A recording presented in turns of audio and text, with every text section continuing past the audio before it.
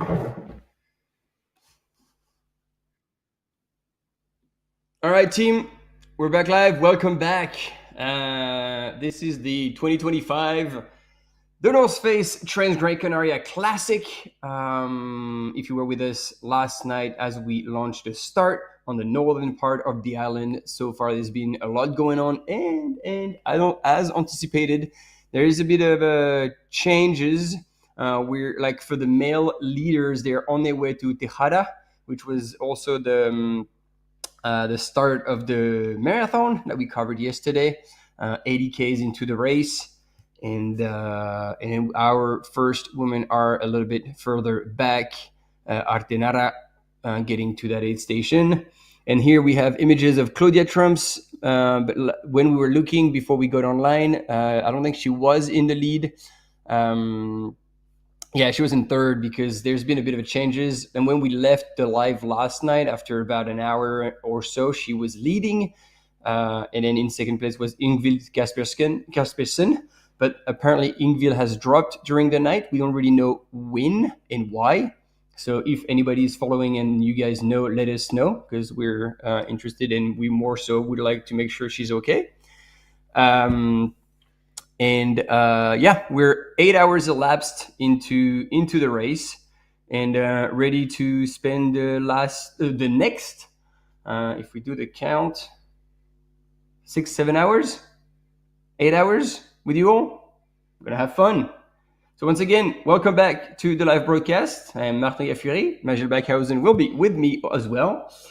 And as we were explaining to you, we are on the other side of the world, so it is getting late, the evening. So the more we talk, the less coherent it's going to be. So tune in for as long as you can, because it's going to get funnier and funnier. Yeah, Martin. Hi, everyone. Welcome back to the North Face Transgrancanaria for 2025, following the classic part of the Gran Canaria World Trail Majors. Exciting races happening at the moment with 80 Ks already done. We have a really tight race going on. I believe some of the footage that we are seeing right now on the left of the screen, as you can see, it's 8 hours and 4 minutes elapsed in the race. And this is Claudia Trumps. She's actually now gone into first place. She's just gone through the Atenara aid station where she is getting some assistance. That aid station is at 68 kilometers into the race. She has hit that aid station in the lead, and yeah, she's obviously been able to move past Henrietta Olsen and a couple of the other females that she was running quite closely with. So yeah, she's really put in some time on them. According to the live tracker, we were not expecting her to be so soon, but she's here. She's leading the race. She came second last year. That is why she's wearing the bib number 2.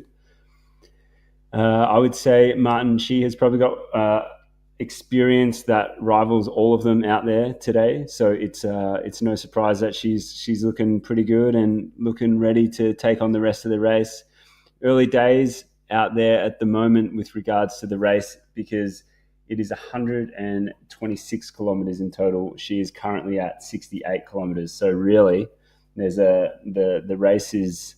Some would say the race has just begun. You know? Yeah, it's just past the halfway point. It's good to see her come back, because it means that she just didn't started to fade and crumble as the night went on, and so she's back in the game. She looks composed. Good discussion here with her crew, and well, there we go. Is that Henrietta? Yeah, just coming in. Yeah, so she just made it into the aid station. So Martina Klanchnik might have had issues because she was in the lead up until now, and so far she hasn't clocked through the Artenara aid station. So they're still pretty close. You can see two very different approaches. Claudia Trumps arrived, stopped, sat, taking the time, and then Henriette, like, actually you can see her, she just bailed She didn't sit. She stood up, had some food, restocked her food and fuel, and off she goes. And look at that, all smiles. This is awesome because, and this is all often what happens when you have no expectations before the start. Oh yeah, that's a cool photo. Split screen. The Albans are taking over on the left hand side of your screen. John Alban in the men's. He was last we had in Tejada. Yeah, in third place, and then Henriette just left the Artenide station in first place. So happy days. They're doing pretty well. But yeah, as I was saying, like she didn't have the perfect build up. She was very honest about it. She's like, all right, I'm going to try and give my best. But she certainly worked hard to get to a certain level of fitness. Maj, look at her. Do you think she's limping? Yeah, she doesn't look totally smooth, but I think she, yeah, it's. I mean, she's had 68 k's in her legs so far, and she must be feeling a little bit of that. I hope so. Within that 68 kilometers as well, Martin, she has covered 3,800 meters of elevation and 2,500 meters of descent. So it is, yeah, she's definitely been out there for 8 hours with a lot of climbing in between as well. We've got a bit of a split screen here of the top three males. On the right-hand side, you've got Josh Wade from the UK with Caleb Olsen. They are following out of Tejeda. They have just gone through the 80-kilometer aid station at Tejeda, and Jonathan Olben was just on that other split screen. He was in third place, and they all in pretty close succession. These two guys, Josh Wade and Caleb Olsen. Caleb Olsen's from the US. They went through that aid station pretty much together in 8 hours and 1 minute elapsed. And then about 4 minutes behind was Jonathan Olben. And no doubt Jonathan is doing a classic race as he's known for, and he's just pacing himself pretty well. But I think he will have all the biscuits saved up, ready to unleash the cookie jar. Yeah, and I remember that climb like on the right hand side of your screen in men's last year. This is definitely where whoever has very good climbing skills in terms of like hiking with poles up a steep slope will make a big difference. And here we see that like Wade definitely looks more comfortable than Caleb. So like, yeah, Josh is leading the way, and sounds like Caleb is just responding, trying to keep up. So we'll see how that unfolds. But then John is a little bit further back. At this point, but there's only 3 gentlemen so far who have gone through the Tejada aid station. So there's now quite a bit of a gap between them.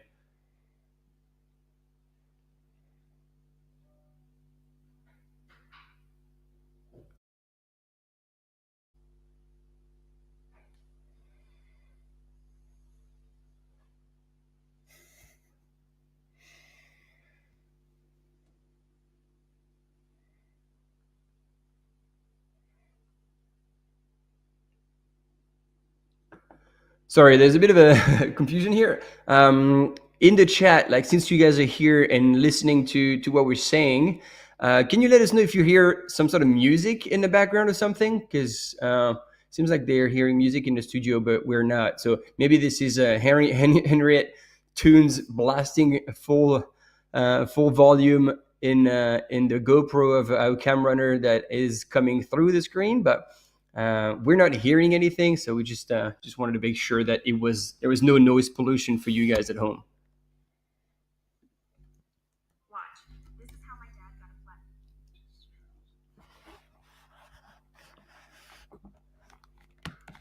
All right, thanks Darren, thanks Brett.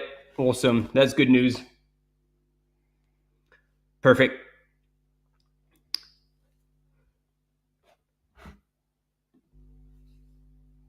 Again, it is super exciting to see those things because we switch from one race to another. Thanks guys. Thank you for confirming no music and you can just hear us both. That's fantastic. Appreciate the feedback. And welcome to you all to the live coverage. Once again, 8 hours and 12 minutes elapsed. And I was saying the Transgrancanaria is one of those races where if you don't have a full master of your poles to help you hike up and down those very steep sections, you will lose time. You will lose a lot of time. And here we can see Henriette just, it looks natural. It feels natural. She's doing it. She's basically doing everything right. So if you are not familiar with using poles, just look what she's doing. See transitioning into a run and still managing to use the pole, still push a little bit. I think that was Patty O'Leary with the North Face. Not sure.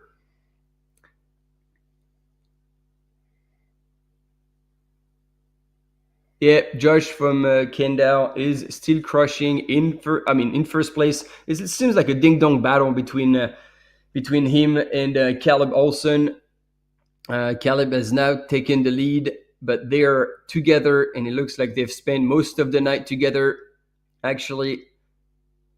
So it's gonna become a race of attrition.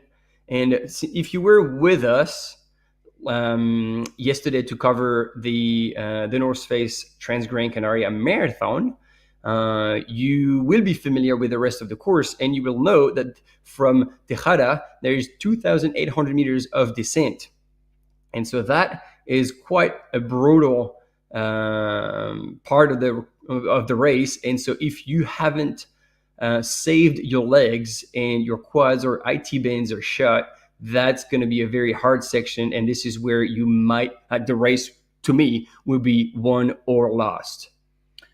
Yeah, Martin, you're right. From Tejeda, there is 2,800 meters of downhill left in the race, and there is about 1,800 meters of uphill. So there's a huge amount of opportunity for someone who has the legs to be able to really run this race home and to make the most of that opportunity. There is definitely a lot of technical sections in there. There is a lot of runnable sections as well, though. So it's a real opportunity for any of these guys who have really paced and managed their effort well, who have still got their legs operating the way they want them to. And we saw yesterday in the marathon, there was a lot of attrition there with regards to the heat. These gentlemen are going to definitely be feeling a bit of that island heat soon enough when they get into the sun. And it's going to be really important for them to keep managing their effort levels and just getting in that hydration, getting in that nutrition. I reckon that's John Alban as we follow him up the climb. And that's going to be a very exciting back end of the race, especially for knowing that John is hunting the top two, because we all know by now that he's an excellent downhill runner, and he can be smooth. He will be he will have done the strength and conditioning required, so his legs don't fall apart in that last 30 Ks, 35 Ks. So he will definitely be playing his cards in those downhills. And now the question is, do you guys believe that he's going to reel them in and actually end up taking the big W here at this 2025 edition of the North Face Transgrancanaria Classic? Or will the two front runners, Josh and Caleb, be able to hold him back and fight him off in those long descents? That is one of the questions I leave up in the air. And that's going to be good and fun to see how this unfolds. On the other hand, I'm blanking here. What do I want to say? No, lost it. It will come back. Folks in the chat, let us know if you have run over 8 hours and 17 minutes before. This is what these runners have done already, and they are obviously looking amazing after running 8 hours through the night. So please let us know why you're on the chat, what you're up to, if you have done something like this, if you've been at the North Face Transgrancanaria before. Love to know who's in the chat, and love to know what your experience is within ultra trail running. As we see these gentlemen and also Henrietta Olsen leading the women's race, working her way towards where these guys are at the moment. Really different scenes here, Martin. We were watching this section of the race yesterday in the marathon, and everyone who was going on that section was running it. Oh yeah, not only they were running it, they were absolutely flying up that hill. Flying up that hill. So it's it's really interesting to see the big difference. Obviously, they were fresh-legged. These guys and gals have been running for 8 hours, so it's a massive difference in that regard. But it's cool to see the different races unfold on this. Look at Caleb Olsen and Josh Wade working together for sure in this kind of terrain. Really, the way Josh is right on Caleb's heels, I believe he'd be using that momentum of Caleb to just kind of tag on and follow close behind. Let Caleb do the thinking, let Caleb look, and just Josh head down and follow. Doesn't have to use any mental energy with regards to that, and just tag on and do the work. Yeah, and so that's what I wanted to tell you earlier, and I had completely forgotten. So it is easy to remember what time it is locally because they started at midnight. So it's 8 hours, 19 minutes elapsed. So it is 8 a.m. 19 local time on the island. And so at 11:30 a.m., we're going to have our first guest. I don't know yet who it is, but we're going to have either Kaitlyn Gerin or Zach Miller. So once again, if you have questions, if there's anything you'd like to ask any of these two athletes, one of them is going to come at 11:30 a.m., the other one at 2 p.m.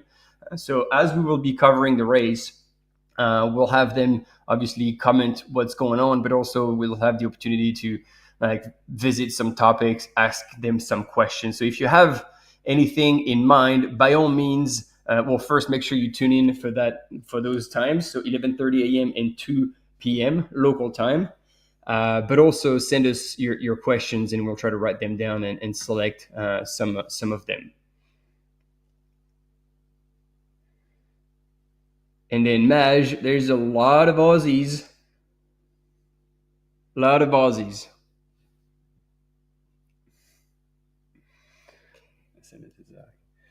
A lot of Aussies in the chat. That's pretty good because it is 7:20 p.m. in Australia. Perfect live stream chatting time. That's for sure. So I think let us know what you want to know. Right now, you can see on your screen visions of the Grampians. That is a new race in the Gran Canaria World Trail Majors. You can just see that on the right of the screen there. So that was pretty cool timing. You can see this is the men's classification, but at the very last checkpoint. So that was when it was 6 hours, 44 minutes into the race. This is the last checkpoint there. That is at 68 kilometers, the aid station that we just saw Henrietta Olsen and Claudia Tremps go through. So this was the standings a little bit of a while ago, and they really haven't changed. Josh Wade, Caleb being together and being trailed by Jonathan Olsen. But yeah, you can see there's a spread there of about 45 minutes in the top 10 for the guys at 68 kilometers into the race. Yeah, and it's interesting to note that John Alban was actually with them at Artenara. And so then he was quite a wee ways back, 4 minutes back, in Tejera. So something must have happened there. So I don't know if this was just a temporary low, or if he was struggling a little more coming into the day. But this is something to keep an eye at for. And then Miguel Heras still in the mix in top 5. 20 minutes back from the leaders, but still 15 minutes away from the podium. So, yep. Yeah, it's definitely on. Got some good footage here, folks. Have a look how these guys are using their poles, really making the most of that opportunity to use poles on that kind of terrain. Some beautiful scenes here. Look at that as the sun is rising on the island. That's pretty amazing, yeah. What a beautiful place to run. This is a few scenes from the very start at midnight, earlier on in the race. Nervous energy. No sé si lloraré, pero con mucha alegría. La verdad es un sueño poder estar acá. Para mí, para mi país, hacer mi debut en Europa y en este evento, porque para mí es lo máximo, la verdad. Conocer la isla, la aventura es estar acá, aventurarme a lo desconocido, a lo que yo nunca he vivido y poder experimentarlo. I think it's going to be a mix, yeah, for me especially, but I think it's going to be a lot of fun, meeting a lot of good people. It seems like a really fun and exciting atmosphere, so I'm really looking forward to it and hopefully come back, you know. Transgrancanaria lo ha hecho muy bien y gracias a que le hemos visto crecer, aquí estamos un año más.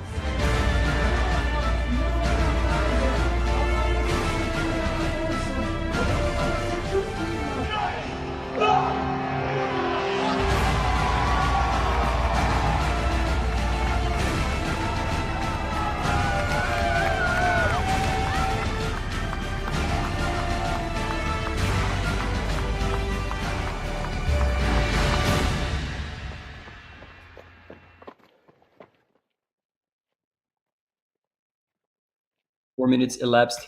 They have run through the night, and now you can see a beautiful day is rising. And yeah, it is a total ding-dong battle between these two. Caleb Olsen from the USA representing Team Nike, and Josh Wade from the UK representing Team The North Face. They are both just going back and forth looking at each other, and I don't know if any of them is waiting to make a big move to try and shake the other one off, or if they've just been working the entire night together and taking advantage of that to keep all the other participants at bay.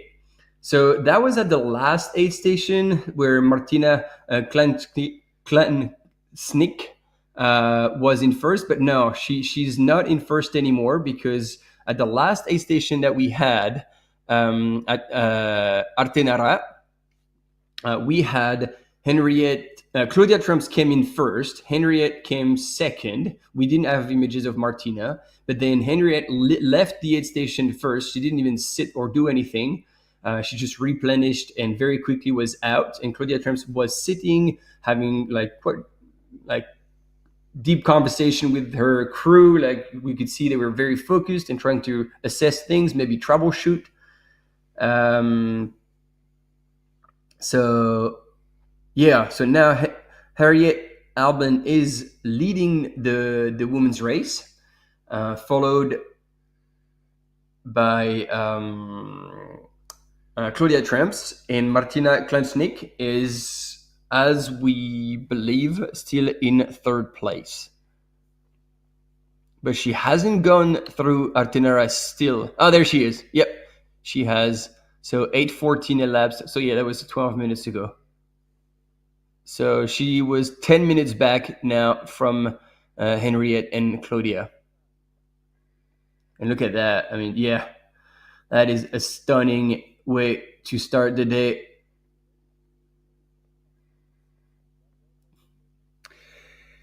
Thanks, Lyndon. Giving a shout out to Lyndon Cooper in the chat. He said he ran the classic last year at the North Face Transgrancanaria, and he said it was a completely different scene. Looked like there must have been a lot of rain and a lot of wind out there.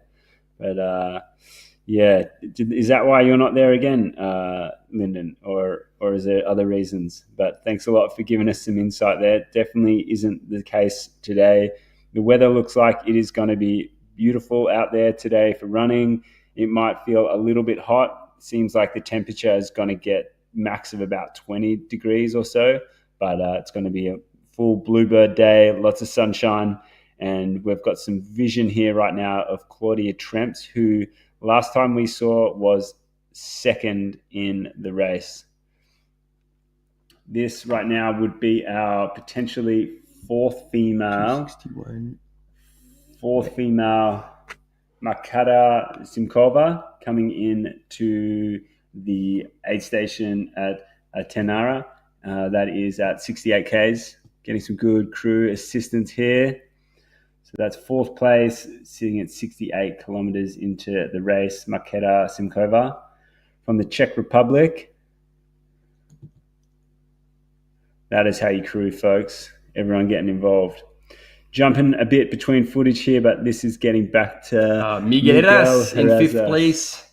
2010 champion, and also the gentleman who came second at last year's event.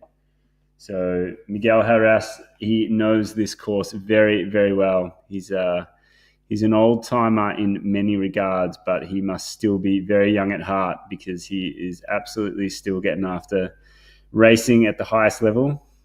And look at him. Like, I don't think Caleb and Josh were running in that section. They were power hiking hard, but Miguel is truly charging on that climb. So maybe he's been waiting throughout the night to just chill and go through the caves without tapping into too much into the tank. And now he's making his effort. We're back with John, who hasn't closed the gap yet. And then as June Scapola was saying, like, you know, this was my impression. They were going back and forth, Caleb and Josh. And I was like, somebody's going to make a move at some point. And June was actually saying, well, that's the move right there. So next time we have images on our top front runners, we'll see if indeed that turned out to be the case. But here on the right-hand side of your screen in orange, once again, John Albin, and then now back in full black outfit, Team Joma, is Miguel Herrás.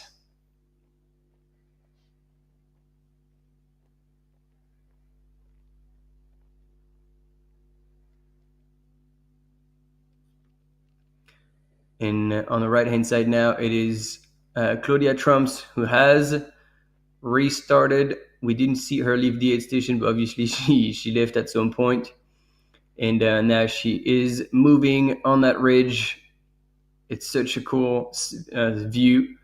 We had aerial shots of that ridge yesterday with the marathon. Damn. And Abelone, go Henriette. And then, Ingvild seems to be out. We don't have any information about what happened. But because when we checked out after about 90 minutes or so of racing last night, she was in second place, but we don't really know what happened. So she's out, but we don't really know.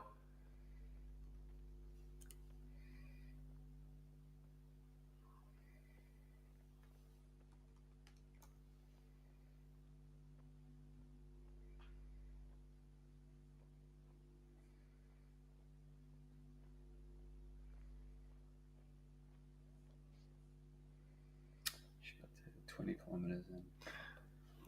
So Maj just checked on Life Trail, and it looks like she actually got to the Barreto aid station almost 20 Ks into the race, and she had lost 22 spots, and she was just probably in a bad way.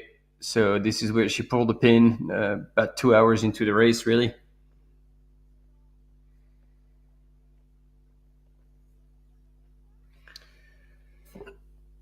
Who are you following out there, folks? Let us know. Make sure you jump onto Transgrancanaria.live trail. Get your race updates from there, like we are on the back end here. But let us know if you're cheering someone on. Let us know where you are watching from. It's always good to get an understanding of where everyone is tuning in from around the world as we watch these beautiful scenes, courtesy of some very dedicated camera runners out here in the island of Transgrancanaria. Beautiful, beautiful scenes here. Miguel Harras still just running. He's just like running everything. And we haven't seen any of the three guys ahead of him just run up those hills like he is. Seems like he's putting in a lot of effort to keep a running cadence going there, Martin. So it's going to be interesting to see if he can just kind of keep that up. He has gone through the 80-kilometer checkpoint at Tejeda, and so that means that he has about 47 kilometers left to go. He has about 1,800 meters of uphill, which he's cutting a fair bit of that off right now, but he is then got about 2,800 meters of downhill to go as well. So there's a lot of downhill running and a lot of flat running in the back end of the race here. It is very, I guess, front loaded. They spent a lot of that first 80 kilometers climbing up and up and up and getting to the high point, and now they're working their way down. Yeah, it definitely looks like Miguel Herras is putting on a bit of a surge at this point. He might have heard or been told that he was 15 minutes back from the podium, 20 minutes back from the lead. And he's choosing to start making an effort. Less than 50 Ks to go, and in daylight, he knows now that course like the back of his hand. And as we have another runner at the aid station getting looked after, and I love the in the chat the galloping housewife. That's pretty cool. And watching from Scotland and cheering for Finn.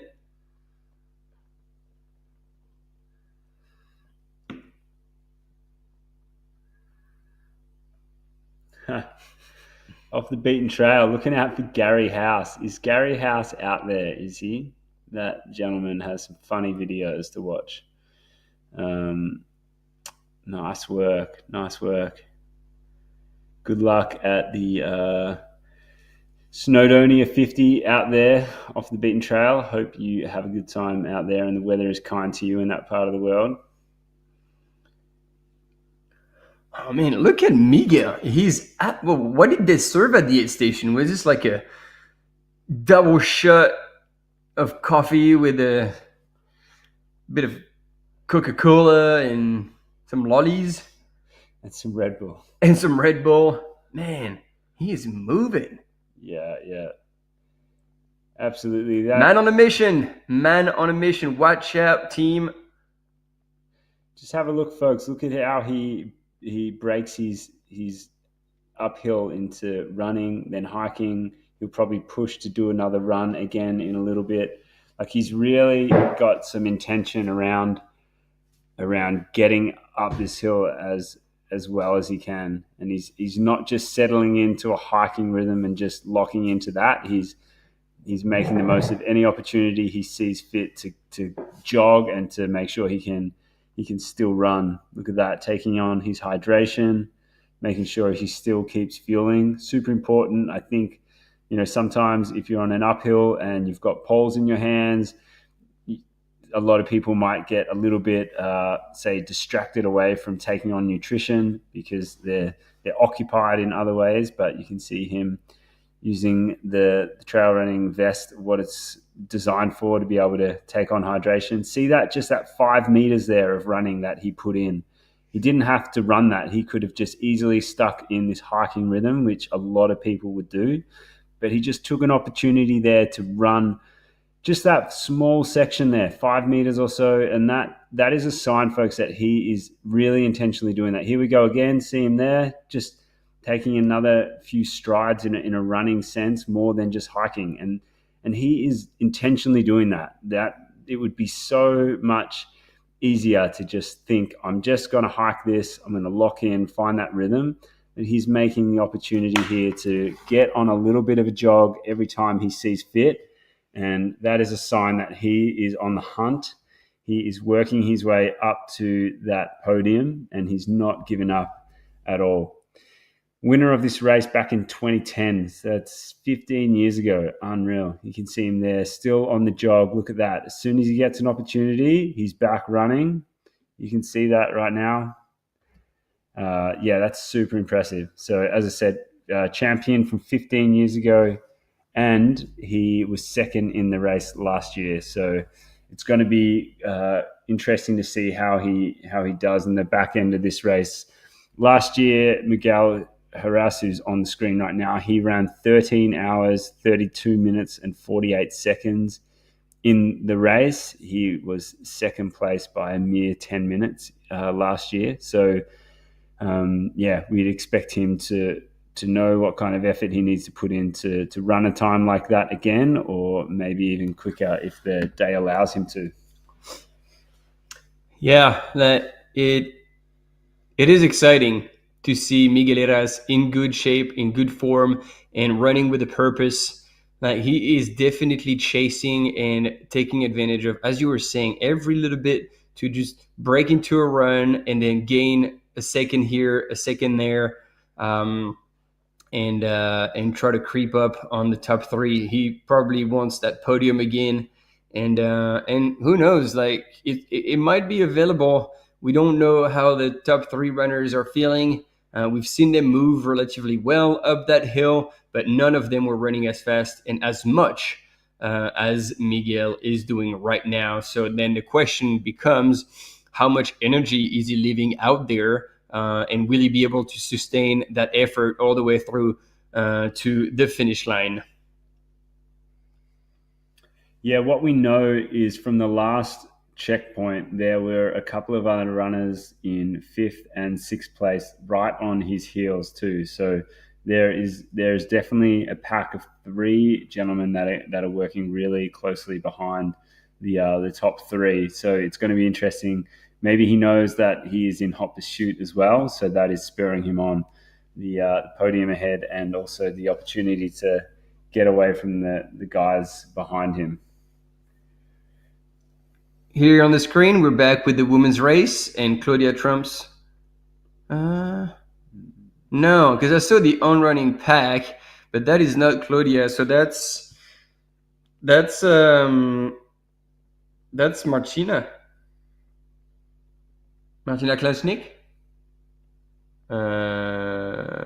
Let's see. Do we have any information about that? Oh yeah. Yep, there you go. She was 10 minutes off the lead. 10 minutes off the lead, running in 3rd place, as you can see here on your screen. And the way she was running downhill, I felt like she was running really well. Like, still moving fast, but with no impact, and still a bit of bounce in the legs. So she's definitely got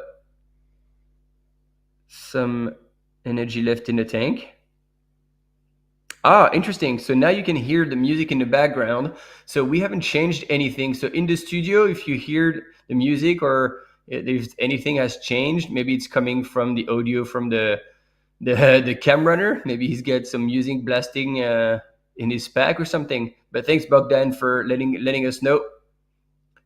And hopefully they can figure it out in the studios. But it is not coming from us. Is it good tunes at least?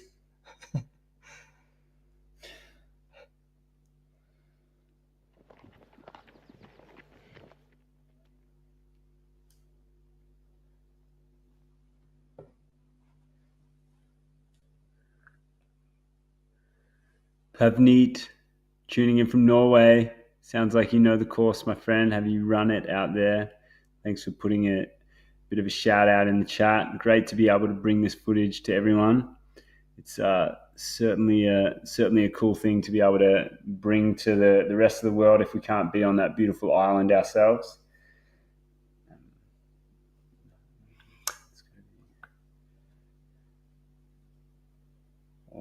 Christian. I think it's Christian.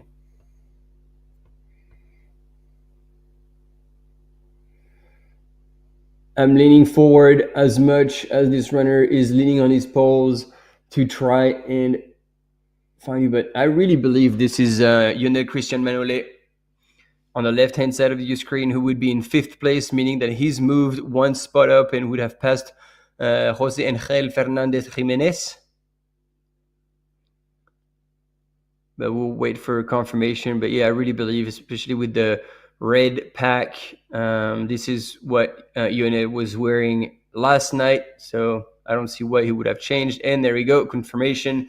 And he indeed has the Romanian flag. This is where he's coming from originally, but he's been living in Spain for over 10 years.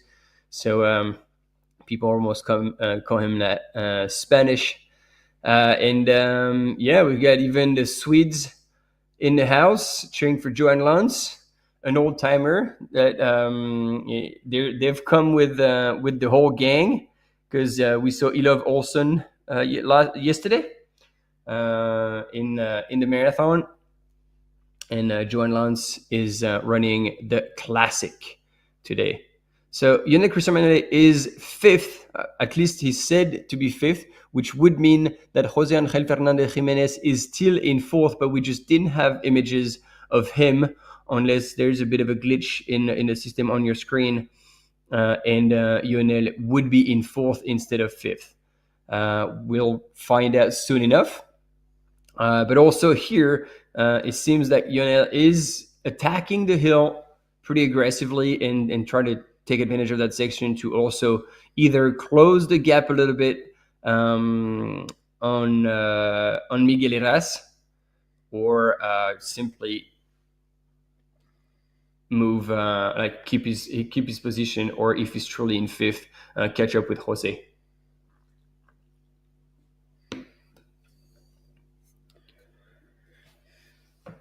So the last checkpoint, folks, just to give you a bit of an understanding there, Ionel Cristian, who we have on the left of our screen, he went through that checkpoint in about 23 minutes off the lead. So with 47 kilometers to go, he is 23 minutes off the lead. He's working his way up this hill, and I'm sure he's had some pretty good intel as to where he sits with regards to the lead, and he's working pretty hard to make sure he's probably going to give himself every chance he has to get as close as he can to that podium at the very least. But 23 minutes off the lead he was. And I correct myself there, he wouldn't have 47 kilometers to go, because he's got off around 5 kilometers of road since that checkpoint. So right now he'd be looking at more like around about 41 or 40 kilometers to go in the race. Air quote, only a marathon. Only a marathon. Yeah. But what a marathon. So you can see he is still in the shade, which is going to be very welcome, because when they get in that sun, it is going to really change the dynamics of the day. It's going to really heat the runners up pretty quickly. As you can see, our third place woman was on the right of our screen there, was definitely getting a little bit more sun. Yeah, it's just, it's going to get hot out there, because this is the island of Gran Canaria. And on a day like today, we have heard that you feel every degrees that the sun kicks out to you. And no doubt, if you're working in an effort like this, trying to really push your limits and achieve your best, then that is going to make it all a little bit harder out there for sure. We saw a little bit of the downside of not managing heat and body temperatures in the marathon yesterday. And so it's really, really important to make sure that, the rest of this day, everyone is looking after themselves really, really well, keeping themselves cool, drinking a lot of fluid, or the right fluid amount for themselves, and making sure that their nutrition is bang on. And if you do that, there's a good chance you would finish a race like Francesco Puppi did yesterday, which was absolutely classic to see him chase down Robert Penboy, who had been leading the race right from the get-go, and in the last 300 meters does not have an extra gear to respond to the attack of Francesco Puppi, and ends up not getting the third win on the marathon that he was after. One thing I want to say about Martina that we're seeing here on the screen is that whenever this is going up, obviously she's using her poles, but I don't feel like she's moving particularly well. but the minute we're going downhill, I feel like she is flying. So again, that back end of the race, I feel like is going to suit her a lot more, because as you said, Maj, like as soon as they get to the top and they get to Tejera, then it's still 1,800 meters of climbing, but 2,800 meters of descent. And seeing how light on her feet she is and how quick she can move, yeah, there's an exciting back end of the race in the women's category that could really unfold for the next 6 hours, 6 or 7, depending. But yeah, you were saying as well, like if you don't look after yourself, if you haven't followed the marathon yesterday with us, I really encourage you to watch the last half an hour, and you'll see Francesco Pupi coming back super strong onto Robert Penboy, and yet you'll see the consequences of overheating with Maria Fuentes, who was in third place.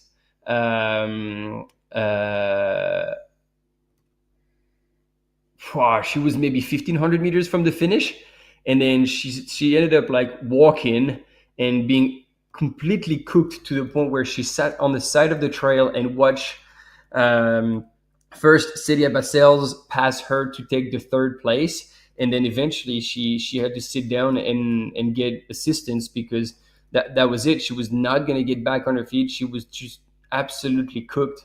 So again, it is very important to look after yourselves, and really the time you spend at an aid station is oh no, this is not a good look for Maite Mayora.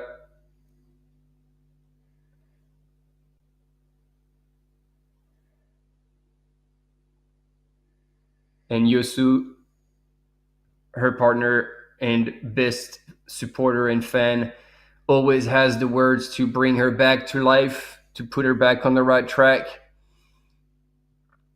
He's such a dedicated partner.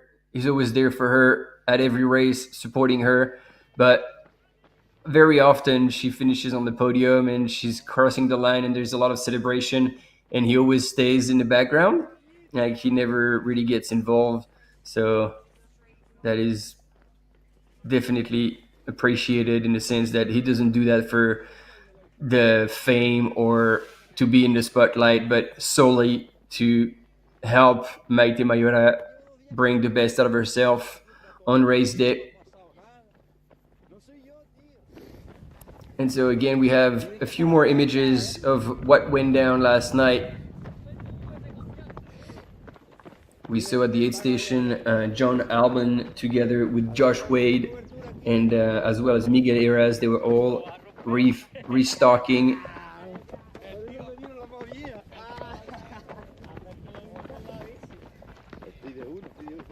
And again, if you weren't with us, in terms of mandatory equipment, they have the minimal amount of mandatory stuff that they need to carry with them, because there was no very cold temperatures forecasted. So it was a very mild night, which would also help to score like really good times and not take too much out of the runners during the night. Because as someone was saying in the chat, last year it was like a complete different race, and yeah, that makes a big difference. And Emil, I don't think, I mean, it is not planned in our schedule to see the start of the 82 kilometers. I don't know if maybe they will have a few images, even replays that they're going to be able to broadcast at some point. But my understanding is that we will be commenting the entire back end of the race of the Classic, and that's about it. And wow, it's impressive to see like Josh come in so almost aggressively into that aid station.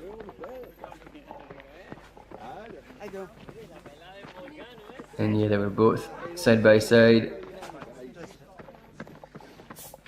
Let's see that, Sophie. Mm-hmm. Oh wow, he's eating the Coke. That's quite early for that. Guess she needs to stay up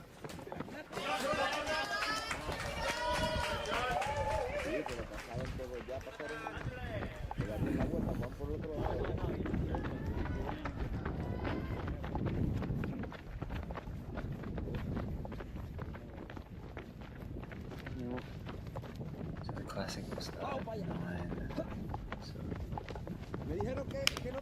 that's 8 minutes.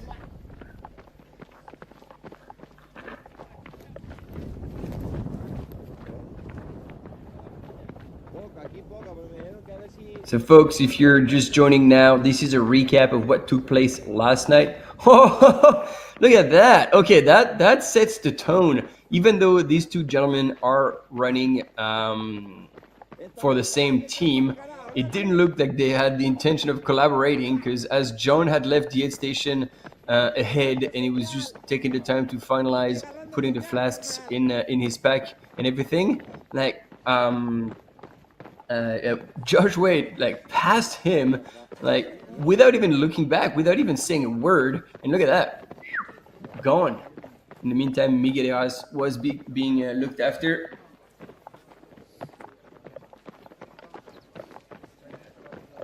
And he was, on the other hand, sitting down.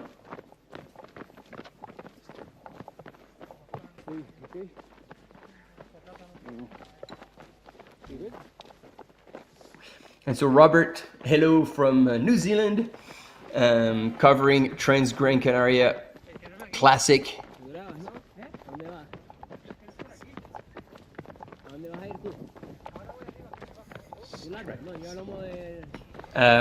If you want to follow any runner, you go onto Life Trail and you select the North Face Transgrancanaria Classic, and then you'll have access of all sorts of information, the profile of the course, where all the runners are, and you can even put whichever runner you're following into your favorites to have quick access to where they are and where they've been, and the dynamic ranking, aid station by aid station, and you'll have more information that we can actually provide you.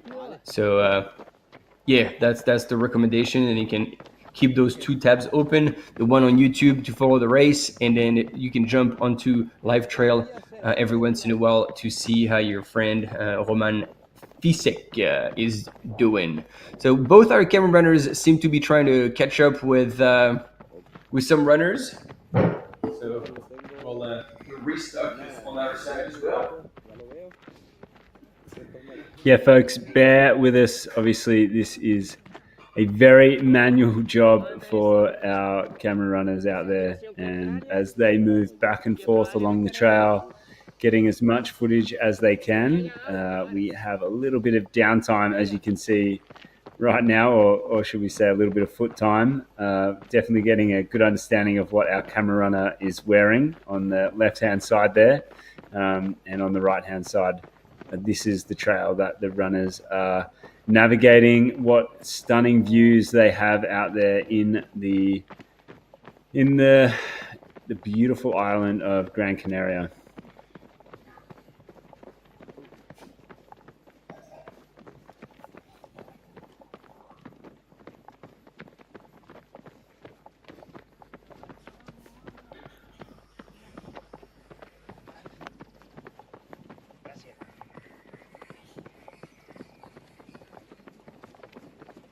Digo, yo voy en dirección contracarrera, necesito saber si me encuentro a alguien, filmo hacia arriba o simplemente ya voy dirección para abajo como me comentaron.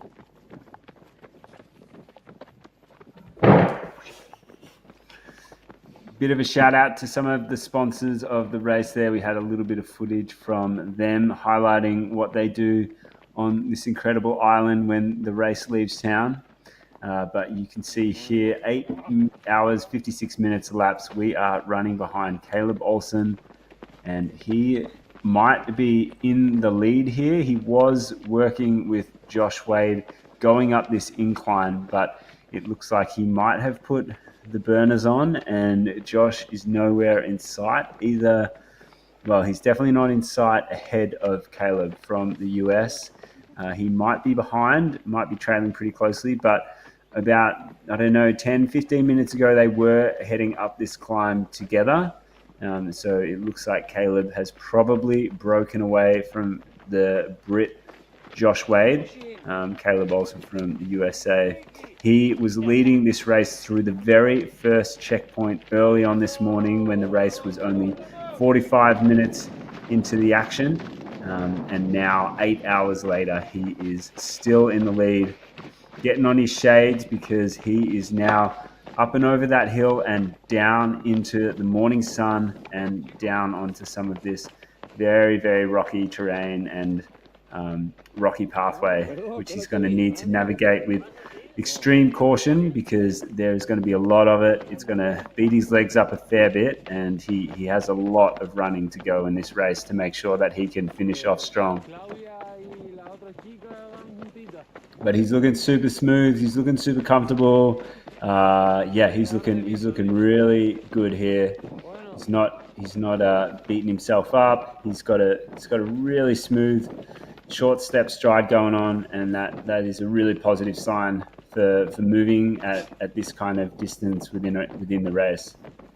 And for the shoe freaks out there, just like me, last night was a conversation about what shoes were Caleb wearing, and you can see here actually a side view, and I'm almost 95% sure that this is the version of the Ultrafly 2 that the Nike Trail athletes have been testing now for almost 12 months, and all the feedback I've heard from these athletes with this, it was really a step up from an already pretty good shoe. So that's exciting. It seems to be working for a terrain like Transgrancanaria, where we have sections of fast running, and if you were with us again following the marathon, you'll see that there's a lot of groomed trails, four-wheel drive tracks, and a fair bit of road sections, but as well as some pretty gnarly technical terrain, as you can see again here, both up and down. So seems to be working pretty well for Caleb. And as we have a view behind him, it is confirmed, Maj, that he's opened up a gap, and he did make that move. And is that going to be the final move that sets him up to go on to take the big W here on the island of Gran Canaria for the North Face Transgrancanaria Classic? That would be quite amazing for Caleb. Yeah, there is just nothing but daylight between Caleb and everything behind him. So that is a really positive sign. Pretty interesting, Martin, because that was all uphill that he was navigating there with Josh Wade right on his heels early on at the beginning of that uphill. And now you can see that he has just put time onto Josh going up that climb. So it's going to be really interesting to see if that was something intentional by Josh, maybe just backing off the gas a little bit and not stressing too much, because as Martin said a lot earlier on, there is a lot of runnable downhill in the back end of this course. And if you've got legs to really crush the downhills, they're going to come in super handy, and they are going to allow a runner to make up space and time and podium positions or positions in general. But right now, Caleb is on the screen and he is hauling. He's looking really good. Let's hope he's really made sure his nutrition is spot on all the way through the night, because now it's going to get warmer. It's going to be a long day ahead still. 9 hours has just gone by in the race, and the winner of this race last year was 13 hours and 30 minutes, basically. So still 4.5 hours of racing. Yeah, there's still a lot of racing to go. So just to be correct, you can see Caleb there just looking over his shoulder, probably trying to get an understanding of if he can see Josh at all, because he was right there. But last year's finishing winning time for the males was 13 hours, 22 minutes, 32 seconds. So there's every chance that Caleb is capable of running that kind of a time, and if he can run that kind of a time, it's going to put him here very close to the very front of this race. And again, this is also something we mentioned last night. I know we keep referring to things we've already said. but it matters. Again, because these runners don't have to carry all the mandatory equipment for the cold weather conditions, it means that they're carrying way less weight on themselves.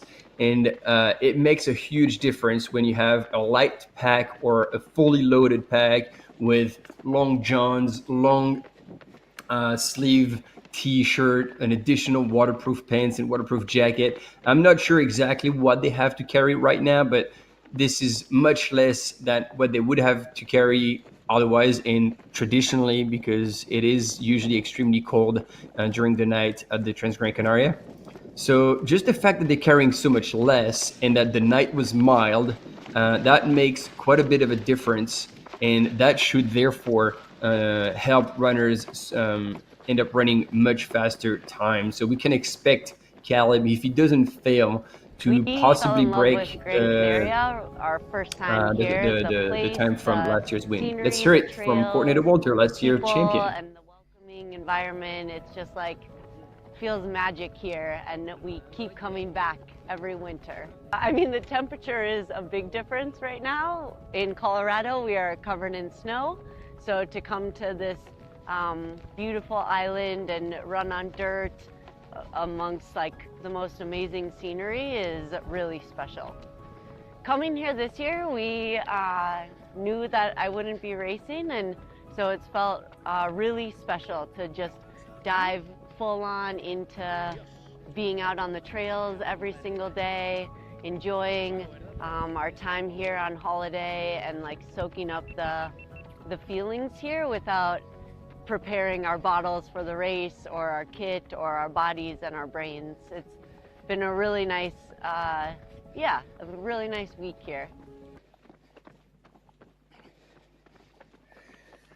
Our 2023 female champion there, 2024 female champion there, sorry. Time flies. Time flies, but that was Courtney DeWalter. She ran this race last year in a winning time for the females in 15 hours and 14 minutes. And she's also the 2024 winner of the World Trail Majors, which is why she was on the island again this weekend for the event to receive her prize together with Miguel Arsenio in the men's category. And Miguel actually ran the 50K, the 47K, the marathon yesterday. And so they both picked up a 12,000 euros check, which is, a good payday for both winning in the men's and women's the World Trail Major Series. And again, this is probably the opportunity, if you're not aware, that now in the World Trail Majors, there is a short distance circuit that you can participate in. And all you got to do is partake in 2 races, and then basically the best scores of 2 races will count towards the final rankings. So Martin, a little bit of an update. I've just gone through and checked up some of the results from last year and compared them to this year. So Caleb Olsen, when he went through the last checkpoint at 80 kilometers, he went through there 15 minutes faster than the winning time of last year. So that's not on record pace, because that's not compared to the record, but compared to the winning time and the winning runner of last year, he went through the 80-kilometer aid station at Tejeda 15 minutes quicker than last year's time. Wow, that makes sense. That makes a big difference.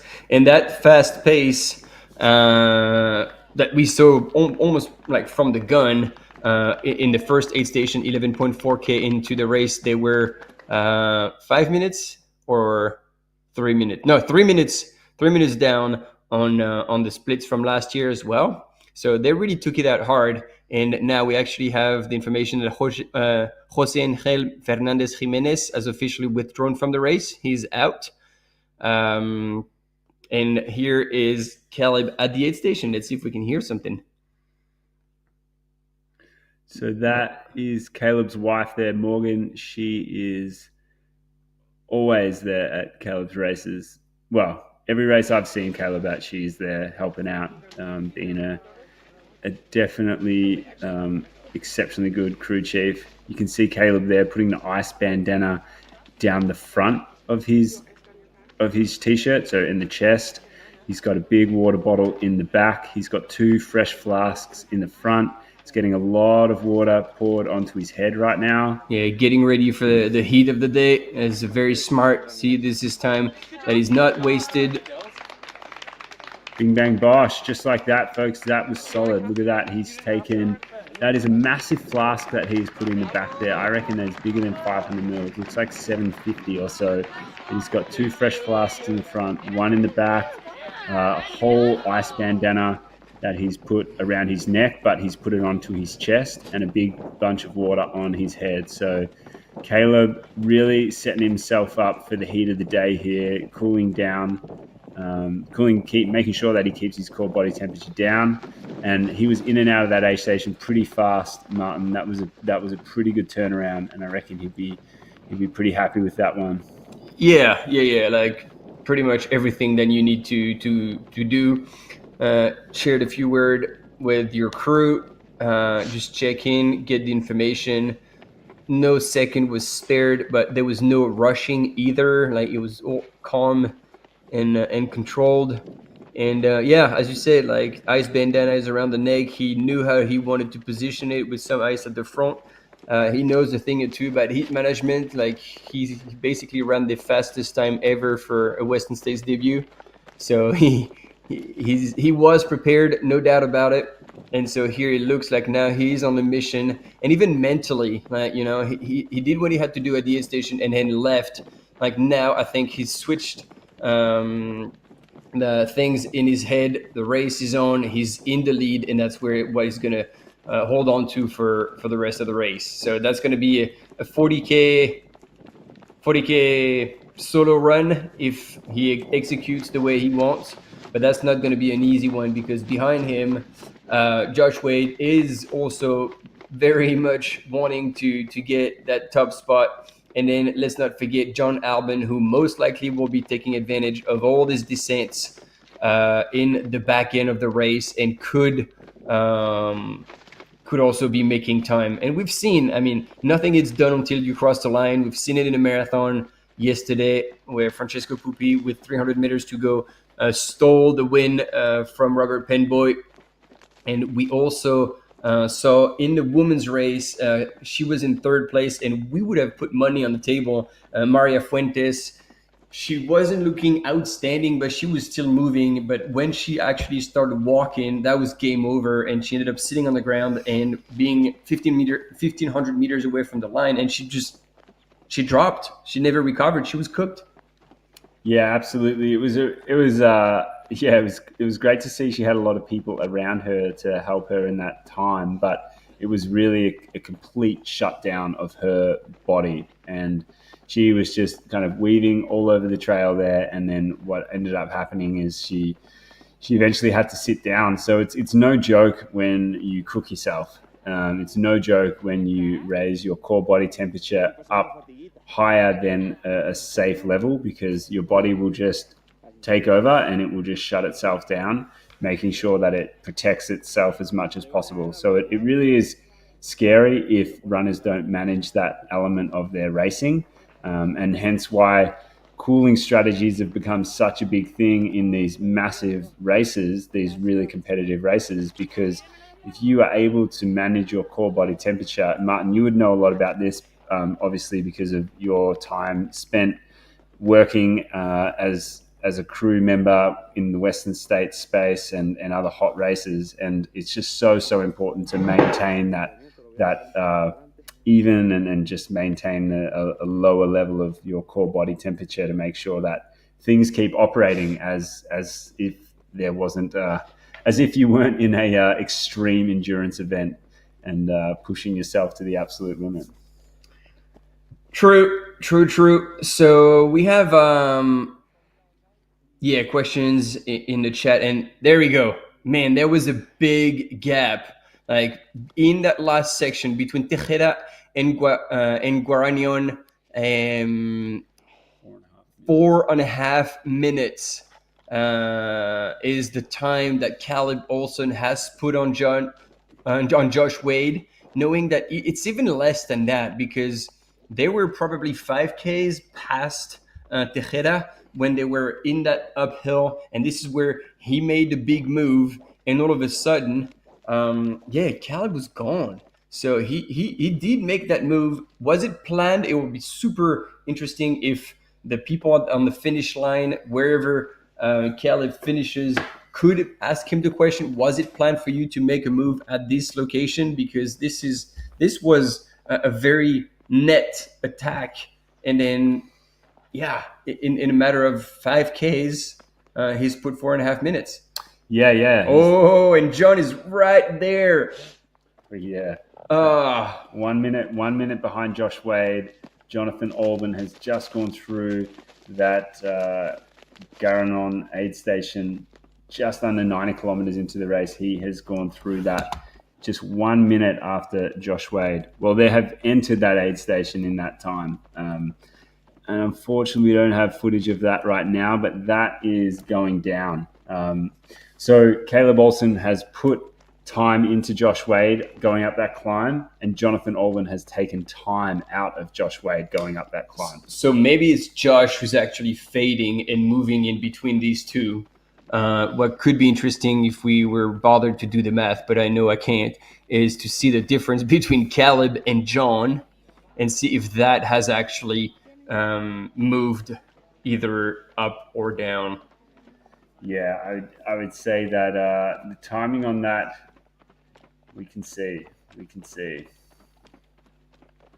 Do a little bit of maths here for you, folks. Don't worry about that. Hit 81.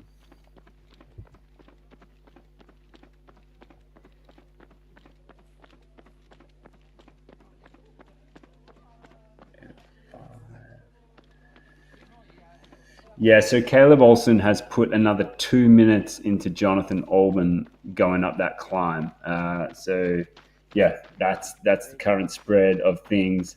At the last aid station, they were just 4 minutes apart, and now as they go through this aid station, there's a 6 minute gap in there. So Caleb looking super strong at the moment. He's really making a move on second place and third place. So it's going to be interesting to see how Josh Wade and also Jonathan Olsen respond. Weaving through some of the towns to get out of there and connecting onto some different trails, gradually climbing into that center part of the island.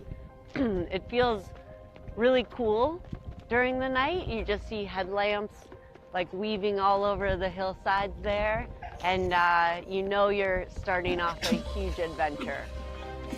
You arrive at Terror, and then to me it feels like you really enter into the mountain region where the climbs get a lot bigger, a lot steeper, a lot longer, and you're just sort of like working your way through these beautiful landscapes through the night still.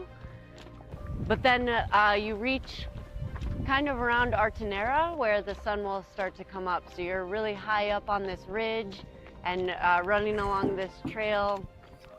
You arrive at the town, and for me, the past couple of years, it's been daylight by then. And it feels so good to have the sun come up, to know that you're, making progress through the night. You made progress across this island, and now you'll get to experience the scenery with your eyes as well as with your feet.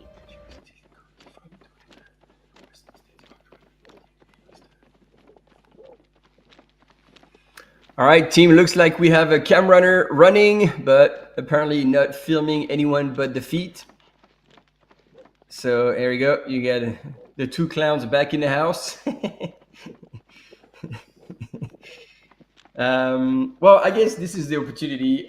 It will be in now 2 hours and 15 minutes precisely, 11:30 a.m. local time. We're going to have an athlete from the North Face joining us, and this is going to be the opportunity for us to have a chat about the Transgrancanaria course, what's happening in the race, but also just ask them any type of question and have a good old yarn. So if you have questions for either Kaitlyn Gerin or Zach Miller, again, let us know in the chat and make sure you don't miss those interviews. Once again, 11:30 a.m. local time for Gran Canaria, as well as 2 p.m. local time. We're going to have them both on the live. So that's going to be exciting.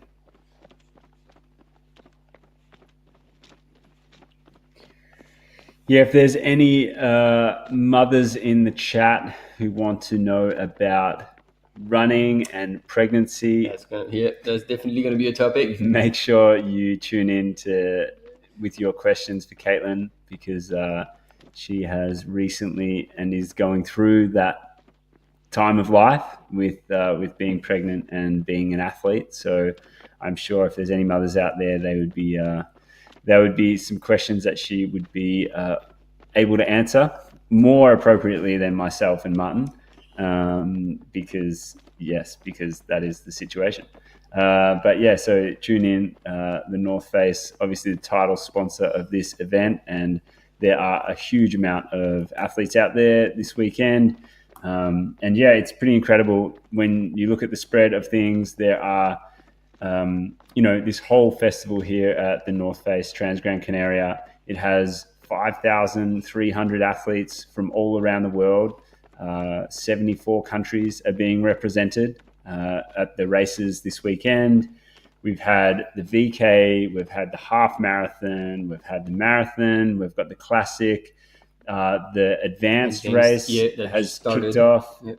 That is a race that we won't necessarily be following here today, but that has just kicked off. And there'll be some people in the chat obviously looking for some of that footage, but we're following the classic. So there's a huge amount of races here. The event has been going for 26 years. This is the 26th edition of the race, and it's just become such a well-known event on the trail running circuit. Obviously, you've got people like Pau Capel, 4 times champion, who is also a champion at UTMB. He is someone who consistently comes back to this race. People like Courtney Dauwalter. It's been a race on the list of the best in the world, and and it's just an absolute classic, to use the word of the day. And it's obviously from the scenes you can see why it's such a beautiful place to come and run and be a part of. So make sure, folks, if you can put this one on your bucket list, it is high up there, because I'm sure that you would not be disappointed if you made your way out to this event one day. It's also quite an interesting distance as well, Martin, sitting at 126 kilometers. It's not 100 miles, but it's not 100K. It's like right in between there. It's got 6,800 meters of elevation climbing and descent. So it's a really kind of interesting distance. Obviously very challenging within that regard. But I think this race is something that, if you're a trail runner at heart and you love getting out on tough terrain, making the most of an incredible time spent running on trails all the way through the night, and then a huge section of your day, it's definitely one that would be of interest to you, I'd imagine. And so answering some of your questions in the chat, like, no, we don't have images of the advanced, because obviously we have limited amount of resources on the ground, and they all eyes on the classic race to offer you images of the front of the men's field, as well as the chasing pack of the men's field, and the same in the women's field, the front of the field, and then chasing pack. So that's already 4 teams on the ground, and then they have to leapfrog each other all the time, because they're obviously not doing the whole race, they're doing just sections at the time. So there's quite a lot of logistics that comes into play, and so covering 2 races at the same time, that would just require far too many cam runners, mountain bikers, and drone for to be able to provide a good service. So that's why we're not doing it. And so the women race is still on, and so far Henriette Alban is in the lead, followed by Claudia Trumps, and Martina Klansnik is in 3rd place, and she was moving seemingly just a little slower on the ups, but was looking very solid on the descent. She was moving fast and she was moving light. So knowing that after Tejeda, there is 2,800 meters of descent, she could be very well moving up, or at least getting closer to Claudia Tremps and possibly Henriette Albin. And then for the TNF questions, actually, we have somebody here from TNF. So Brett, asking a question about when do the Endurance 4 drop in Australia?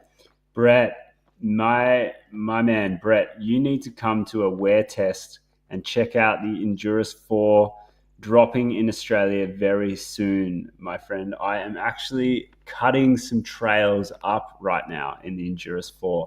It's feeling very, very good. But I would say that they are going to be landing, I would say around about April or so. Yeah, but it's a shoe that's been very nice to run in of late. So Brett, if you don't find them anywhere in April, you just give me a shout and I will figure that out. Okay. But yeah, they're dropping pretty soon in Oz alongside the what else? The Vective Pro 3s and a few of the other new shoes by the North Face. So yeah, stay tuned, Brett, or just drop me a line. You could borrow mine if you'd like, Brett. You could borrow my shoes. Brett, you better have big feet. Yeah, cool. Do you have any other questions? I mean, we're loving the landscapes. This is Tejeda, where yesterday the marathon started, and then where all the runners in the classic are going through, and that is the ranking as the men's went through. But again, it has changed since, because this was about 3 to 4 Ks after Tejeda 8 station that Caleb Olsen put pedal to the metal in that uphill and left Josh Wade in the dust and opened up a 4.5 minute gap on Josh. Josh was still in third, and John Albin was just over a minute back from Josh Wade. So he was creeping up, or it was just Josh who was falling apart a little bit, and then getting further away from Caleb, sorry, and then obviously being reeled in by John Albin. Behind, Miguel Heras was also charging in that uphill, and so did Lionel Christian Manolet.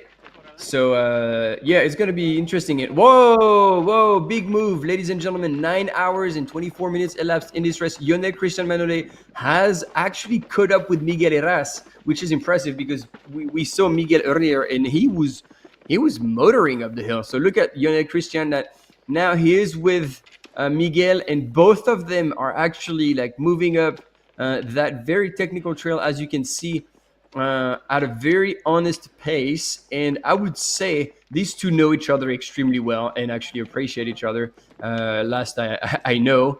And so I think it would be awesome if they could work together and pull each other up, because them working together, we know they're kind of the old timers. They know themselves, they know their pace. They won't make the rookie mistakes that will make them force them to drop out or anything. So if they work together, they have still possibly a shot at moving up in the rankings and picking up the pieces of potential damage in the top 3 ahead of them. And Bart Perdioski is in the house. Welcome, Bart. Are you on your treadmill looking at the live? Probably. And we do not have any information about the advanced race, but if you go on the Live Trail website and you are seeing you select not the classic that we're covering right now, but the advanced, you'll have all the information about the ranking and the splits at every aid station, the course profile, and basically anything you would be wanting to know is going to be available on there. Again, Live Trail, and then you select the advanced race, and yeah, you'll be good to go. Happy running, Bart. And then Brett, if you can make it to UTA, we'll be super stoked to see you there. I'll be emceeing, and Maj will be doing the commentary. Stephen Jones pushing for John Albin. This is going to be an exciting race for John. I think there's still a lot to happen, and Maj had a bit of a break, because we're going to be here for so many hours. And Lionel Christian Manolet just passed Miguel Heras.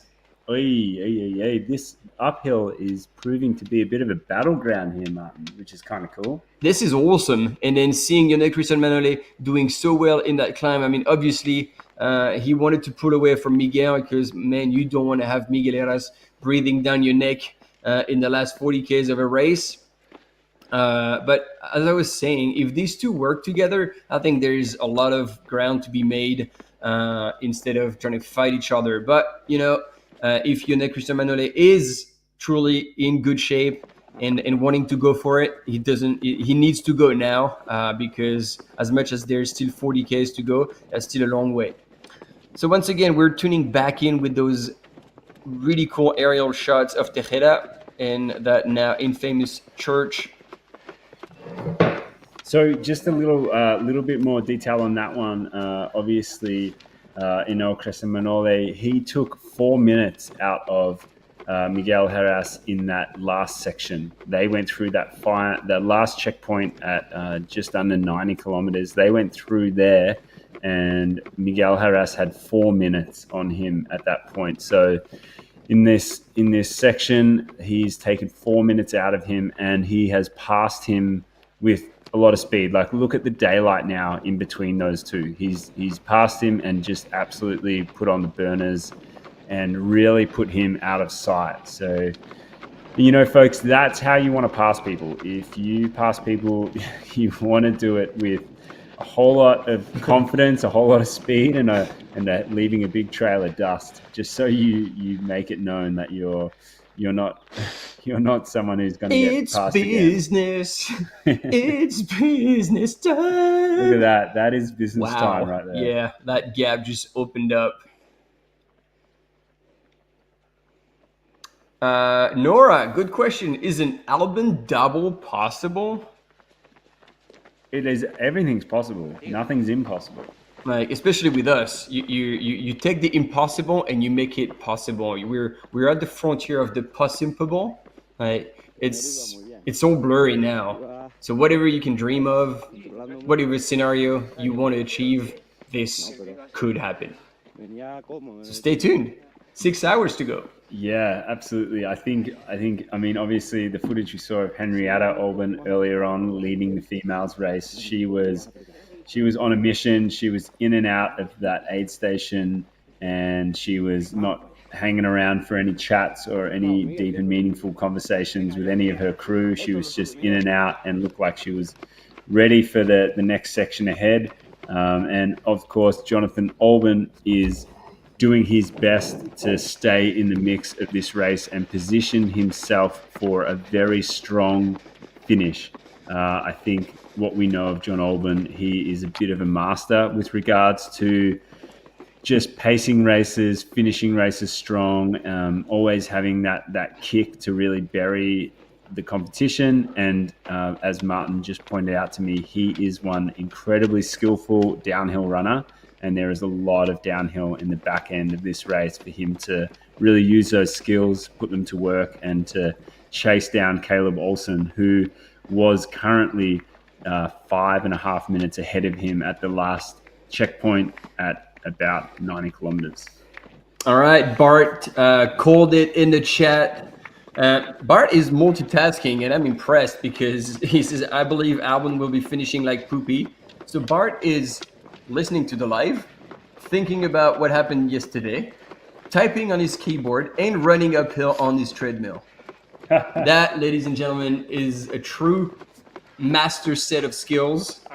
4 to 5 hours. That's a long treadmill session, mate. I hope you have some snacks. Tell us what your nutrition plan is, Bart. We want to know what your nutrition plan is for 4 or 5 hours on the treadmill.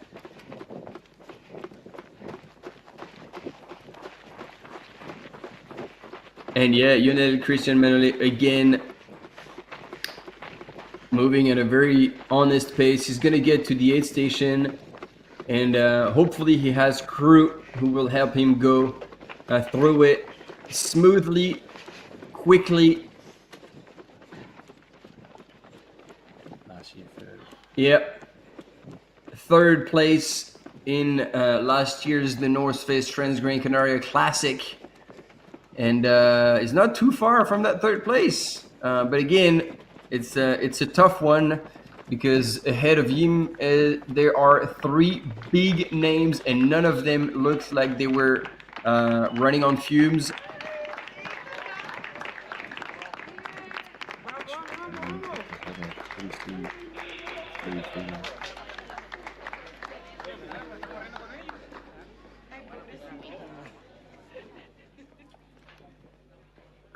Can we see? Yep. Stay with him.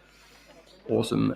Check that out, folks. Pack on the ground, fresh pack on the back. So he's just come in, dropped his pack, got his crew to put a fresh new one on, likely already stocked up with everything he needs. You can see Miguel Harras's crew person standing there in the all black, waiting for him to come through. And here he is right now. Miguel Harras coming in 5th place in the Classic here.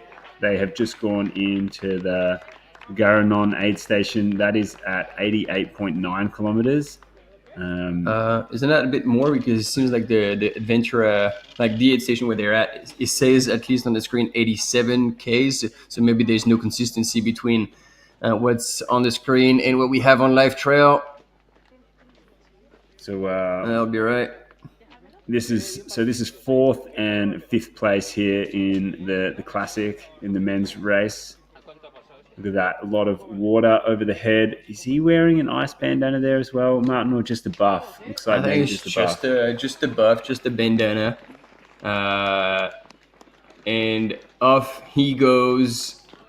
And at least this was more efficient than what we saw of Caleb in one detail, is that either he's left them at the aid station or he's already folded them and put them in. He's folded the poles and put them away, which Caleb had not done that, and he ended up doing it on the go.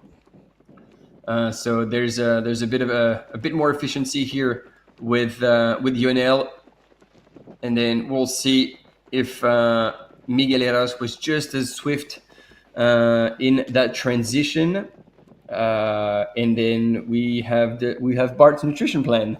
Miguel, here we go. Maj. This is 100 grams of carbs per hour, 60 grams in drink, and 40 grams in gel. Ooh.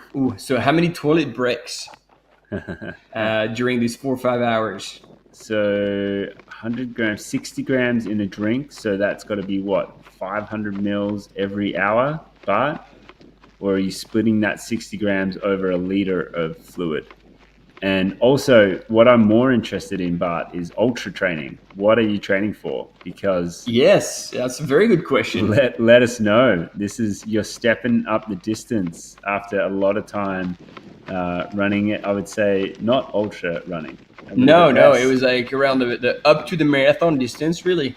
And really, like this past 6 months, seen you do like a lot of much longer sessions, a lot of climbing as well. So Bart, what are you training for, if this is something you can announce? And then Daniel, just to let you know, we're not covering the advanced at all, so there's not going to be video. So if you want to follow Andrzej Witek and Katarina Solinska, once again, you can go on the Live Trail website and select the advanced race, and then you will see the rankings there, and there won't be images, but you'll be able to follow. Ooh, that was almost a bit of an ankle twist here for Lionel, but no gravity because it was almost a twist. It was not a full one, but careful. Things happen quickly here, and oh man, he's moving well. He's moving super well.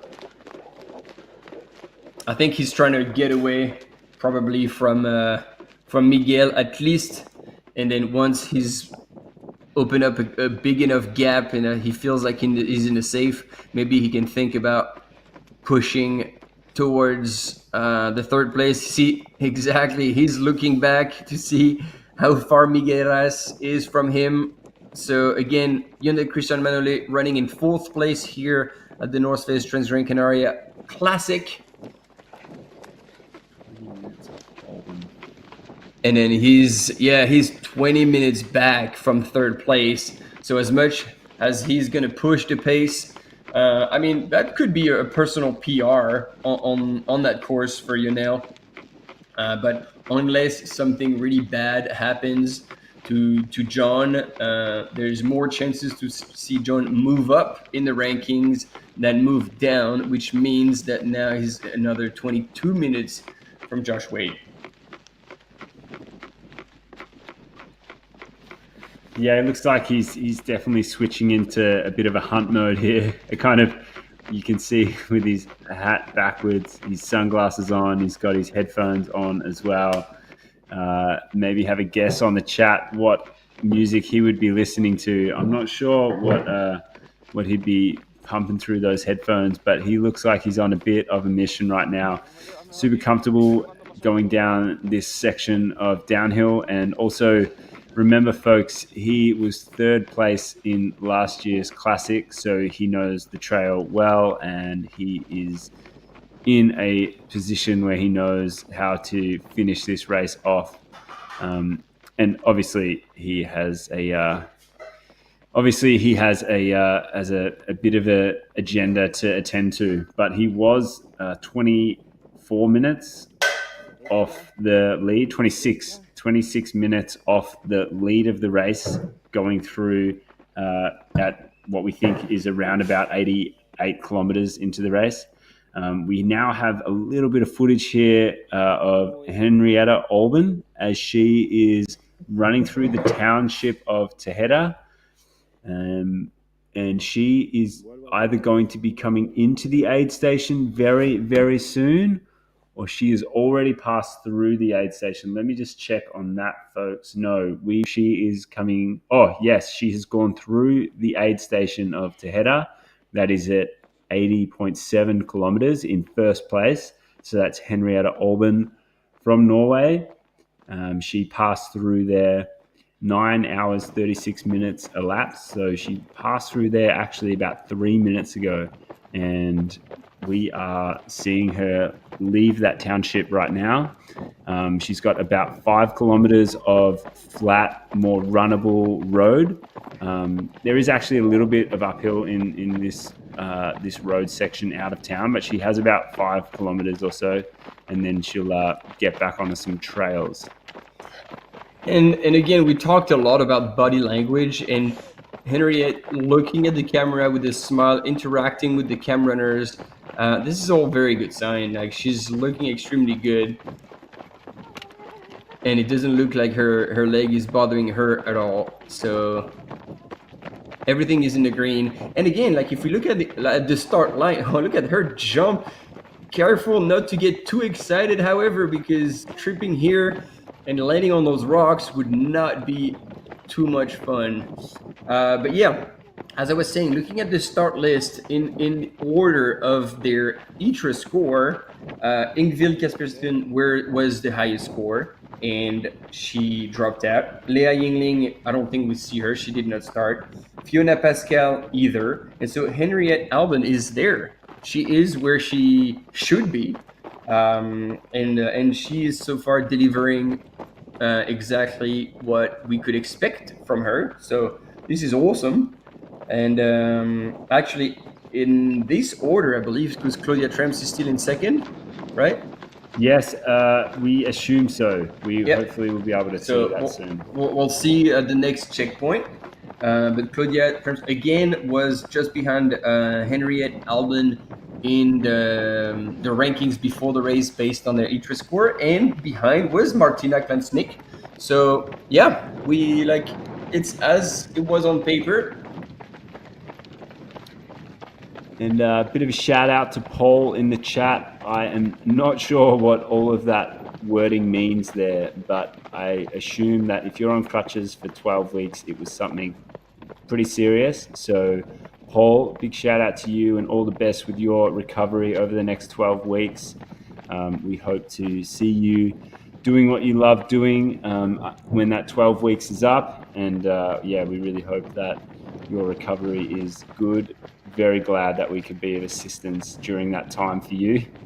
We hope amazing banter passes the time for you in a pleasant way.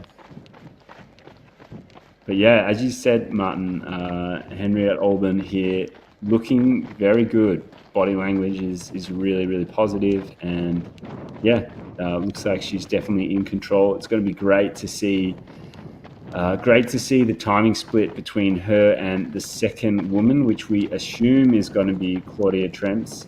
And yeah, we're just kind of waiting to see if the live trail platform updates with her passing through the last aid station.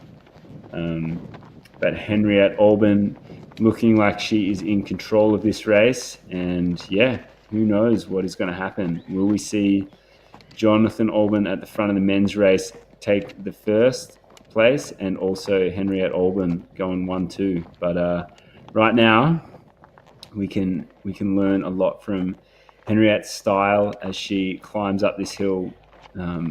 Folks, if you are new to using poles, just pay attention, and the Norwegian will show you how it's done.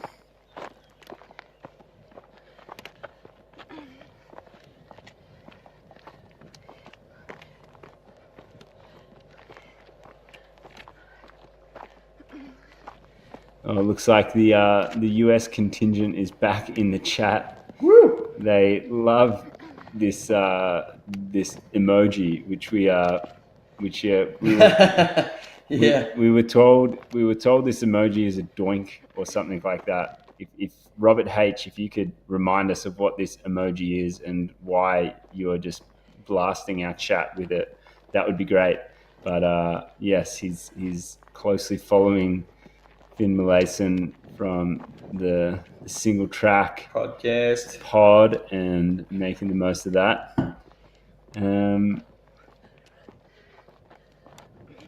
Yes, so thanks for tuning in. All right, folks, we have a little bit of an update. We have just had Claudia Tremps pass through the last aid station at Tejeda, and she is about 6 minutes and 40 seconds behind Henriette Olsen, who we have on the screen right now, who is leading the classic in the women's race. So Claudia on the screen right now is being trailed by second place female, who is about 6 minutes, 40 seconds behind. So really, really good to get an understanding of how this race is unfolding. Henriette Olsen has put on the burners in that last section and definitely put a bit of time and a good gap in between these two at 1-2 into the classic race. So 9 hours, 45 minutes elapsed in this race. That is a long time on the trails, and there is still a long time to go.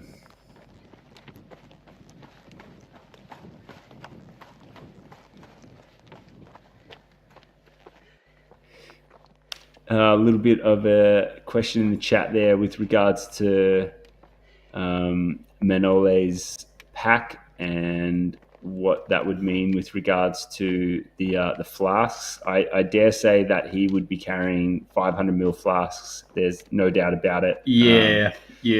Absolutely, he wouldn't be rocking to 250 ml flasks. I think I'd say he's much smarter than that and more as a lot more experienced than that. So. And I mean, I don't know this pack like exactly like how what he could fit in all that, but I believe like you would be able to fit in like 500 ml flasks at the front, just as much as you would be filling the 250 ml. So now, again, we don't know for sure, but our educated guess, let's not undersell ourselves, educated, would be that that he's carrying twice 500 ml. Yeah. And then Paris, you were asking about Fotis. He actually didn't even start the race. Like he was indeed in the start list, but he didn't start the race. We didn't see him at all. So it's not even a DNF, it's a DNS. And here is that Claudia Tremps coming into the aid station. There you go. At Tejeda. Oh, no, she's leaving the aid station. So she's gone through. There you go. She's gone through, and the gap is increasing even more now. And so we've got what? 6.5. 6.5 minutes, and it's anticipated to be up to 15 minutes at Guaragnon. So, and then seeing how Henriette is moving right now in that long climb where we saw our lead gentleman just earlier. This is a very long climb, and the way she's moving, I doubt Claudia won't be able to make much time on Henriette. So possibly 15 minutes at the next aid station, which would mean that Henriette would have a pretty comfortable lead in the women's race.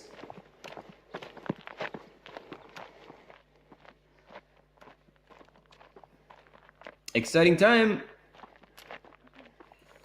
So this is a cool drone shot here of Tejeda. This is the township that on the right of the screen, Henriette Olsen is climbing above. So yeah, this is the township of Tejeda where second place female Claudia Tremps is moving through. But this is Henriette Olsen leading the women's race in the classic, making sure she takes time to continue to drink, continue to manage herself. Most of this climb for the lead men was done in the shade, so we hope that Henriette also gets a bit of that shade in the trees, and it's not in the blasting morning sun. So that would be really handy for her to maintain a bit of cooler body temperature in these early parts of the morning, because it's going to get a lot hotter. When they crest the high point of this and they start moving more and more south on the island, they're going to get exposed to a lot more sun, and there's a lot more exposure on that back end of the course. So as the daytime temperature heats up, it's going to become a lot trickier for people to maintain a cooler body temperature. Yeah, look at this. Henriette Olsen is really finding on a mission, rhythm. Yeah, really finding that rhythm and really showing us all how poles can be a very useful tool in this sport, especially when you have a race like this, the North Face Transgrancanaria, with 6,800 meters of climbing over that 120K. And I actually do wonder about something, is the fact that she's wearing all black, knowing that this is going to be a hot day. I wonder what the rationale is behind that, whether this is clothes that she knows she's super comfortable in and that just work very well for chafing and like sweat absorption, which over 126K you do want.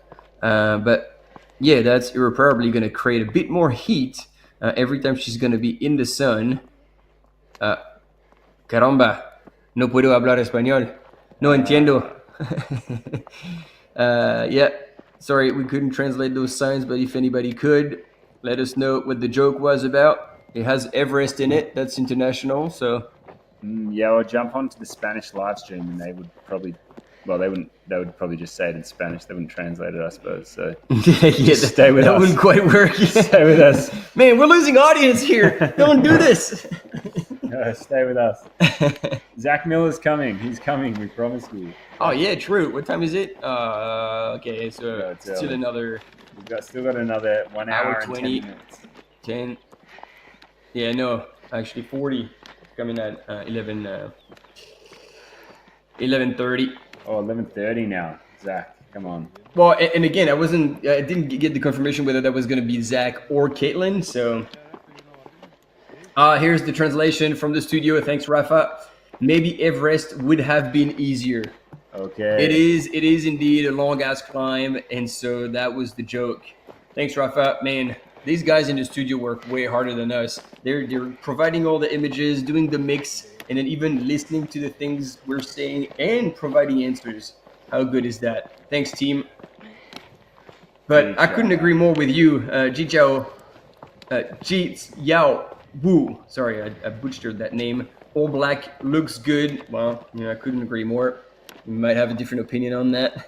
No, I support it for sure. That's why we're wearing our favorite black t-shirts today. Yep, because we're not about to see the sun. Question in the chat: where is Andrzej Witek? Andrzej Witek is doing the advanced race, and right now we're covering the classic. So I don't think you're gonna have a chance to see Andrzej on the images, or he's gone very, very wrong on the course. Here we go.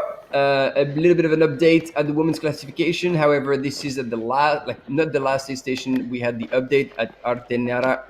Claudia Trumps was in first, Henriette Albin second, Martina Klanchnik in third. But now this has been reshuffled, and Henriette Albin is truly in the lead with a fair amount of time on Claudia Trumps. And then 20 minutes back from Claudia is Martina Klanchnik.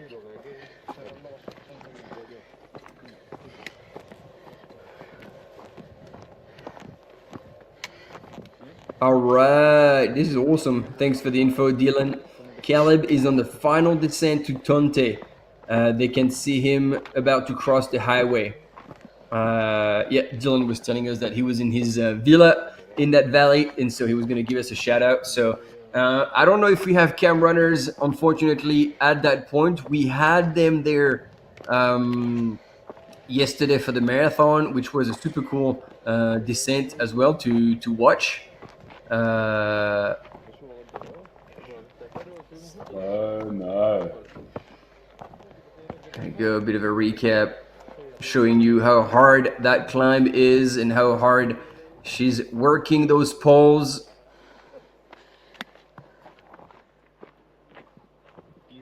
There you go. Who do we have here?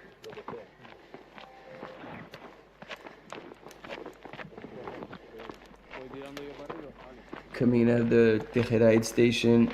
I can't tell.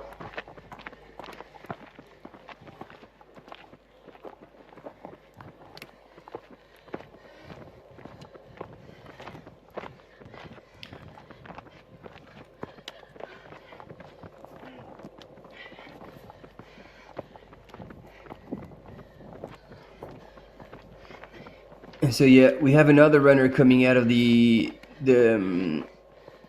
Tejeda aid station, but really unsure who that was.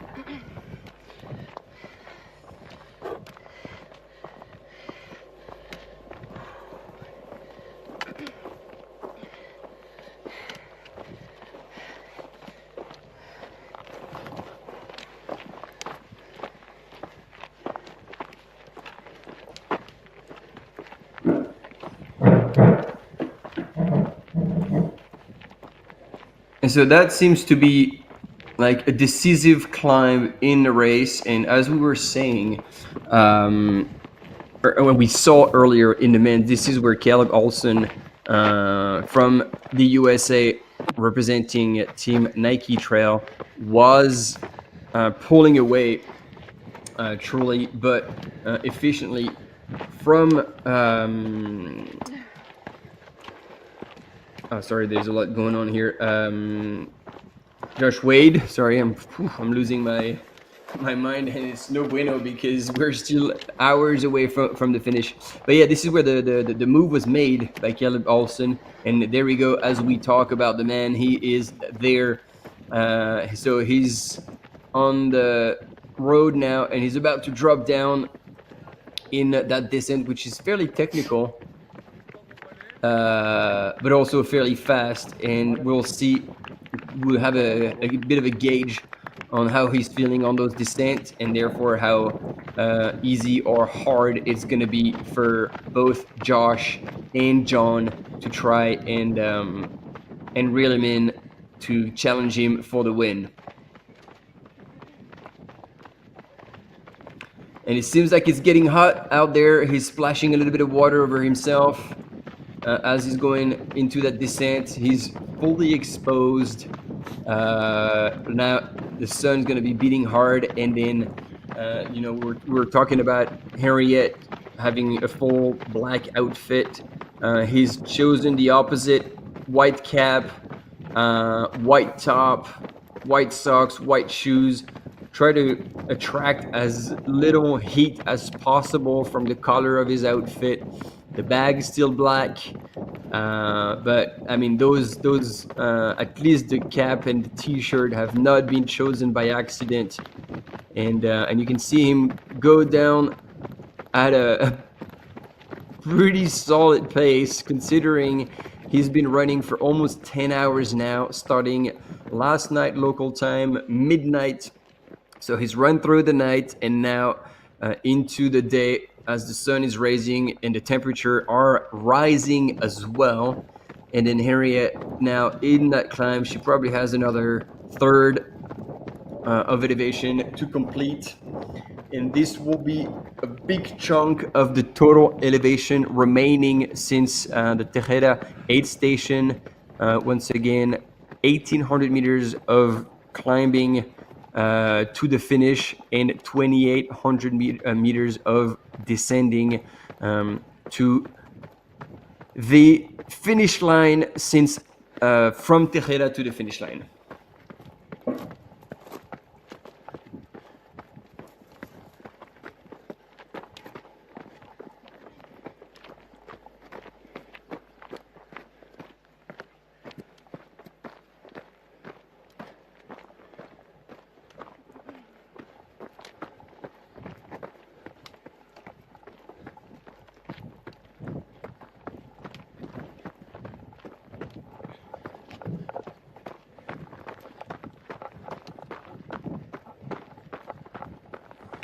Kid Tempered, thanks for the feedback. This is always cool to have those kind of scientific data. But again, as much as the fabric is making the biggest difference, I think it's easier to find the right color in one garment as opposed to try to find a garment with a very specific fabric.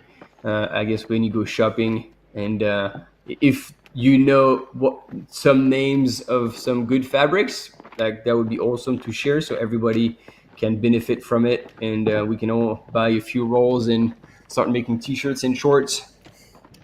Yeah, we can make some special live stream commentary kit because it gets pretty stuffy in the studio sometimes. It's not a lot of windows that we get to have in these studios. It's a pretty tight space focused on screen production more than anything else. And boom, damn, we just had a very, very small little clip there of Jonathan Olben absolutely holing downhill. So hopefully we get that stream back up again very, very soon because he was rolling. Yeah. And since we had images just before that of Caleb Olsen, would that mean that our camera runner has missed Josh Wade, or that John has already started to creep up in the rankings and has now moved up to second place?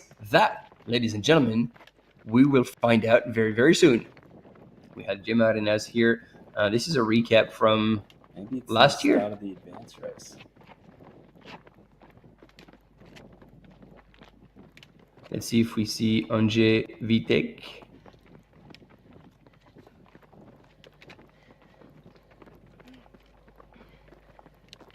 Now look at the weather. Oh yeah. I think. Good job.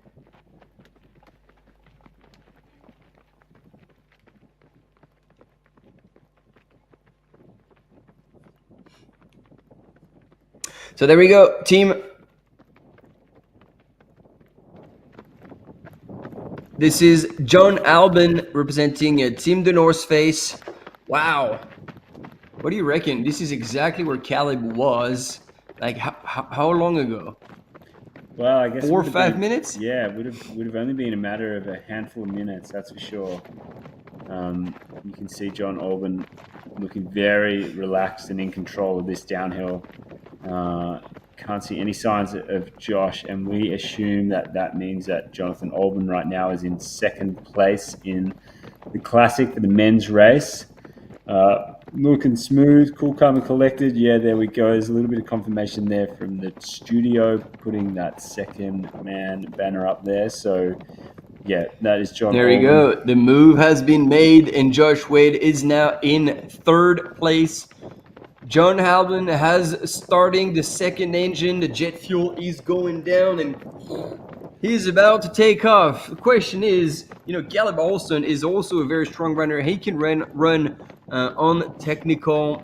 We saw that last year at UTCT a couple of years ago. Back in 2023. Yep. So it's going to be an epic battle. It's going to be super exciting. Yeah, that's what we want. We want to see these longer races still come down to the wire after what we assume is going to be around about 13 hours, 20 minutes of racing by the time these gentlemen hit the finish line. So we still have 3 hours of racing to go. The last year's winning time of this race was 13 hours and 22 minutes. We assume that is going to be pretty close to this finishing time. If not, we reckon and we predict that it's going to be a little bit faster, because some of these guys were busting through the aid stations almost as much as 15 minutes ahead of the winning time from last year.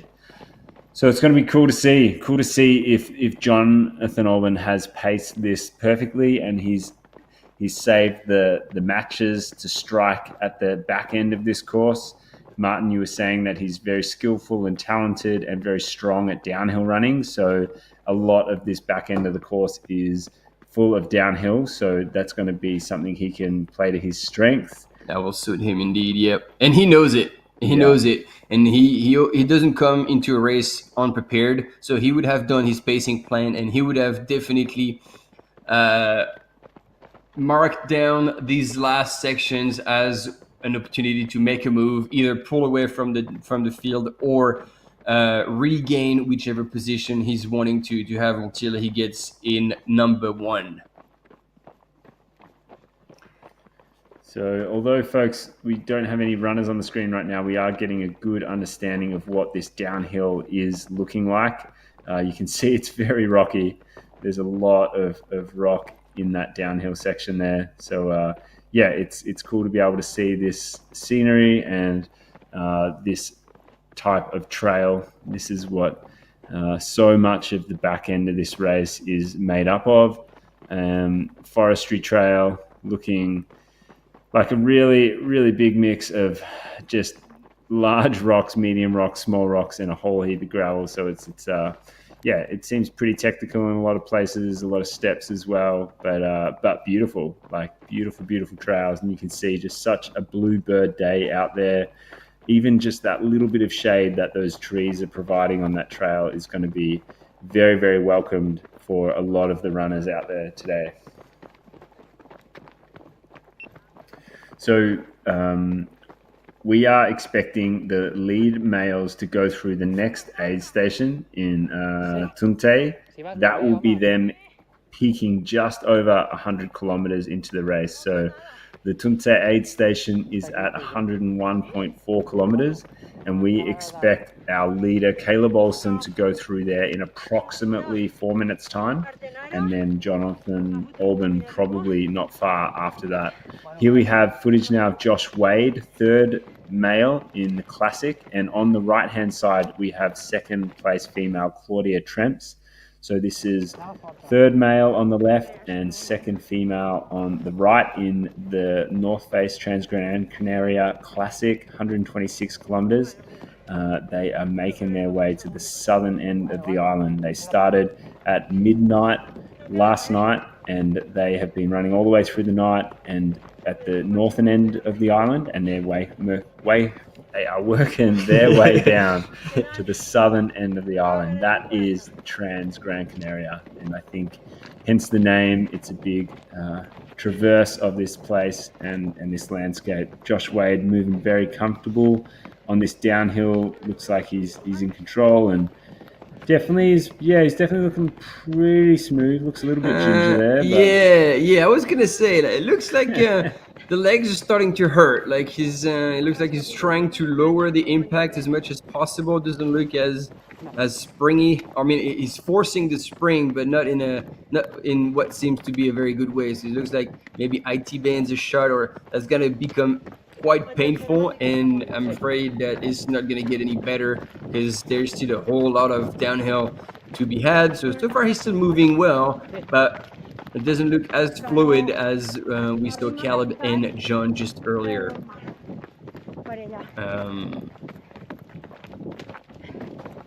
Yeah. So Claudia Tremp's there on the right-hand side of the screen, second female. She's looking strong on the climb. She's moving pretty well. Looks like she's got herself a bit of a rhythm. She's got the poles out, as we saw with Henrietta Olsen. Yeah, but she's looking pretty solid. She's definitely kept on the pace here. She lost the lead a little while ago, so she's been sitting in second place now for a couple of hours, and she's still moving. Obviously, hasn't given up the ghost yet. Josh Wade is looking pretty ginger on that left-hand screen there. I take back the comments of looking smooth. That is, This is getting worse and worse. It almost looks like this is not the legs, but maybe like blisters in the shoes, or it's hard to identify what's going on. But yeah, wow, this is getting worse extremely quickly. Yeah, it looks like it's almost like he looks like he's got a little bit of a limp going on, which is kind of, as you say, Martin, that can be a bit of a running style when you're protecting something. You're trying to protect something, whether it's muscular pain or whether it's, like you said, something in the foot, blisters or something like that. So yeah, definitely. And you can see here, this is a little bit of footage of Jonathan Olsen looking much different, going down the same trail just moments ago. But it's hard to say. We're picking this apart right now with what we see on the screen, but he might be able to, not advising him to do that, but he might be able to take a painkiller and just move on. But this is Caleb Olsen right now, lead male of the Classic. Yeah, and so once again for Team Orange, I think we can call them that, the team the North Face. They are still putting two runners in the top three so far in this the North Face Transgrancanaria Classic, and this is not over. Once again, last year's winning time was 13 hours and 21 minutes, and we're 10 hours 09 elapsed. And John Albon is chasing really hard. We don't see him on the screen there, but he's in between Josh Wade and on the right-hand side right there, Caleb Olsen, who's made a big move and now is cruising in first place. It's hard to say cruising. He's going to get into the town, and it's going to be a right-hand turn down into the aid station. And then there's going to be a bit of a douche grade climb coming out of the aid station. And this one is a bit of a grind. But if you keep it together and you replenish at the aid station with water, you put it over yourself, you just have to keep your head down and get onto it. And this means that very soon we're going to have another split time. Caleb is on live trail, expected anytime at the aid station, and we can see it on the images. He's going to get there in about a minute. And Josh was expected just after that, but John is now ahead of Josh. So we'll see if the prediction of John being 6 minutes back is actually accurate, or if John's closed a little bit of the gap with Caleb Olsen.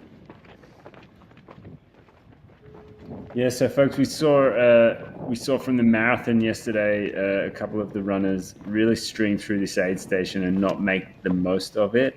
So it's going to be good to see Caleb here moving through the Tunte aid station. So this aid station is at 101.4 kilometers into the race. He will have covered 6,169 meters of elevation, so a huge amount of elevation in regards to the total amount of climbing in the race. So he is going to be heading into this aid station very soon. He will be allowed assistance here, so maybe his wife Morgan, who was crewing him at the last aid station, has been able to work her way around the course to get there. But assistance is allowed. They come down here. He'll be popping into, I guess, what you would call a football field, maybe an AstroTurf field, and you can just see that now to his left. He's working his way in here. Hopefully we get the camera in there as well. Yeah, this is going to be great. So Caleb is coming in here. He is allowed to have crew, so hopefully crew is there for him. He's moved past the entire aid station where the water is. So I was going to say, yesterday all crew teams were allowed after the aid station.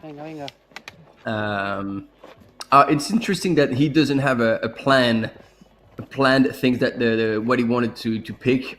He's trying to think about what he wants to have.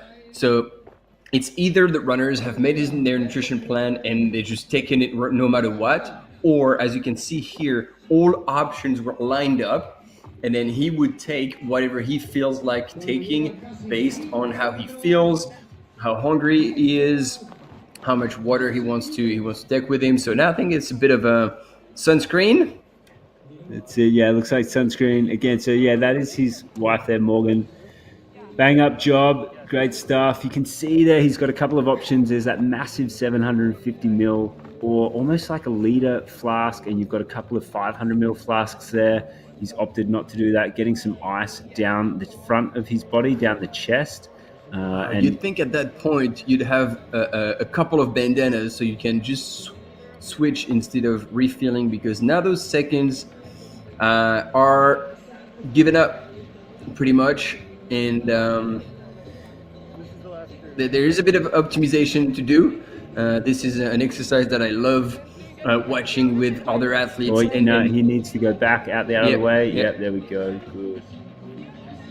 All right, so all in all is a rather swift transition, but a few things could have been perfected, optimized, because I didn't actually counted how long he spent at the aid station, but I really cross my fingers that the cam runner will let him go, because there's actually like very little interest in following the next portion of the course, which is just an uphill on the road.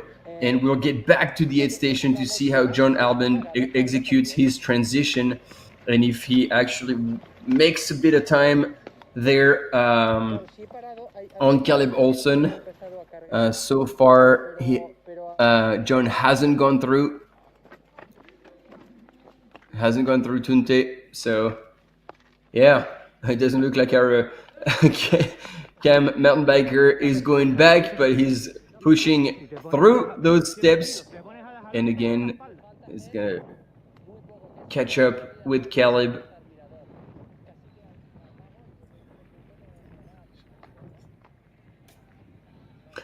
And sad to hear in the chat that apparently NJ Vitek is out of the advanced race. That's pretty sad.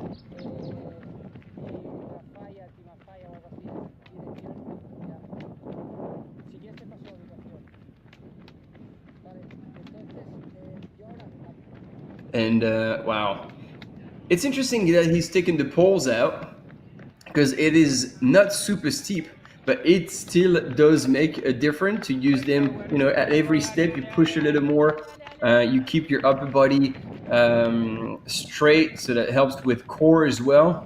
I mean, I don't want to say anything against American runners, but usually we see Europeans do that. As you know, in the US, it's harder to train with poles, and it's in most races it's actually not required. There's like only maybe hard rock that I can think of where you would actually want to have poles and use them. But yeah, really good move here from Caleb Olsen to use the poles in that little section. And now this is flat enough, so he's running well, because this is still going uphill. So he looks like he's on the mission, and whatever time he took at the aid station helped him switch gear and then keep clicking through the Ks at a very honest pace. John is going to have to work really, really hard today if he wants to take the win away from Caleb Olsen. Look at him go. Look at him go. Arms up, elbows pushing back. Like the running style is bang on.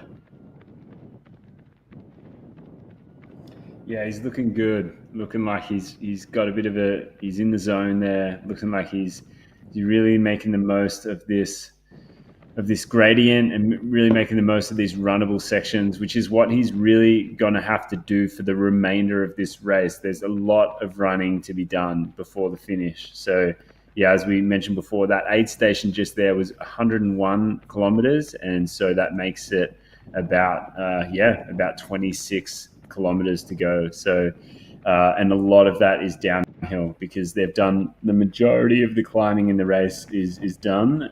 They still have about 600 meters of elevation gain over the next 26 kilometers, but outside of that, there's a whole lot of downhill.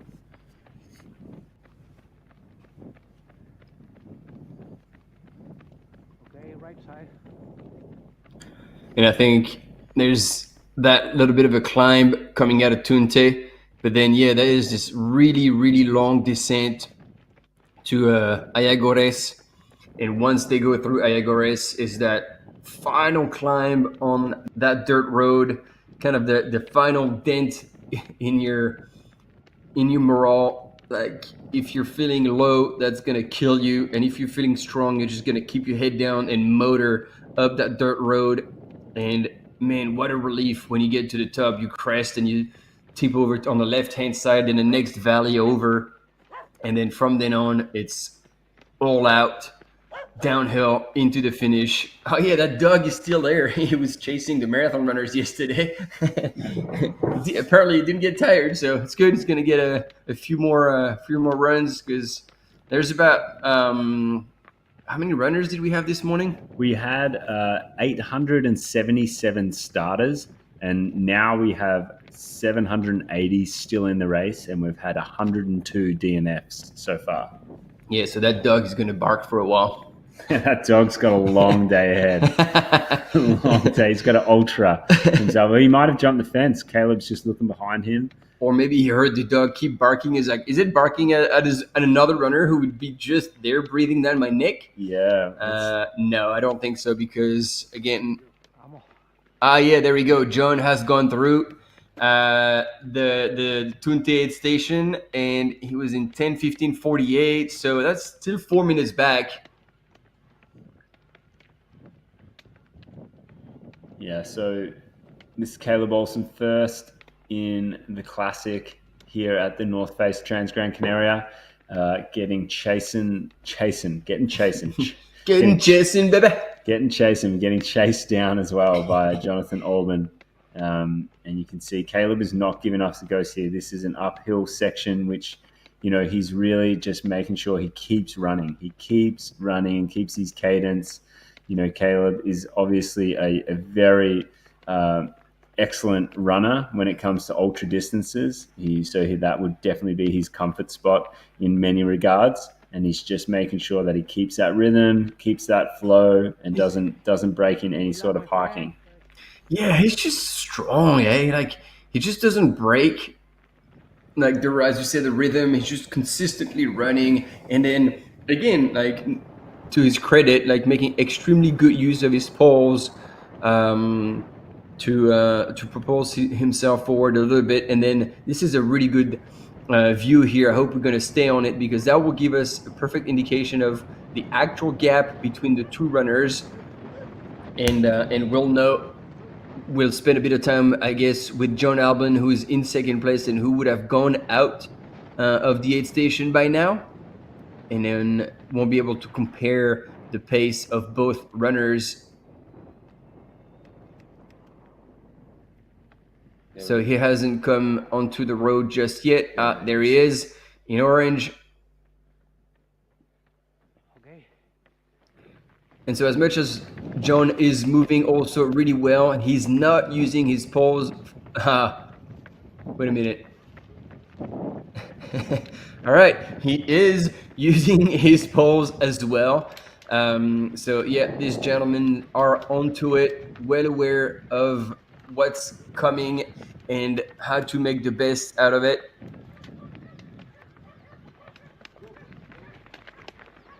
The chase is on. The chase is on, and I gotta say, both of them look extremely well, extremely strong, and well, I guess we're just gonna have to wait. You can let us know in the chat who you believe is going to take the win at this 2025 edition of the North Face Transgrancanaria Classic. Is it going to be A, John Albon, B, Caleb Olsen, C, the dog, or D, answer D? Let us know.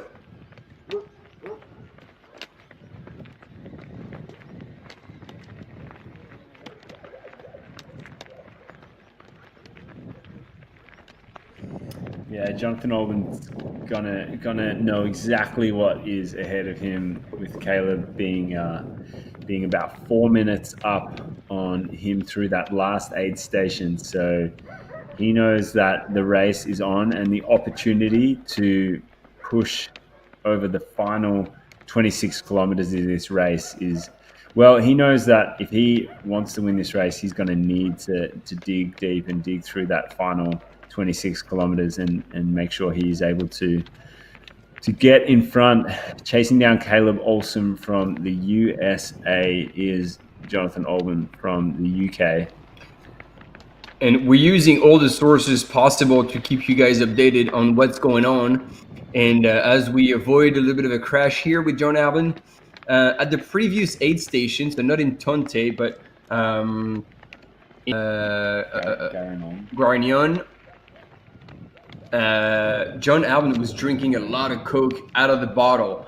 So we can say that he was definitely wanting to get more fast calories in through Coke. So yeah, that's something to be taken into account, because John, as much as he's moving still well up the hill, he's not moving as fast as Caleb. And look at on the right hand side of your screen, it is Lionel Christian Manolet still announced in 4th place, but the way he's motoring, like, there are chances that he would actually end up passing Josh Wade for the 3rd place, and he may not stop there, although at that point there's still probably still over 20 minutes between him and John, which would be the next target to pass. So I would put money down that, I mean, this is easy bet, that Lionel Christian Manolet is gonna eventually reel in Josh Wade and to come at least on the 3rd spot of the podium. Let us know how you feel about that. And yeah, stay with us another hour and 5 minutes until we have our first athlete guest from the North Face, whether this is going to be Kaitlyn Gerin or Zach Miller. I haven't been told yet, but we will have a guest. So get your questions ready.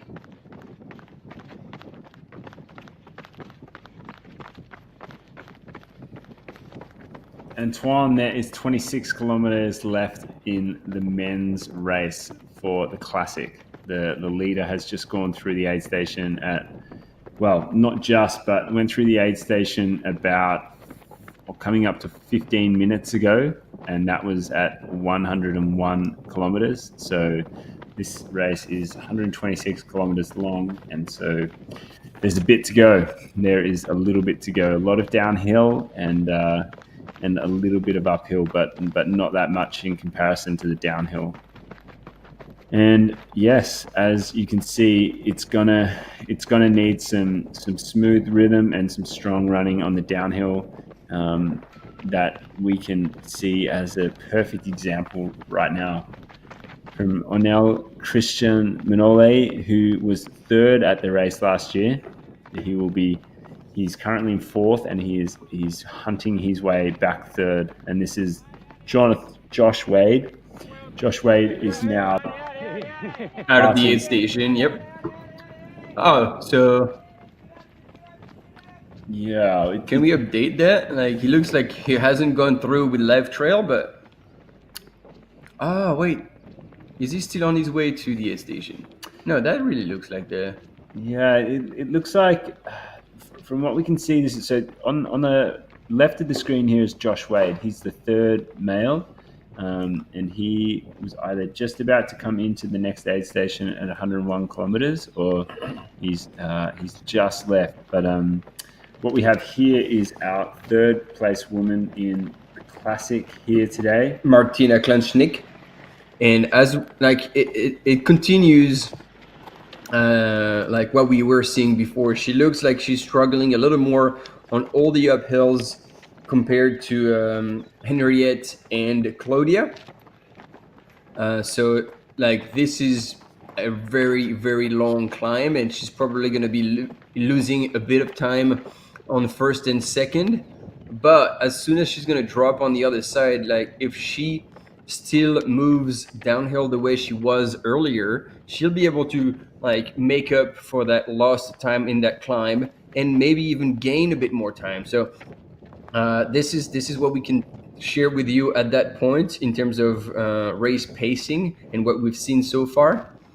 But yeah, hopefully she keeps it up, and currently sitting on a third place of the podium of the classic. Yeah, so she went through Tejeda, the last aid station, which was at just over 80 kilometers into the race. She went through there 23 minutes off the lead.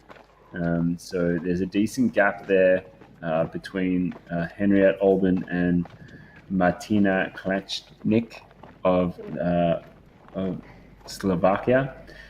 So yeah, decent gap there between lead female and third woman in the last aid station. So this is cool. We've got third male and third female on the screen right now in the North Face Transgrancanaria Classic. So this is the 26 kilometer race. The advance race is currently on as well, but we are not planning on getting any footage of that or getting any vision of that race. We are closely watching the Classic here today. And our systems at good old Live Trail have not yet updated us on Josh Wade passing through the last aid station at Tunte, but he's definitely gone through there. Because that's the dog territory. That's the dog section. That's our guy. That's our guy there, keeping everyone in check. He's course controller. Oh, maybe he's already given up. Look at that. No dog this time for Josh. He's going for his siesta. Yep. Nathan, question: which race is Zach Miller in? He just ran the BK, and then is here just to rep the North Face during the weekend at the Gran Canaria Island. So I'm not actually sure where he's gonna tune in from, but he's gonna be with us in the live either at 11:30, so in an hour local time, or at 2 p.m. after eating 16 buckets of chicken wings for lunch. There's going to be a lot of food questions for our friend Zach Miller coming up. This is one of the things that defines the man.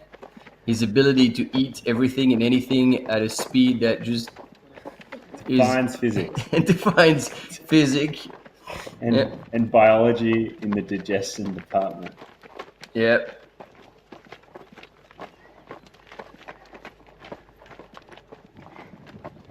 So here is the back end of the podium. Third male and third female in the Classic right now. Both poles in hands, making use of the relentless uphill that is a part of this Classic route and this incredible terrain on Gran Canaria.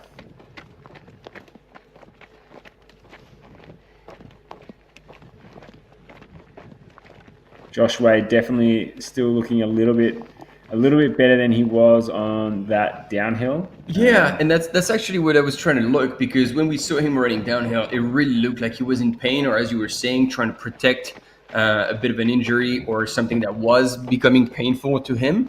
And now he's going uphill, and he doesn't seem to be having any issue, and his stride is normal. So it might actually be either quads or IT bands that are bothering him, and so the minute he's going to go downhill again, we might see him again, like repeat that pattern of like something that looked pretty painful. So we shall see when he drops to the other side. But at that point, Martina should very much enjoy those last moments in the shade, because as much as this is a hard climb to conquer, once you crest that and get to the other side, then you're going to be in the sun and the cooking will start.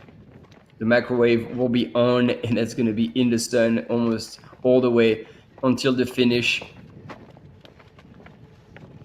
And I'm surprised to actually see, like, so far only Caleb using an ice bandana.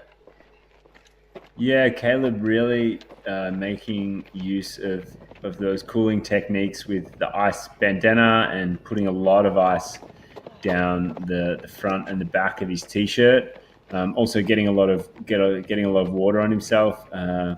Yeah, very noticeable compared to John Albon and Josh Wade. So yeah, I think Caleb has really brought that technique from his time running at a lot of hotter climates and hotter races. So yeah, it's going to be interesting to see if that keeps him in a space that he can continue to push and maintain that first position. Yeah, Martin, and as you said, the sun is coming out right now as they get out of that shade, climbing up the mountain, and it's going to make this climb a little harder, that's for sure.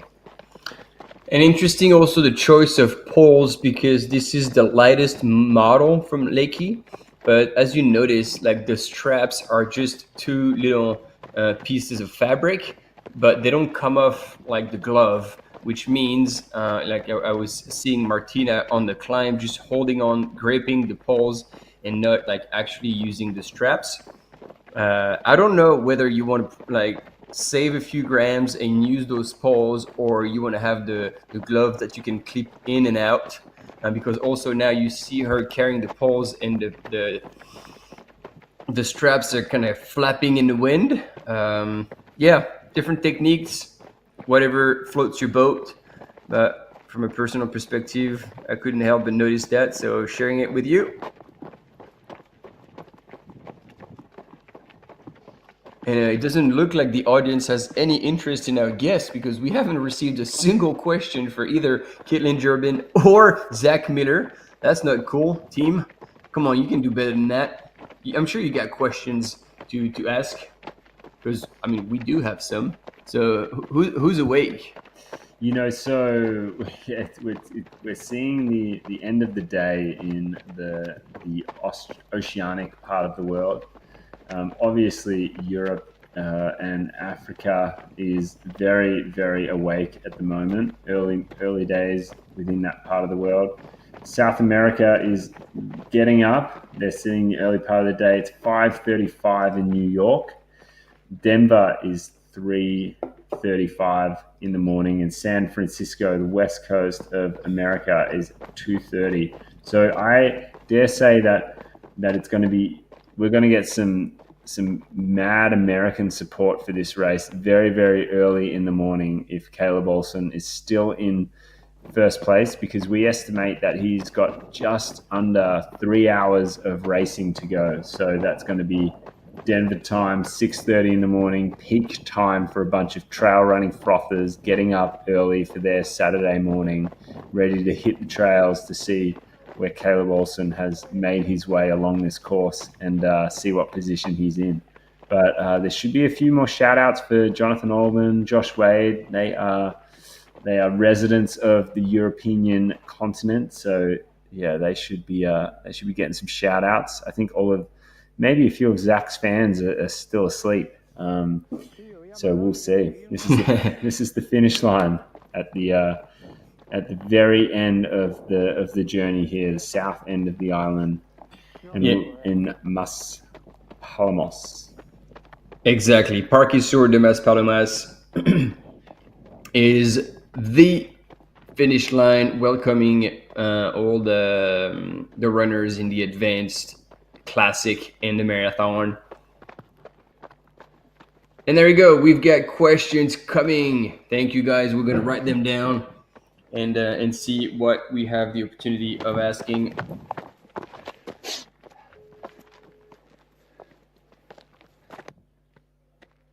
Look, we've got estimates of when Zach Miller is going to jump in to have a chat with us, but you can never be sure because Zach is not, his timing is not his strong point. Let's just put it that way. He's very good at running. He's very good at eating, but his time management and sticking, his punctuality is not exceptionally good. So we're going to hope he's going to join us in around about an hour's time, and then from now. But you know, it could be 2, it could be 3 hours, but we're gonna hope for 1 hour, and we'll get a good chat to him. I don't know how long we have him for, but we'll hold on to him as long as your questions keep coming in, folks. We will keep asking them. And there we go. Lionel Christian Manole is now less than 5 minutes away from the aid station, and he's still moving at a very, very strong pace. So there's some work still to be done to be able to jump on the 3rd spot of the podium and try to age out Josh Wade. But Lionel Christian Manole is on a mission, and there's still, as you were saying, Maj, some 3 hours of racing left to go. So plenty of opportunities. If Lionel Christian Manole is not fading out and keeping up with this really strong pace, we could see late changes. That would be exciting.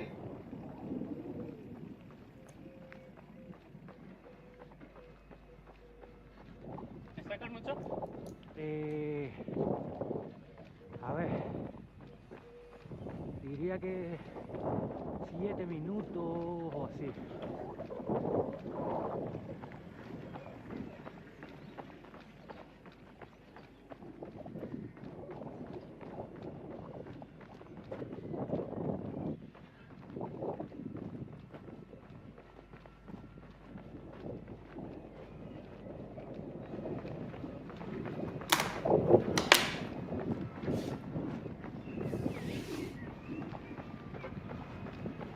All right, this is awesome. We haven't given up on you, team. We're just writing down all the questions you guys are asking. This is great. Thanks a lot.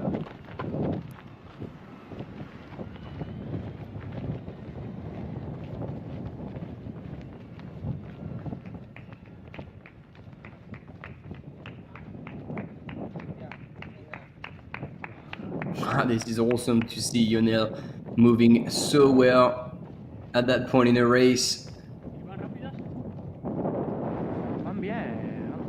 3rd last year.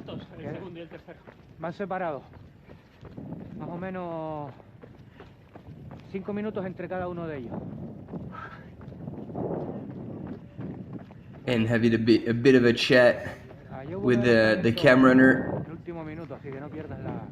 So we'll see the splits actually when he comes into the aid station. Oh no, actually we won't, unless that has worked. No, it hasn't worked. So Josh Wade coming into the aid station, his bib didn't register, and so we're not going to be able to actually give you a split between him and Lionel Christian Manole.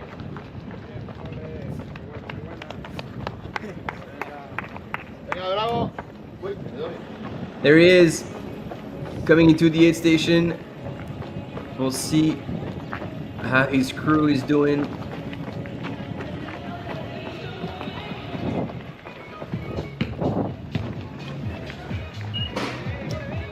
Question from any trail runner. No, I will not be at the Matterhorn Ultrax this year.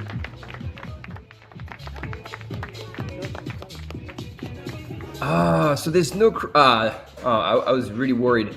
So this is gonna be. This is an awesome transition. They even have a whole different pack with most likely all the mandatory equipment in it. So he has a double set of equipment.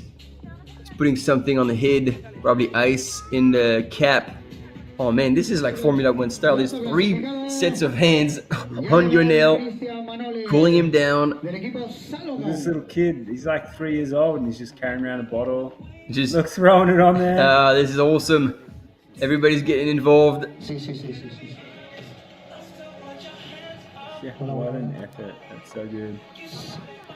Getting in some coconut water there, folks. Good for the racing.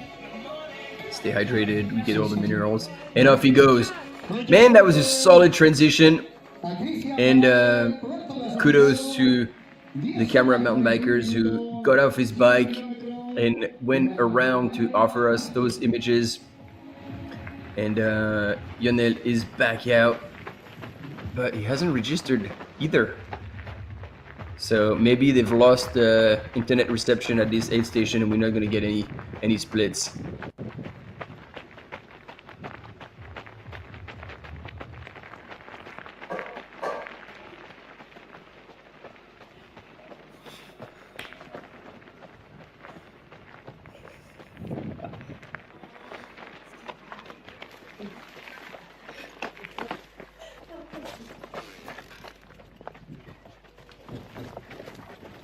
Yeah, folks, if you want to learn how to do an aid station transition, go back just 1 minute into this footage and check out the aid station transition of Minol Christian Manole. He just went through absolutely textbook. He threw off a vest, put on a vest, and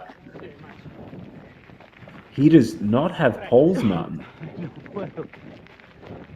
Oh, yeah, because he chucked his bag. Oh, geez. He has left that aid station without his poles. And I think he just Realized? Yeah, he just realized. I'm pretty sure he just realized that he did not have his poles. And I can't see them in his quiver there on his back. No, because that's also the thing I thought. It's like, well, he's chucking the bag that he had, but nobody picked up the poles of his quiver and to put it in your new pack. And so I wasn't sure whether he had another set of poles or not.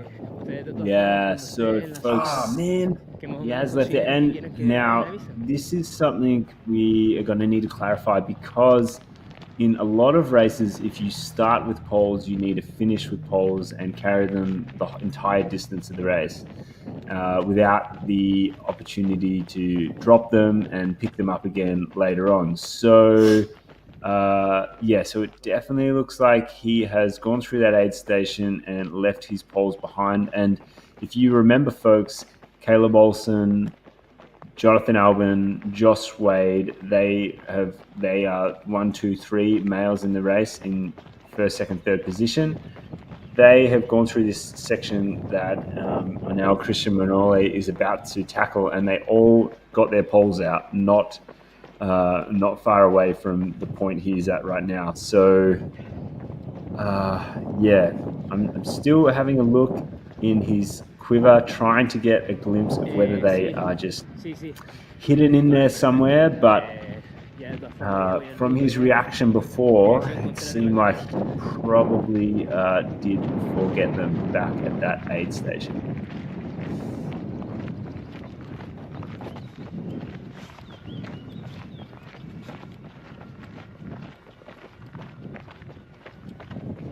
So Owen, can you let us know if you've seen that in the official rules of the North Face Transgrancanaria Classic? Because obviously this is something we want to be sure before we start talking about this kind of things.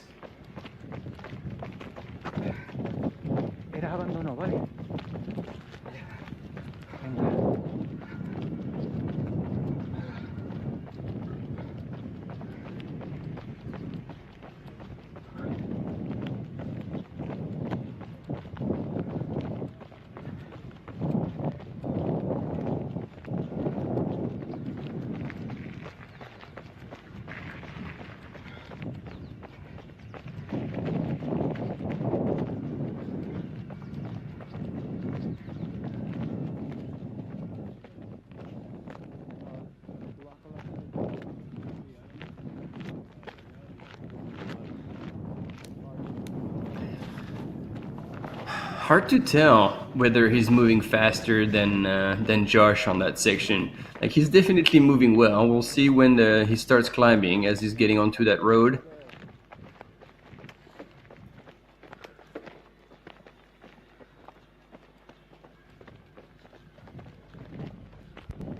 Man, the heat definitely cranks up during the day. I remember feeling really hot heading into Tunt. You go down these cobblestone steps, this big downhill path to get into the town, and yeah, it just feels like you're not sure how you were cold at night because now it feels so hot. But you can start to get glimpses of the ocean where you're running towards, and that makes it feel like we're gonna be okay. Yeah, the last 10 kilometers feel really hot, and the footing is a little tricky in some areas, but you're just making progress towards that finish line. You know that it's coming, you know that you'll be able to stop running soon, and that, you know, family and friends will be there to celebrate your finish. So it's putting one foot in front of the other and just making your way towards that beautiful finish line area. Absolutely, I want to come back and run Transgrancanaria again. Not this year. I know I'll be missing it out there and watching along with the live stream, but we will be back again for sure.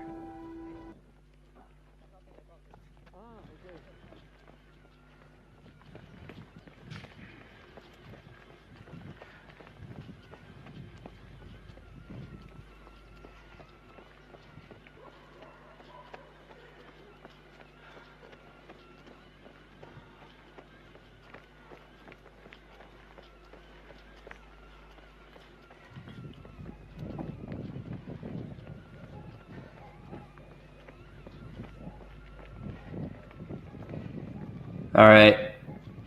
We're looking everywhere, and Yone Christian Manole is still trucking forward, making the best out of that climb, still powering up that hill.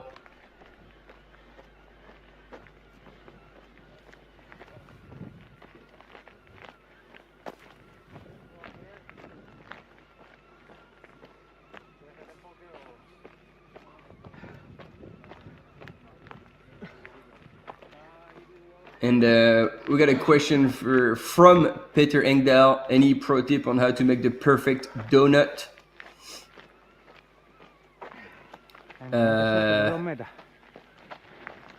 And we also have a question for Peter Engdahl. What's the perfect plan to have a team blow up during team camp?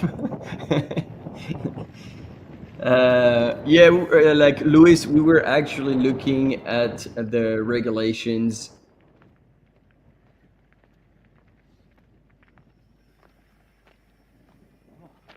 And it is indeed unclear, so we're just waiting to see what decisions will be made.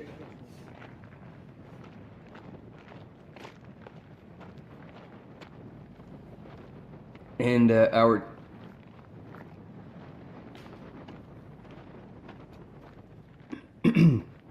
yeah, Owen, 100%. Like that is an accident. That is definitely not intentional, because like he even tried to grab them out of the quiver and then realized they were in there. So yeah, we'll see how things play out.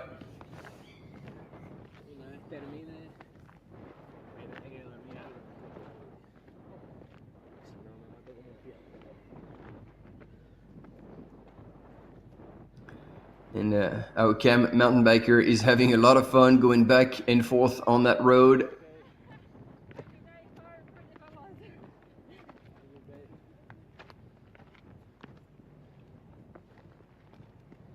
Bit of fueling here going on too. We're in for the long haul, so we gotta keep eating and drinking. Here's a bit of an update. Let's see. Yeah, we'll see how that plays out for you now. But yeah, that would be an expensive mistake. All right, who do we get here?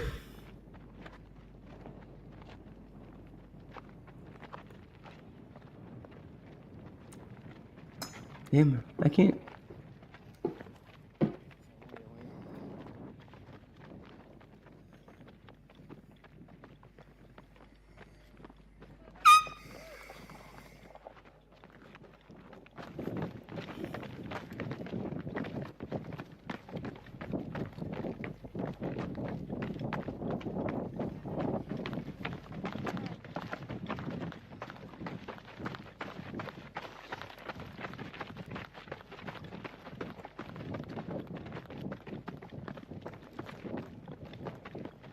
Yep. Representing Team Datacor, running Kaitlyn Gerin. I don't know if I pronounced it correctly. Runner from Romania, and big fans in the chat.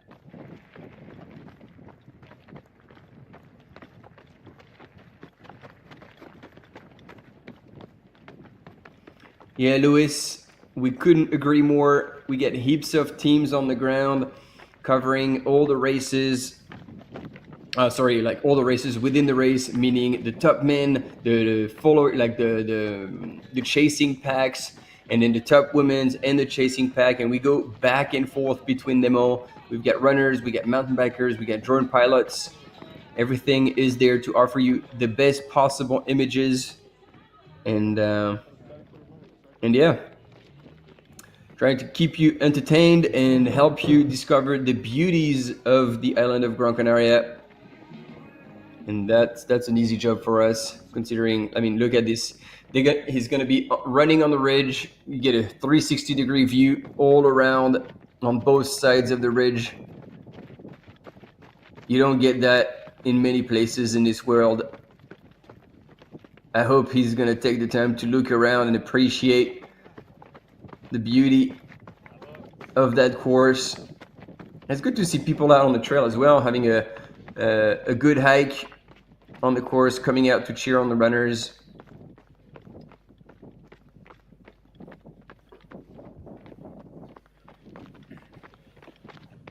Yeah, beautiful day out there, folks.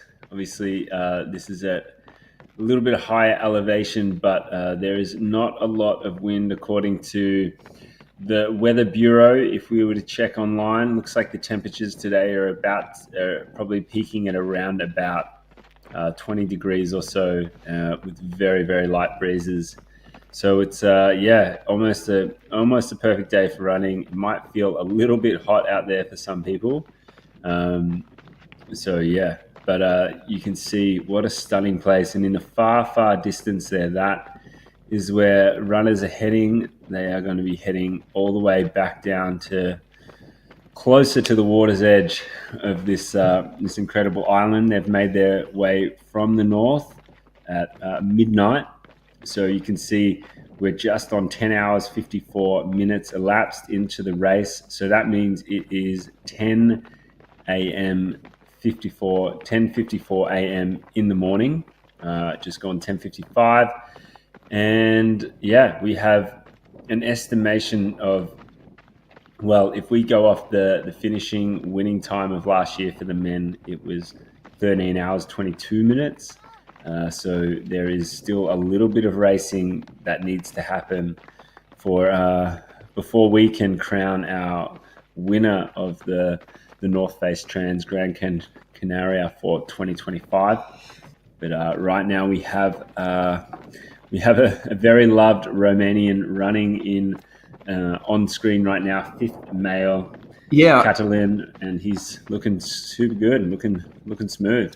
Yeah, and so now he's in fifth place, and if you remember, like in fifth was actually Miguel Heras, and so Kaitlyn had passed him. But yeah, that's what I was going to share. I've been told, again, Teresa Sanchez is always informed about everything early, and Miguel Heras has dropped out of the race. Unfortunately, this is very sad news, and I hope he's okay. We hope he's okay, and we'll see, hopefully, him at the next race.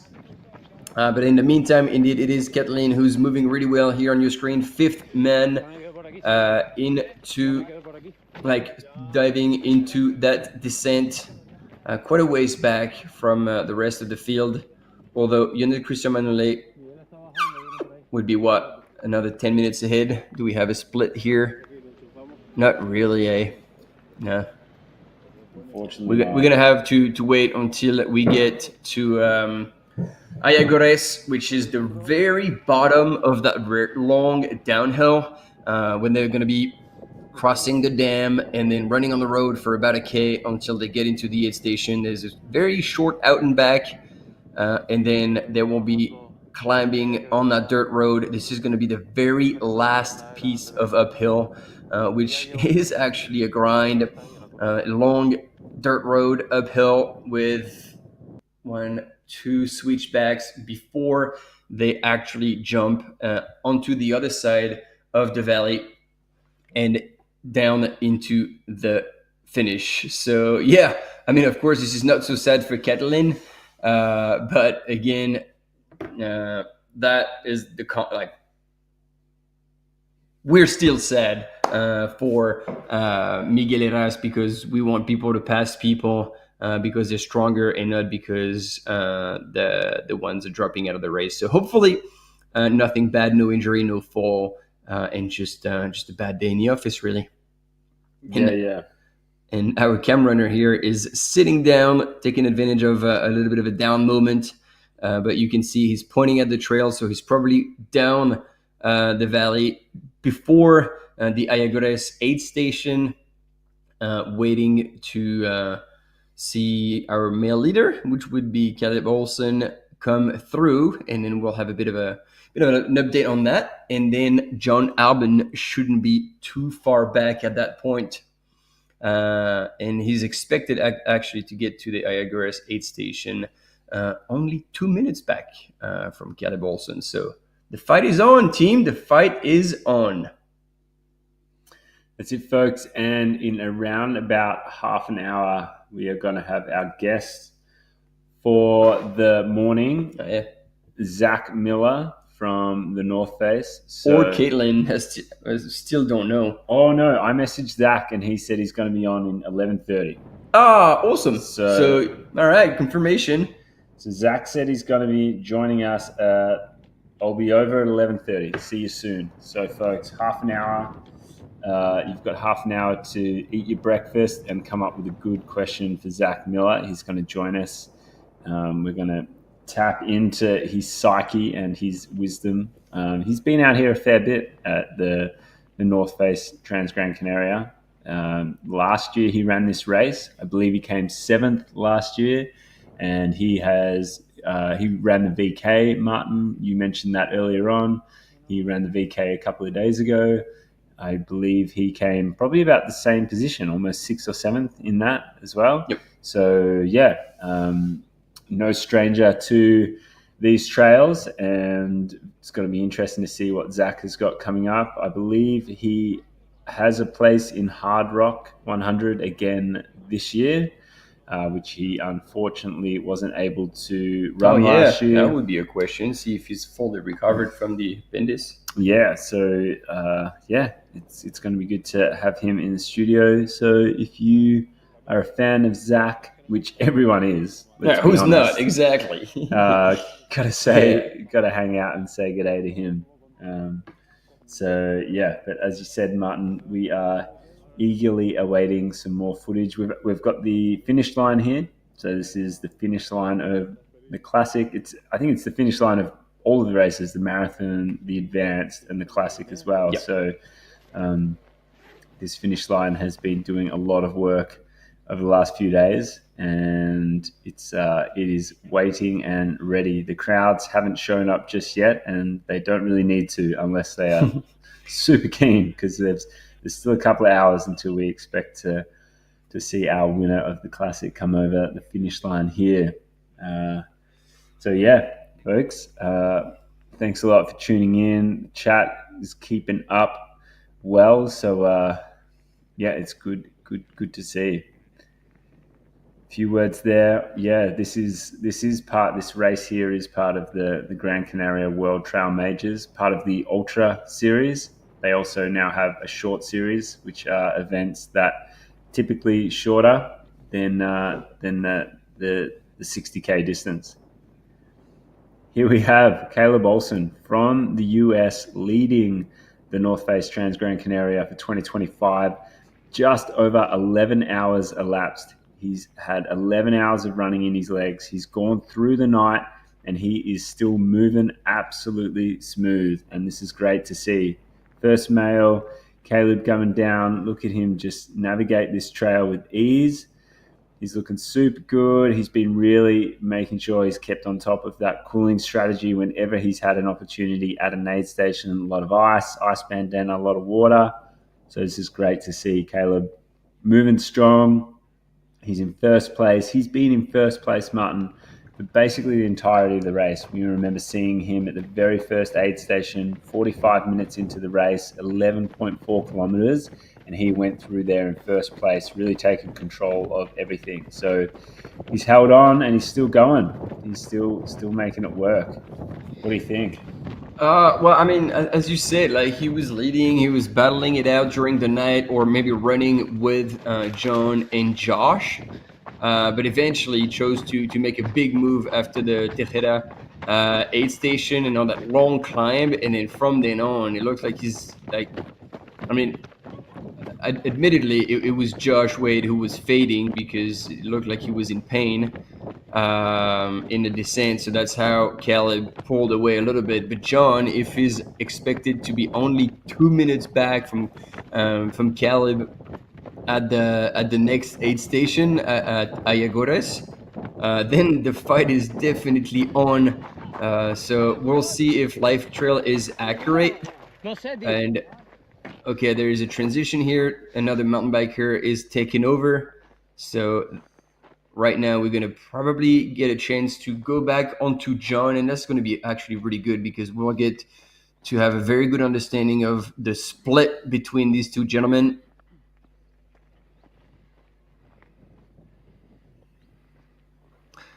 Yep, we shall see. But as you said, Caleb is running well, but I feel like he's not running as fast as he was before.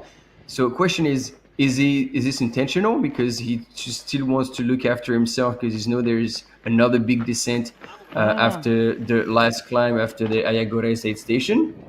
Or is he starting to feel, obviously, the 11 hours of racing and that's slowing him down a little bit? Again, time will tell, and I guess the best gauge will be to see how far John is from him and whether he's gained or lost time and how these two will possibly battling out. But man, it's crazy to think after 11 hours of racing, they're still about 2 minutes apart.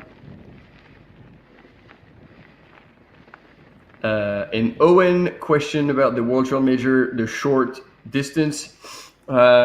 We're talking about it today, actually, and I don't think it's the same prize money, but I think it will still be rather substantial. So we're going to look into that, actually, and let you know, because, I mean, yeah, I think we're going to be able to figure it out. You say it's ambiguous.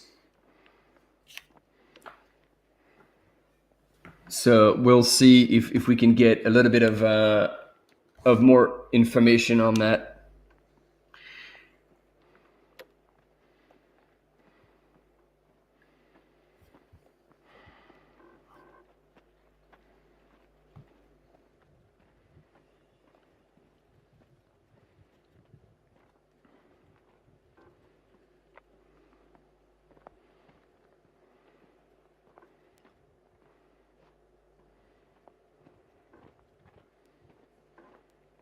And so at the Ayagores aid station, they would have covered 112 kilometers, 6,600 meters of climb, 6,300 meters of descent.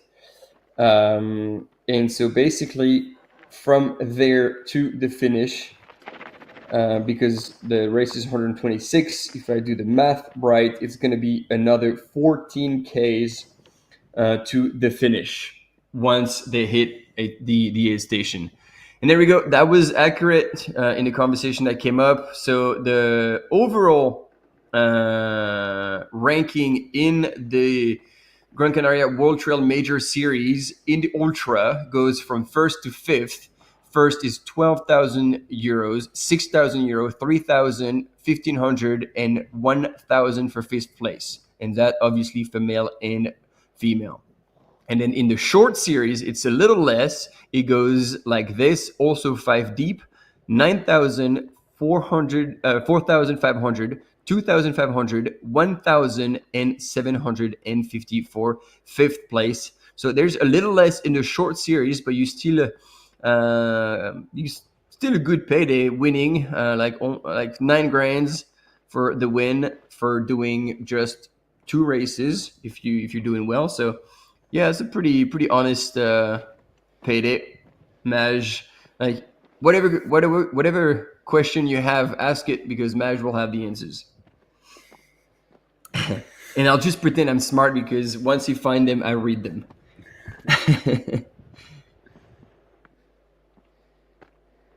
Yeah, so what happens, folks, with the Gran Canaria World Trail Majors, the way it is scored is it is the sum of the 2 best results count for scoring in the World Trail Majors. So obviously runners can do as many races as they wish during the year, but they consider that the 2 best races are the ones that are going to be scored and the ones that are going to be used in their tally for the overall result.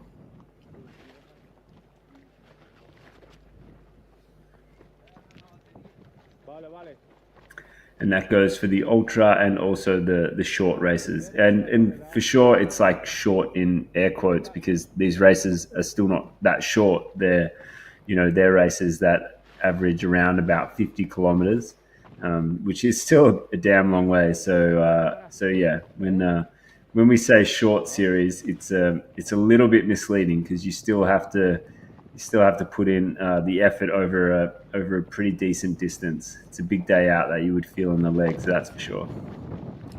And so Maj, now we have on the screen first and second. We've just lost John. It was going to be interesting. Yeah, there you go. We can compare now the way John is running down where we saw Caleb Olsen be just earlier. And what do you think? I don't think there's much of a difference, eh? Yeah, I think it's pretty even, that's for sure. They've definitely got a different style each. Looks like John's steps a little choppier, a little shorter for sure, but they both look smooth. Like they both look like they're moving at a relatively similar pace. Definitely on that more technical stuff. But yeah, we'll see. We'll get a good understanding now. They are going to get on. John's going to get on a little bit more of a smoother road than the trail. But yeah, I can't say there's much difference there. Hey, Martin, it looks pretty even. Hey, it looks pretty even, but with a fair amount of time in between them, and I think this is probably a bit more than a couple of minutes. We'll see the split if Life Trail comes back to life when they go through Ayagure's aid station. And then we got a comment from Phil. This is a typical debate during the live coverage. It says like, if a lead runner is followed by a camera and they take the wrong turn, the camera can tell the runner they've gone wrong. So could there be an unfair advantage? Yes and no, because while they could benefit from that, you also have, for a long period of time, somebody on your shoulder filming you, which can very much be detrimental or be bothering you if you're going through a low and you just want to be on your own. Oh, that's a nice dunk here. I don't know if you noticed, but like John had paper, like probably old gels in his pocket, and he saw the bin, and so he went past and just chucked them in there. Good move. So he shows that he's well aware of his environment and taking advantage of that. So yeah, it just goes both ways, and I'm glad Flo jumped in because Flo is taking care of a lot of like camera runners and mountain bikers at some events. And it depends on the race director's instructions. Like if the race director says, hey, you guys are filming, but you can't say anything, then if the runners goes wrong, they just keep filming and don't say anything. Or sometimes the race director is like, hey, yeah, no, it's fine, you can say it. But whichever decision is being made, that is the race director's decision. And therefore, this is the one that we believe is fair. And at the end of the day, the idea is to provide the best live coverage and not to provide any unfair advantage. So again, there's pluses and minuses because, yeah, you know, having somebody on your shoulder filming you throughout the race is not necessarily something that every runner is comfortable with, but they just have to deal with it. So there we go. Caleb Olsen coming into the Ayagares aid station, and he's going to have to go all the way out, go around the cones, and then back in. Yep, there we go. Estimated at 7 minutes. And then John is still on his way. So, folks, this is the last aid station Caleb Olsen is going to be going through. He has about 14, just over 14 kilometers to go in this race. So, Caleb busting through here, there, boom, he's in and out. Woo! Quick transition. Damn. That's awesome. Amazing work there by the volunteers. Shout out to them. Thanks to volunteers for helping with that transition. So quick, so smooth. And so now, are they going to see each other? Because maybe he just wanted to not cross path with John, because this is a little bit of an out and back. And I don't know if he's going to have to cross the dam or if he's going to go across, excuse me, at a different location. But he's certainly motoring and moving faster than John right now. But again, it's hard to compare because, that's going to be a different one. So John is not going to see him unless he tries to look away. And this is Miguel Heras, I guess. We're going to have images of him pulling out of the race.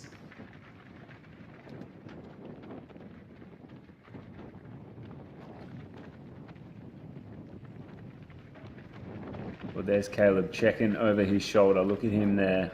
He knows the course. He knows that John could be at some point a little bit in sight. So he's checking to have a good understanding of the splits. Man, he's moving. Caleb Olsen is on a mission.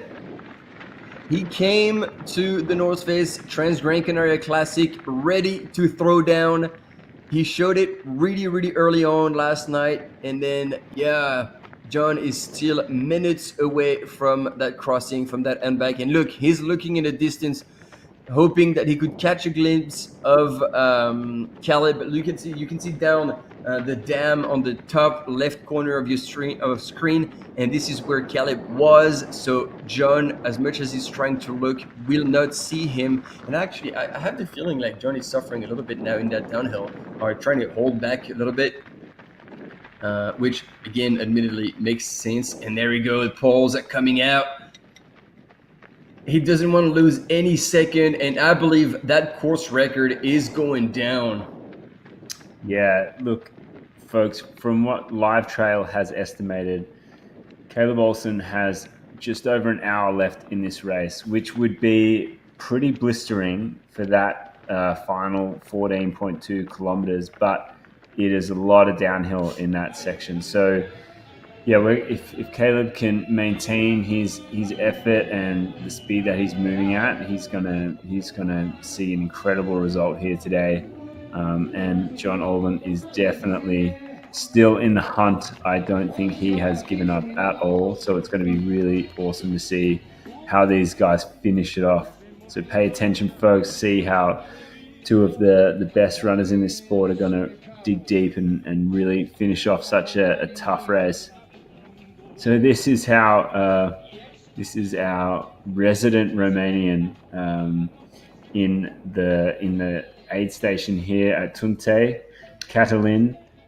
He is from Romania. Had a big shout out for him on the chat earlier on, coming into that aid station in 5th place male.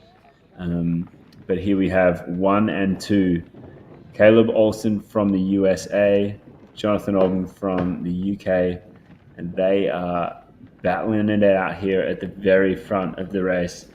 Caleb Olsen went through that last aid station at that last aid station was at 113.5 kilometers. He busted through there not long ago, and we're going to be able to get a timing check on that split between Caleb Olsen and Jonathan Albin. But man, they are both still moving, and it's going to be Jonathan Albin has going to really have to put on the burners to make up time on Caleb Olsen, because he is looking good. Look at that style. I'm going to call it now. There's not going to be a catch up for John. Like, looking at Caleb Olsen right now, this is like even though it doesn't really show on the camera, this is an uphill section here. Caleb Olsen is absolutely motoring. I don't think both Francesco and Robert were going much faster yesterday on that section, even though they were running the marathon. So obviously they must have been a little faster. But the way he's moving right now is simply mind-blowing. Like 11 hours, 17 minutes into his race, and look at him. He's looking over his shoulder so much down the valley to see if he catches a glimpse of John Albon, but no, John has still not gone through. He has not gone through the aid station. But I want to say I got another good news for the North Face team, because Josh Wade does not seem to be hurting anymore. He is moving well. Yeah, he's looking good. Yeah, definitely not looking as ginger in his stride and in his downhill form as he did a little bit earlier on. John Albon coming into that aid station right now, so we're going to get a split on that, but I would say it's going to be around about 6 minutes. Jonathan Albon will be back on Caleb Olsen as he comes into the aid station at 113.5 kilometers. So yeah, there's just about 14 kilometers to go. He looks like he's pretty rushed here. What's he going to do? Caleb got his. He's just going straight for the water. No mucking around. Wow! Whoa! Wow! And he's pouring it over. This is still a long section to the finish. Did he not grab water then? No, he just filled up that one flask, and I feel like he poured half of it over his head. Okay, so that is a dangerous move. So 6 minutes and 4 seconds. Jonathan Albon is trailing our leader, Caleb Olsen from the USA. Jonathan Albon 6 minutes and 4 seconds behind as they pass through 113.5 kilometers into the North Face Transgrancanaria for 2025 in the Classic Edition. Josh Wade here showing us how to run downhill after 11 hours and 19 minutes of running through the mountains, through the night, across this incredible place of Gran Canaria. So yeah, it's on. Can that gap be closed? We saw Francesco Puppi close a gap yesterday on the marathon distance race, but the gap was not 6 minutes. It was a little bit less than that. I'm pretty sure it was around about 2.5 at that point. And when you look at Caleb Olsen there on the left-hand side of your screen, that is a slight uphill on this gravel road that he's running, and he is just running it like he's running it like it's flat. So there's around about 300 meters elevation that these guys are going to need to cover in the final 14 kilometers. So there's a little bit of elevation in that, but not a whole lot. We will be able to let you know when Caleb has crested this uphill and he has got nothing but downhill all the way to the finish. But if he's moving this well on the uphill, he's going to be probably moving pretty good on the downhill too, Martin. Hard to catch. Yeah. I think we need to send a notification to the race organization. They need to open the nets at the top, because he's gonna need them to catch him before flying down.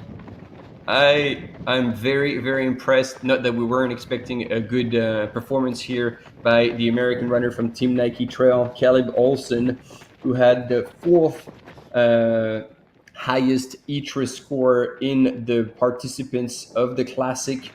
John Albon had this highest. Tom Evans did not start. Miguel Heras just maybe an hour ago now dropped out of the race, and so Caleb Olsen is next in line with the highest score, and yet he is definitely holding back John Albon at this point. And the way he's running, I think is going to be extremely difficult for John to close that gap. Caleb Olsen today is on a mission, and he must have been feeling good, because once again, he showed from the first kilometers that he was going to be one of the runners running at the front without any second thought, and during the night he was leading the whole way, sometimes with John, sometimes with Josh Wade. And we can see John now still moving super well, but looking like he's working hard. And I'm actually worried about the amount of water he's taken for that last section.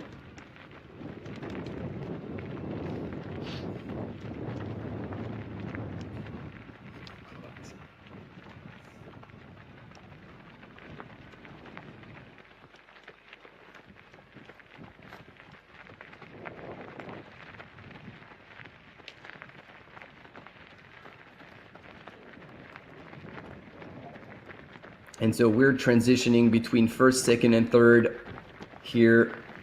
Back with Josh Wade on his way down to the Ayagores aid station. And now Kaitlyn in fifth place, who's just leaving the Tunte aid station. So the gap is pretty substantial already between first and fifth runner. Yeah. What a demonstration of performance. What a masterclass today by these athletes.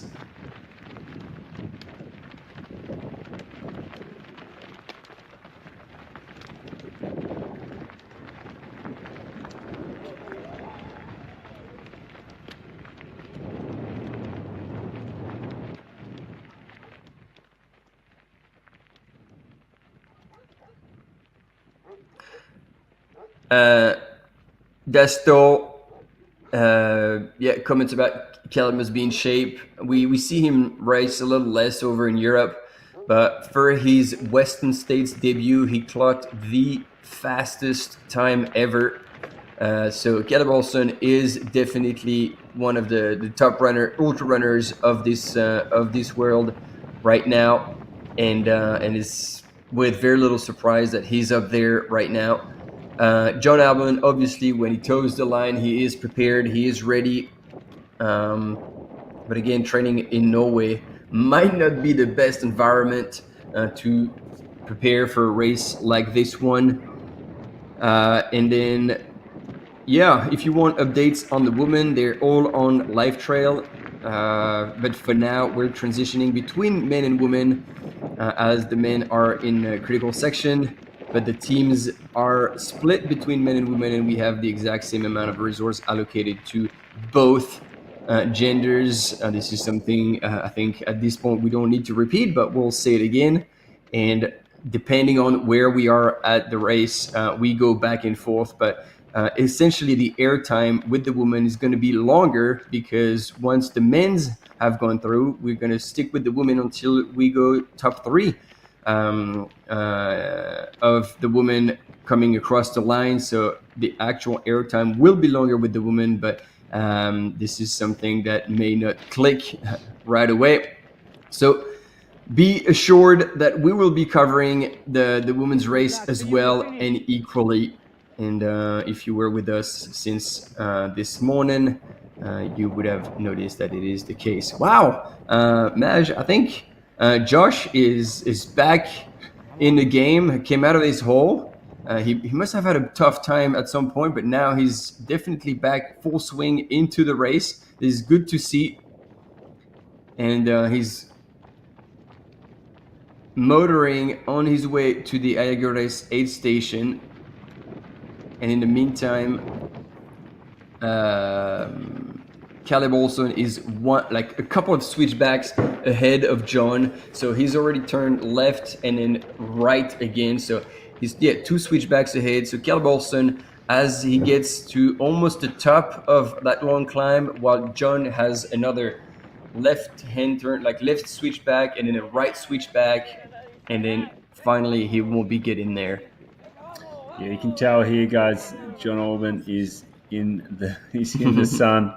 He's in the sun. Caleb is in the shade. So you can see the way they're kind of maneuvering around this climb and this little uphill and the mountain on their left-hand side. But yeah, Martin, as you said, Josh Wade here, moving smooth, moving fast. He's looking good. as he's got back onto the road in this runnable section. It looks like it's all business for him right now, which is a positive sign, considering he's definitely, he was right up there with those two guys really not that long ago, and so it's good to see that he's still in the mix. He's still in that podium position, shout out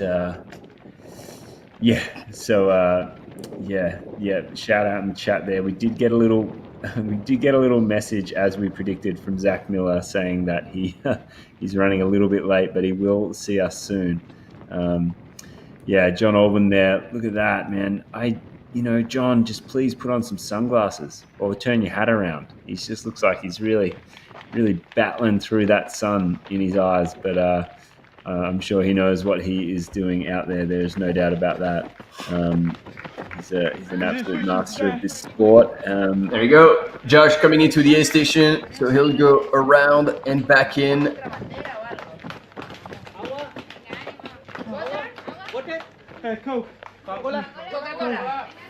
There we go, asking for Coke.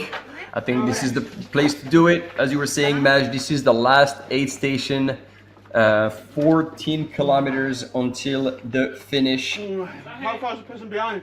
And these are not How far is the person behind? easy 14Ks either. 14.1 precisely, with that long climb coming out of the aid station before diving into the finish. There you go, Josh getting in a couple of slices of beautiful Spanish orange there, probably Valencia variety, I would imagine. And definitely getting some ice. Yeah, he's getting there you go. ice. Ice down the back. That's good. What else is he going to grab? Asking for water. All the.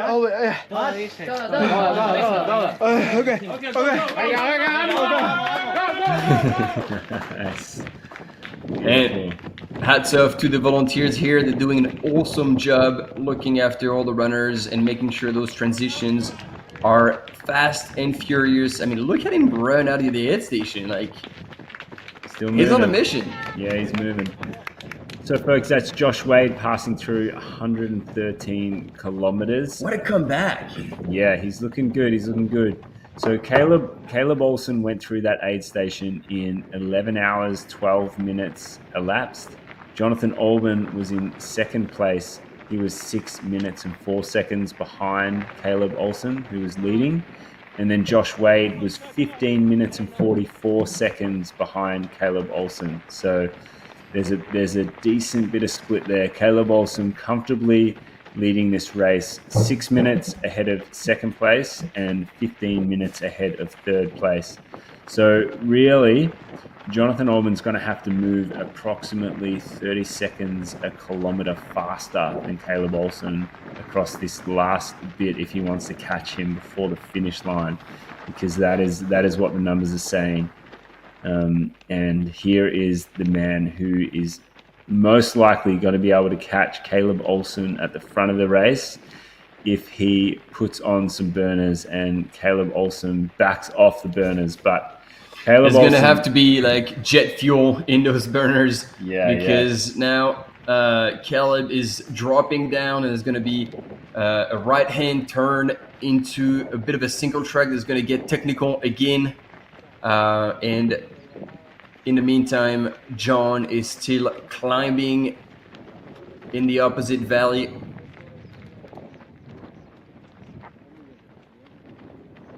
Basically giving everything he's got, but look at Caleb moving. Like, it is still very smooth and a pace that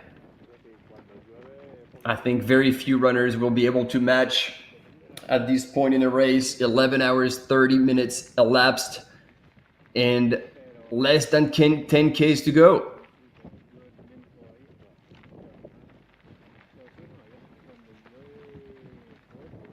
Yeah, Caleb's looking so good on that descent. He's just, that is after 11 hours and 30 minutes of racing and having climbed 6,800 meters, his legs are just still right on point. He's looking so good on that downhill. it's going to take so much for Caleb to be caught in this race. And isn't it awesome? Like when you've done the training, you've done the work, you show up to the race, and then it's just a good day. Like everything clicks, and then I mean, look at him go! It's just phenomenal. Yeah, that's textbook right there. He was just obviously in the best shape for this race, because he's been leading it from the get-go. As we said before, he went through the very first aid station in first place at 11.4 kilometers, and yeah, he's just hanging on in there and still getting it done. So yeah, we're gonna need to see the gentleman on the right hand side of the screen, Jonathan Olsen. We're going to need him to pull out some absolute magic if he's going to be able to match and match this pace that Caleb Olsen is setting and surpass it, because he's going to really need to put in some incredible speed to make up that distance that Caleb had on him at the last aid station, which was just a fraction over 6 minutes.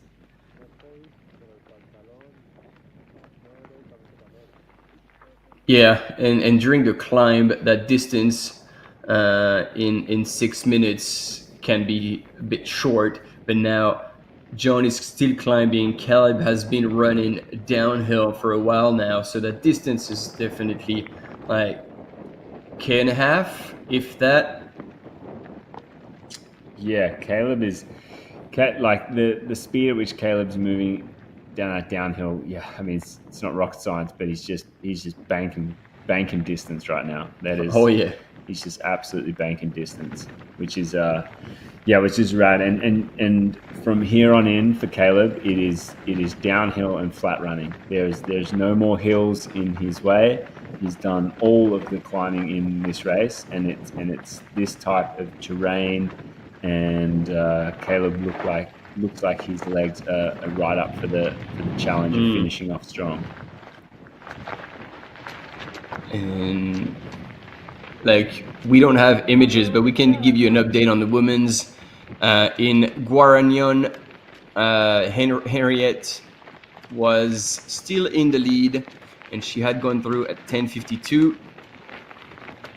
And Claudia Trumps was 17 minutes back from Henriette, so the gap was still increasing between first and second place, and it was also increasing significantly as we were anticipating with Martina Klanchnik, because we saw her like going just slower than Henriette and Claudia in the uphill. And so at that aid station, they weren't doing much downhill yet. So Martina might be able to close a little bit of the gap, but she's 37 minutes back from Henriette. So that's 20 minutes back from Claudia Trumps. So it looks like the podium positions in the women's race are pretty much set, unless something really wrong happens, which obviously we don't wish to anyone. So we're going to keep an eye on that. And obviously we're going to have images of these women as they come into the downhill, into Ayagores.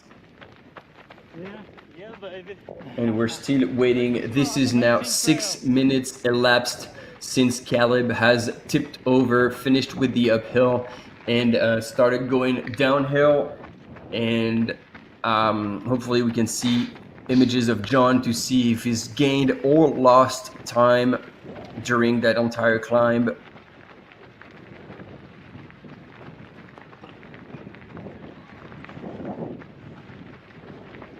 So let's see if we get back onto John, see where he's at.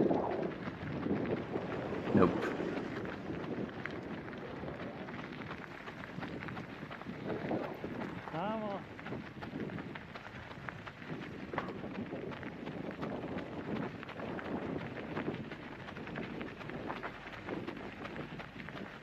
So John has tipped over as well. It is 7 minutes elapsed, and he's been probably going downhill for at least 45 seconds. So I think the gap may not have increased that much, but it certainly hasn't decreased. That is a fact.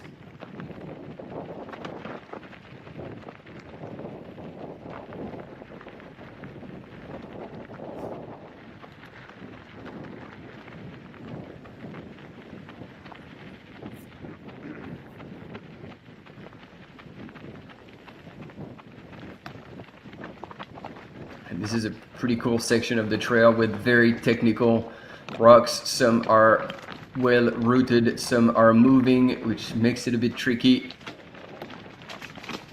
Yeah, this is like deep in the riverbed here. Looks like it's it looks like this would definitely harvest a bit of water in a wetter time of year, and there's definitely an opportunity for a few ankle rolls within that one. But for the skills of these gentlemen at the front, it's usually pretty smooth sailing, although the arms are waving around a fair bit. We've got our cameraman probably going back up the hill now to try and catch Jonathan Olsen boosting down this one. I think he's left John. That might have been the cameraman who was with John. Really? And he might be going back to catch Josh, therefore. Josh Wade, but he's going to have a bit of time because there was quite a gap. Yeah, there's a gap of about, pretty much just like over 9 minutes between Jonathan Olsen and Josh Wade at that last aid station. So we will see. Oh, look at that. That is a very challenging finish for these runners, but still Caleb Olsen is making his way to the finish line. Yeah, it looks like Caleb Olsen might have just dropped the cameraman there, so he's definitely moving all right, that's for sure. Yeah, great to see him. He's moving well on the non-technical downhill. He's moving well on the technical flat section. So yeah, it's a really, really big positive to see Caleb move well over all those types of terrains. And yeah, Martin, I can't see anything changing with Caleb and his position in this race. Look, and he's having a look over his shoulder just there. So he's definitely running with it. He's running scared. There's no doubt about it. Well, he's running with the understanding that he's in first, but the people behind him have got great talent as well. And he knows that if you're getting chased down by someone like Jonathan Olsen, it ain't over till it's over. No, for sure. But I mean, the pace he's running at right now is borderline disrespectful for the rest of the field. Like, yeah. Wow. We knew he was one of the top contenders, but like his performance today is absolutely world class, and the execution as well. We were talking about this actually earlier. He's one of the few who's had planned at aid station to use ice in the ice bandana, keep the core body temperature down so you can perform at full blast and keep the engine going. And showing no sign of fatigue at this point. And imagine that, Maj, like the last finish of this the North Face Transgrancanaria Classic last year was 13 hours and 23 minutes. We're 11 hours and 40 minutes elapsed. It's certainly not going to take him an hour 50 to get to 40. Now we're 40 to make it to the finish line. So he's gonna absolutely obliterate that time that was set by Raul Butacci. I don't know if that was the course record though. Maybe someone will know. But again, pretty good weather condition, not too cold during the night, not too hot during the day, as well as a man well prepared and in shape with one intention in mind, being taking the win at this race. Caleb Olsen is today the strongest man out there.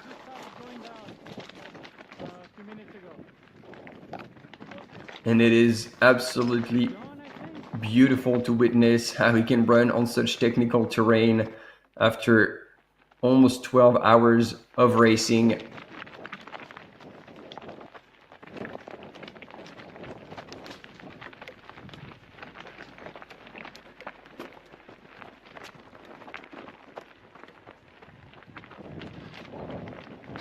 Oh, guess who's back?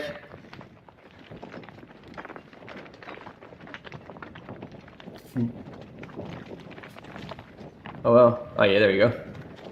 Even the balloons are getting tired.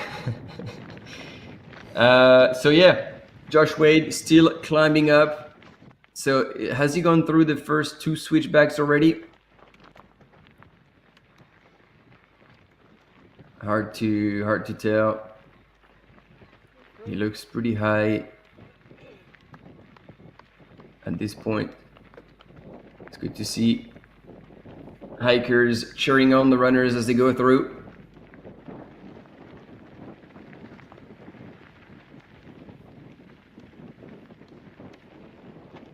And excuse me. Thanks, Jonas, as well in the chat for the explanation. Yeah, if you want to see some of your runners going through the aid station, you go to Live Trail and you click on the little cameras, and now we'll show you the fixed cameras that are streaming from one location. And you just have to be in tune with when the runners you're interested in are coming through the aid station, and you can see them go through. And if you click on the runner, you'll see their splits at all the aid stations and the associated videos. So thanks, Jonas, for explaining that. That is actually very meaningful. And now we're with Lionel Christian Manolet, who's making his way to the Ayagores aid station. And yes, so Josh Wade has covered the 2 switchbacks, and he's on the last stretch of uphill running before tipping over and starting his descent into the finish line into Maspalomas.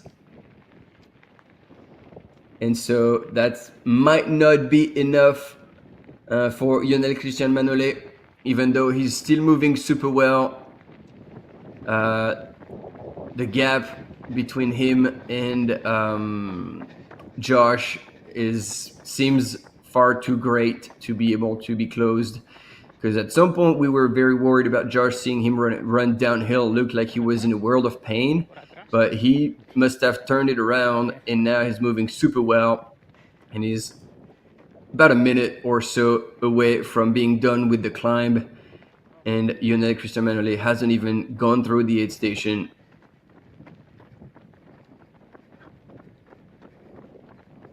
So there we go. Cool. Thanks, Jonas. According to Wikipedia, Pau Capel has the record of the classic in 12 hours, 42 minutes in 2019. 12:42. That's going to be broken. That is definitely going to be broken, because it will take much less than an hour now for our men's leader coming from the USA, representing Team Nike Trail, Caleb Olsen, right here on your screens, ladies and gentlemen. Powering through that last stretch. What do you think, Maj? About half an hour? Yeah, I reckon he is not far off. You know, from what we can see in Live Trail, it says 32 minutes. We should be expecting Caleb Olsen. There we go.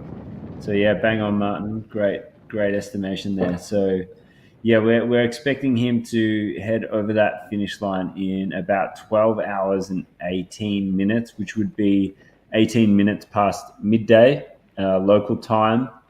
And yeah. And it would be like, yeah, wow, almost like 25 minutes down on the previous course record. Yeah, absolutely. Pau Capel, someone who knows this trail so well. He's had a lot of success here over the years. Yeah, so we always have this kind of situation where, indeed, thanks Parker for mentioning that, we always have this unspoken understanding, but I guess it deserves to be said. Courses change always slightly from year to year, so it's always hard to compare, but seeing how Caleb Olsen has run today, and the weather conditions were good, they didn't have to carry much gear, And look at him, like he's still pushing the pace, even though like he's in the safe. He's wanting to get the best out of himself on that course and give absolutely everything he's got, leave nothing to chance. He's doing a Zach Miller. Like he's gonna actually be blasting all the way through to the finish line. And yeah, that's is a question. Did Zach get lost? Because we are indeed now 47 minutes past 11. So Zach, you are 17 minutes late. Here's Yone Cristian taking things into his own hands, getting a jug of water over himself to cool himself down. And it looks like he's got 1 and 2 different flasks to get to the finish line. Good move. I'm really worried about John because that 14K section being in the heat, he took that 1 flask and poured half of it over his head as he was leaving the aid station. That's really not going to be much fluid. So there, and Yonel being offered a selection of different 226ers gels, the nutrition sponsor of the North Face Transgrancanaria.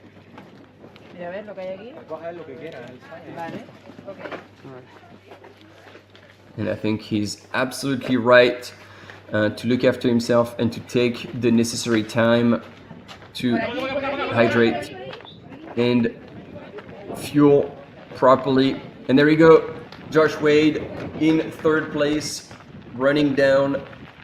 He's done with all the climbing, but there's still a bit of ground to cover. First on that dirt road, and then as we've seen the top 2 runners go through. Right-hand turn into that single track that gets a bit technical, and then you get to the bottom in the riverbed, and then you get thrown into a pretty technical section on the flat where you need to still have wheels to be moving, but it looks like Josh won't have too much of a problem covering that. It looks like he's back from his low that we saw earlier. Keep going, bro. You got it. And Kimabo, like if you said the course this year is very different, can you explain, like maybe if you know which sections are different?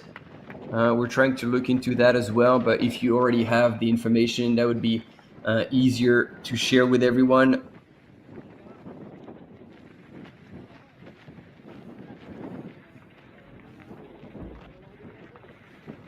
Here we go, folks. Almost ticking over closer and closer to 12 hours elapsed in this race. We're sitting at 11 hours 50 right now.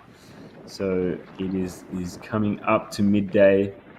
These runners started at midnight last night on the beach in the very, very north of the island, and they've made their way through the night, through the morning, and they're about to pop back into the PM time zone and get this race done. Caleb Olsen right now frozen on screen, but I can tell you he is absolutely moving when we get that footage back, and he is looking very smooth, very in control, and it looks like his plan and his preparation and his execution of everything to do with this race has been immaculate, and we're going to see him cross that finish line in a time that we have not seen here at the North Face Transgrancanaria before.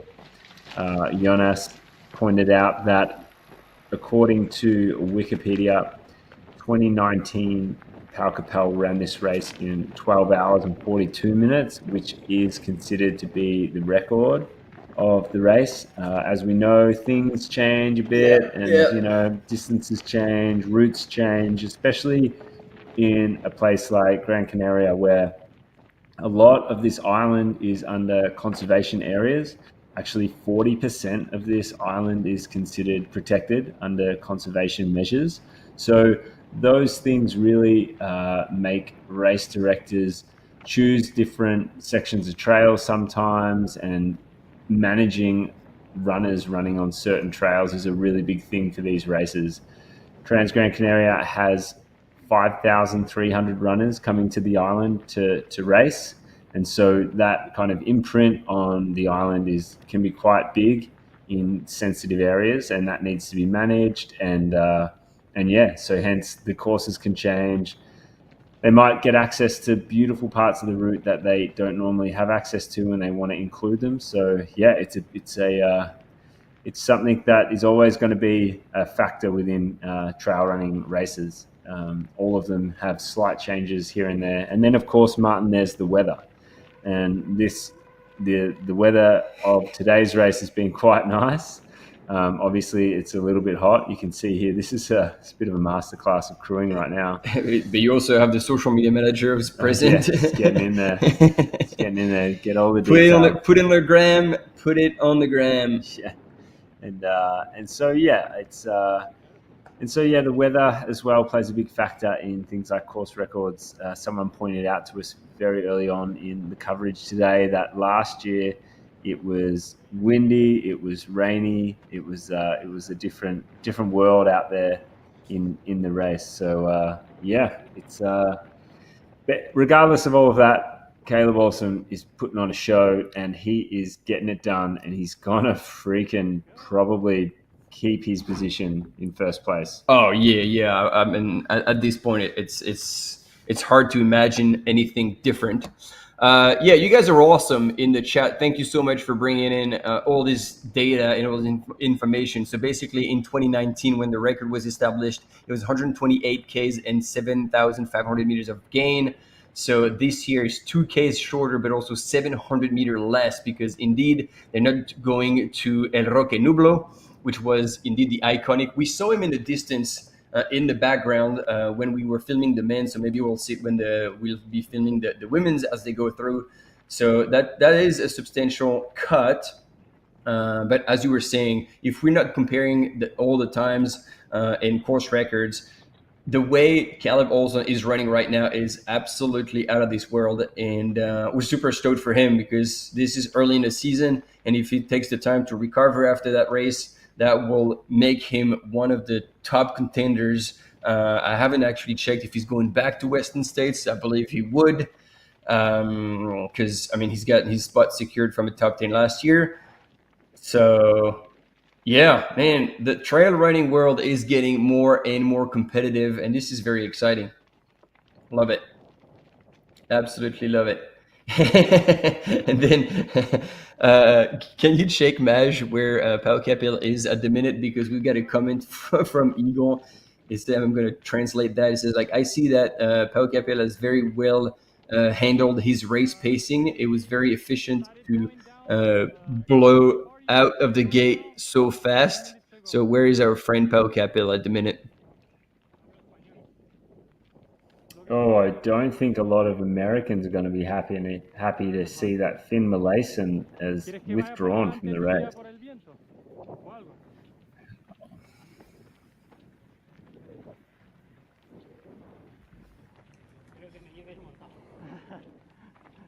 Si quieres te dejo la bici. Por atrás, ¿sabes cómo van? No, por atrás no. So last time we had a checkpoint for Pau Capel, he was at kilometer 53 at El Hornil. And knowing that now all the runners, I mean the front runners, are less than 5 Ks away. There we go, withdrawn. Yep. So, I mean, he still did the first K as somebody anticipated in the lead, and probably sub 3:30 pace. So, you know, small wins here and there. Do what you can.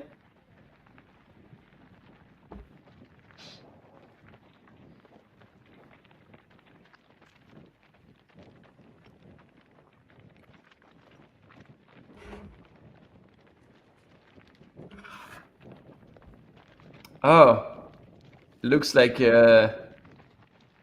Finn is out as well. Man.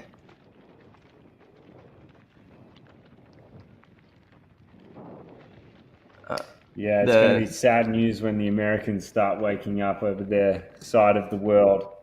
So we got a crushed melon. Crushed melon, ladies and gentlemen. Crushed melon going on. Maybe he's made some watermelon juice for everyone's breakfast.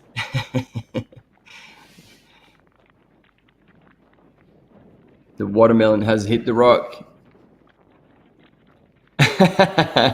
And oh man, this is pure Zach Miller style. We're absolutely loving it. He's been looking for us at the Expo Media Place. Little did he know that we are actually currently commenting from New Zealand. So, yep. He's going to need to go find his laptop and dial in, I think. But yeah, Parker, you're absolutely right. Regardless of his running performances, Finn does a great deal of effort and contribution to our sport. So whether he finishes strong or sadly has to DNF, that doesn't change anything in the love and support that he's getting from the community. And we can see it here in the chat right now. Everybody's bummed. But yeah, good day, bad day. Oh, Mark Derbyshire making a late surge. That's awesome.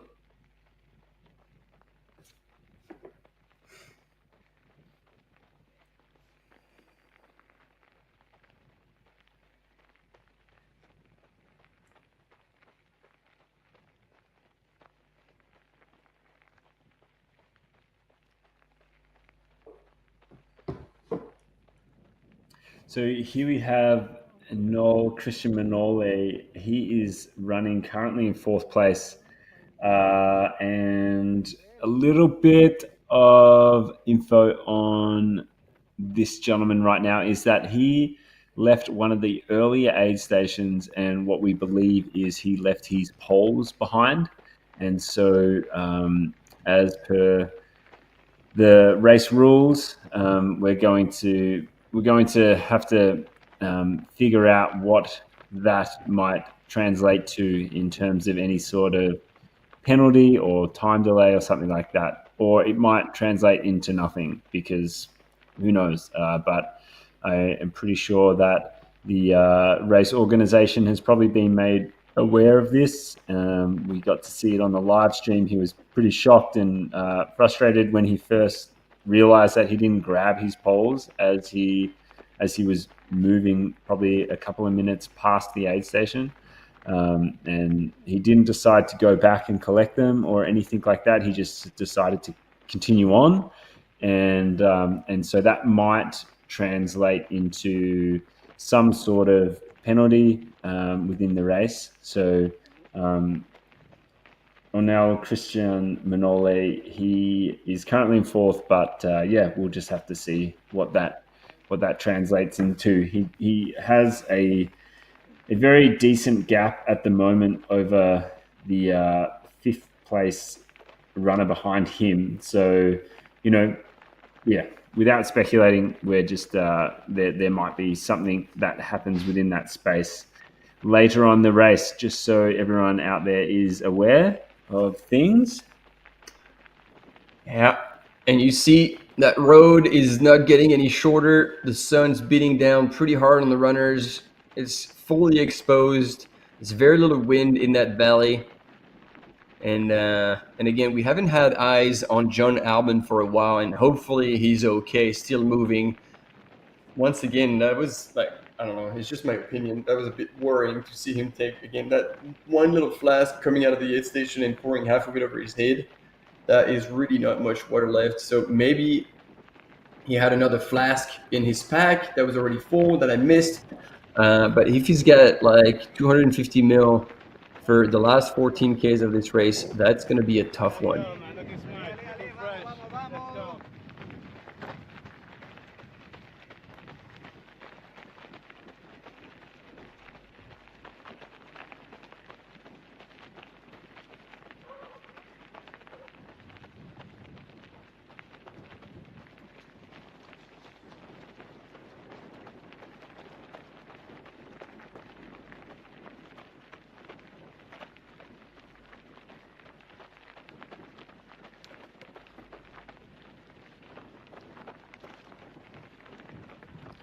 So Maj, I think we oversold our guest. We still have still no news Or good old Zach. He might have found the donut box before the laptop and cannot really tune in. Sí, yo lo dejé bajando, él empezó a bajar y yo vine a por ti. O sea, subes un poco más que la curva ahí al fondo. Poor Zach. He'll be here soon, folks. Don't worry.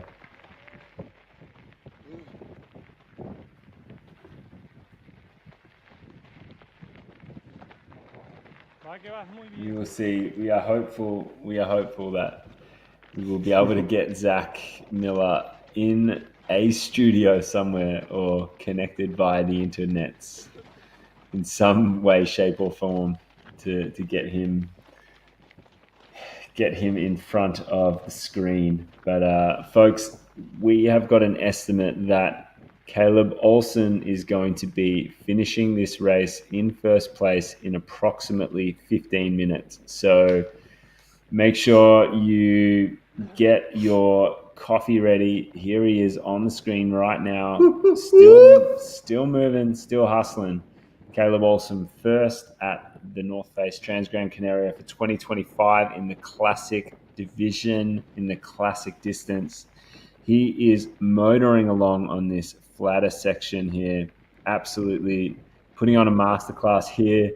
Estimated to be at the finish now in approximately 14 minutes. So that is an estimate, obviously, but I reckon it's going to be pretty spot on. So if you want to hang around and watch Caleb Olsen cross that finish line and be crowned champion, make sure you don't go anywhere. Or if you do, be back here in about 12 to 13 minutes, because he is not going to put his foot off the gas. He's going to really stamp this one home. I think it would be massive for him. Caleb has placed really high on a number of international races, but this is going to be one that he's really going to stamp his name on. If he can come away from this trip to Transgrancanaria as look who we have here. Speaking of Americans. Can you hear us? Yes. I just wanted to know if you just have a few moments to speak with me about your car's limited time warranty.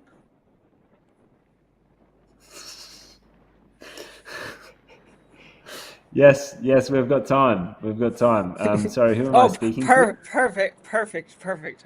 This will only take half an hour.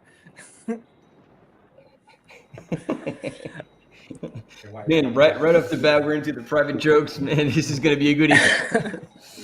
All right, ladies and gentlemen, please welcome to the live broadcast here at the North Face Transgrancanaria. Please welcome Zach Miller. Zach, is Zach your full name?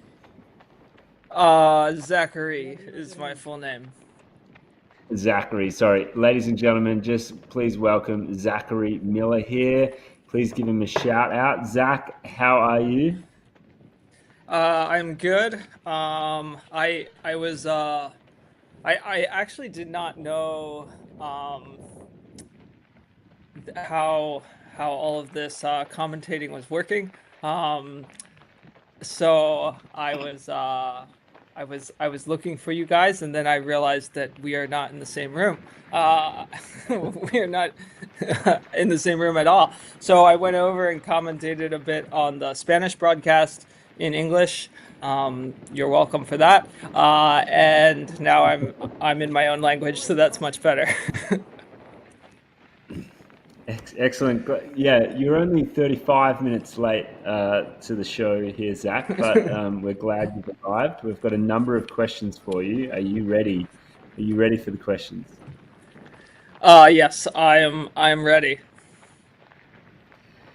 Excellent. Well, Zach, first off, congrats on having a run at the VK earlier on this week. You also ran the Classic last year. So, just firstly, what are your thoughts on this race, and why? What do you reckon of this place to come and run? First, thanks. VK was fun. A little out of my wheelhouse, but I like those hard efforts. So, like this race here. It's a beautiful course. But yeah, I was here last year. I took 7th at this race. And I think this is a very, very hard race. Partly because this race is always changing. If you're a rhythm runner, it's not to say you can't find a rhythm out here, but you could find this to be a challenging one because the terrain is constantly changing. The temperature can swing a lot in this race, from kind of cold at night to quite hot here at the finish where Caleb is. And what I remember from this race is a lot of rocks, a whole lot of rocks. Nice, man. And quickly, we've just got Caleb Olsen on the screen here. We've got a bit of footage here of him stomping through these final kilometers of the race. 3 kilometers to go for Caleb. Zach, have you been able to keep a bit of a track on your fellow American, and what are your thoughts on his race as it's unfolded? Yeah, I slipped an Apple AirTag into the back of Caleb's pocket before he left. No, no, not really. I've just been following along on the live, watching you guys chat, and then also just the live trail tracking. And yeah, Caleb's looked great. I mean, last night, late at night, when I was up watching them for the first hour or so, he took that lead like very early. Granted, the guys were right behind him, but that was kind of a little of like, I mean, I know I've been there many times, but that's always like, oh, is that gonna work? But yeah, he looks phenomenal. I'm curious what he did in training for this race. Because he doesn't look phased at all. He is just cruising. And looks like he's going to get this win pretty easily. Yeah, absolutely. Hey, they are our thoughts exactly. And I have had that thought too. I just wonder what he's done, because he just has nailed this whole thing. And the winning and the finishing time that he's going to be able to post here is also like exceptionally good. It's it's rad. Zach, a little bit on yourself, mate. What have you got coming up this year? Well, the main thing I've got coming up is I was very fortunate to get back into Hard Rock 100. So that is my big goal for the year, to try to get prepped for that. I have some other things I would like to take a stab at. But the main focus is on Hard Rock and trying to get the body prepped for that. I would love to be at World Championships at the end of the year as well. It's sounding like there's some good athletes hoping to toe the line there. So I would love to be there. But that all remains to be seen. We have team selections to be made and training blocks to be done and bodies to keep healthy. So that's a long way away. Cool. And Hard Rock 100, that's a running race, Zach? Because that's a running race, isn't it? It depends who you ask. Okay, thanks. Like, following up, like one of the last publication you've done, and going back down memory lane to the times where you started trail running.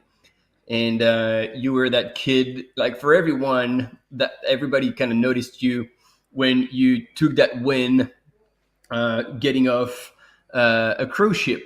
And like, I think very few knew that you had already done a race and you had still finished in the top 10, which was good. But you were talking about that first race and saying, well, you didn't feel like you were like winning material, but you tried again. And this is by trying again that kind of put you in the position where you are right now, like being a pro athlete.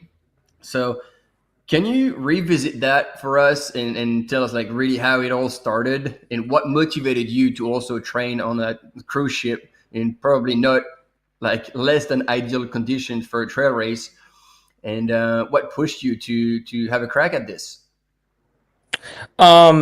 Yeah, I mean, I think first the cruise ship is a appropriate thing to bring up because I'm no stranger to these islands here, these Canary Islands, because when I worked on the cruise ships, I did that for about a year and a half after college.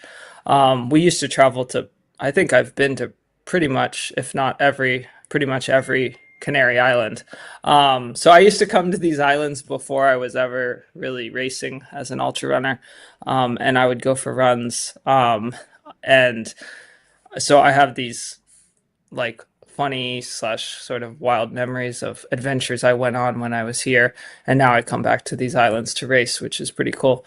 But yeah, when I left college, I was not anyone to be signed to a professional running contract. Certainly not on the road or the track. But running was something I loved and I was going to keep doing, and I just kind of kept doing it and kept plugging away, and I wandered off into the weird and wonderful world of trail running, and I started to have some success there.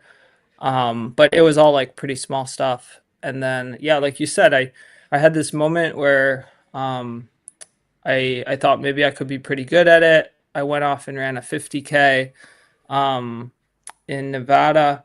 I placed I think I went out there thinking it'd be really cool to try to win it. I ended up placing like sixth or eighth, and I seriously remember just thinking oh man, maybe I'm not that good at this sport. I mean, granted, the guys I lost to were good runners, but I was just you're thinking maybe I can win, and you're not really even close to it.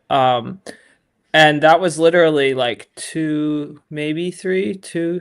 weeks before JFK 50 mile.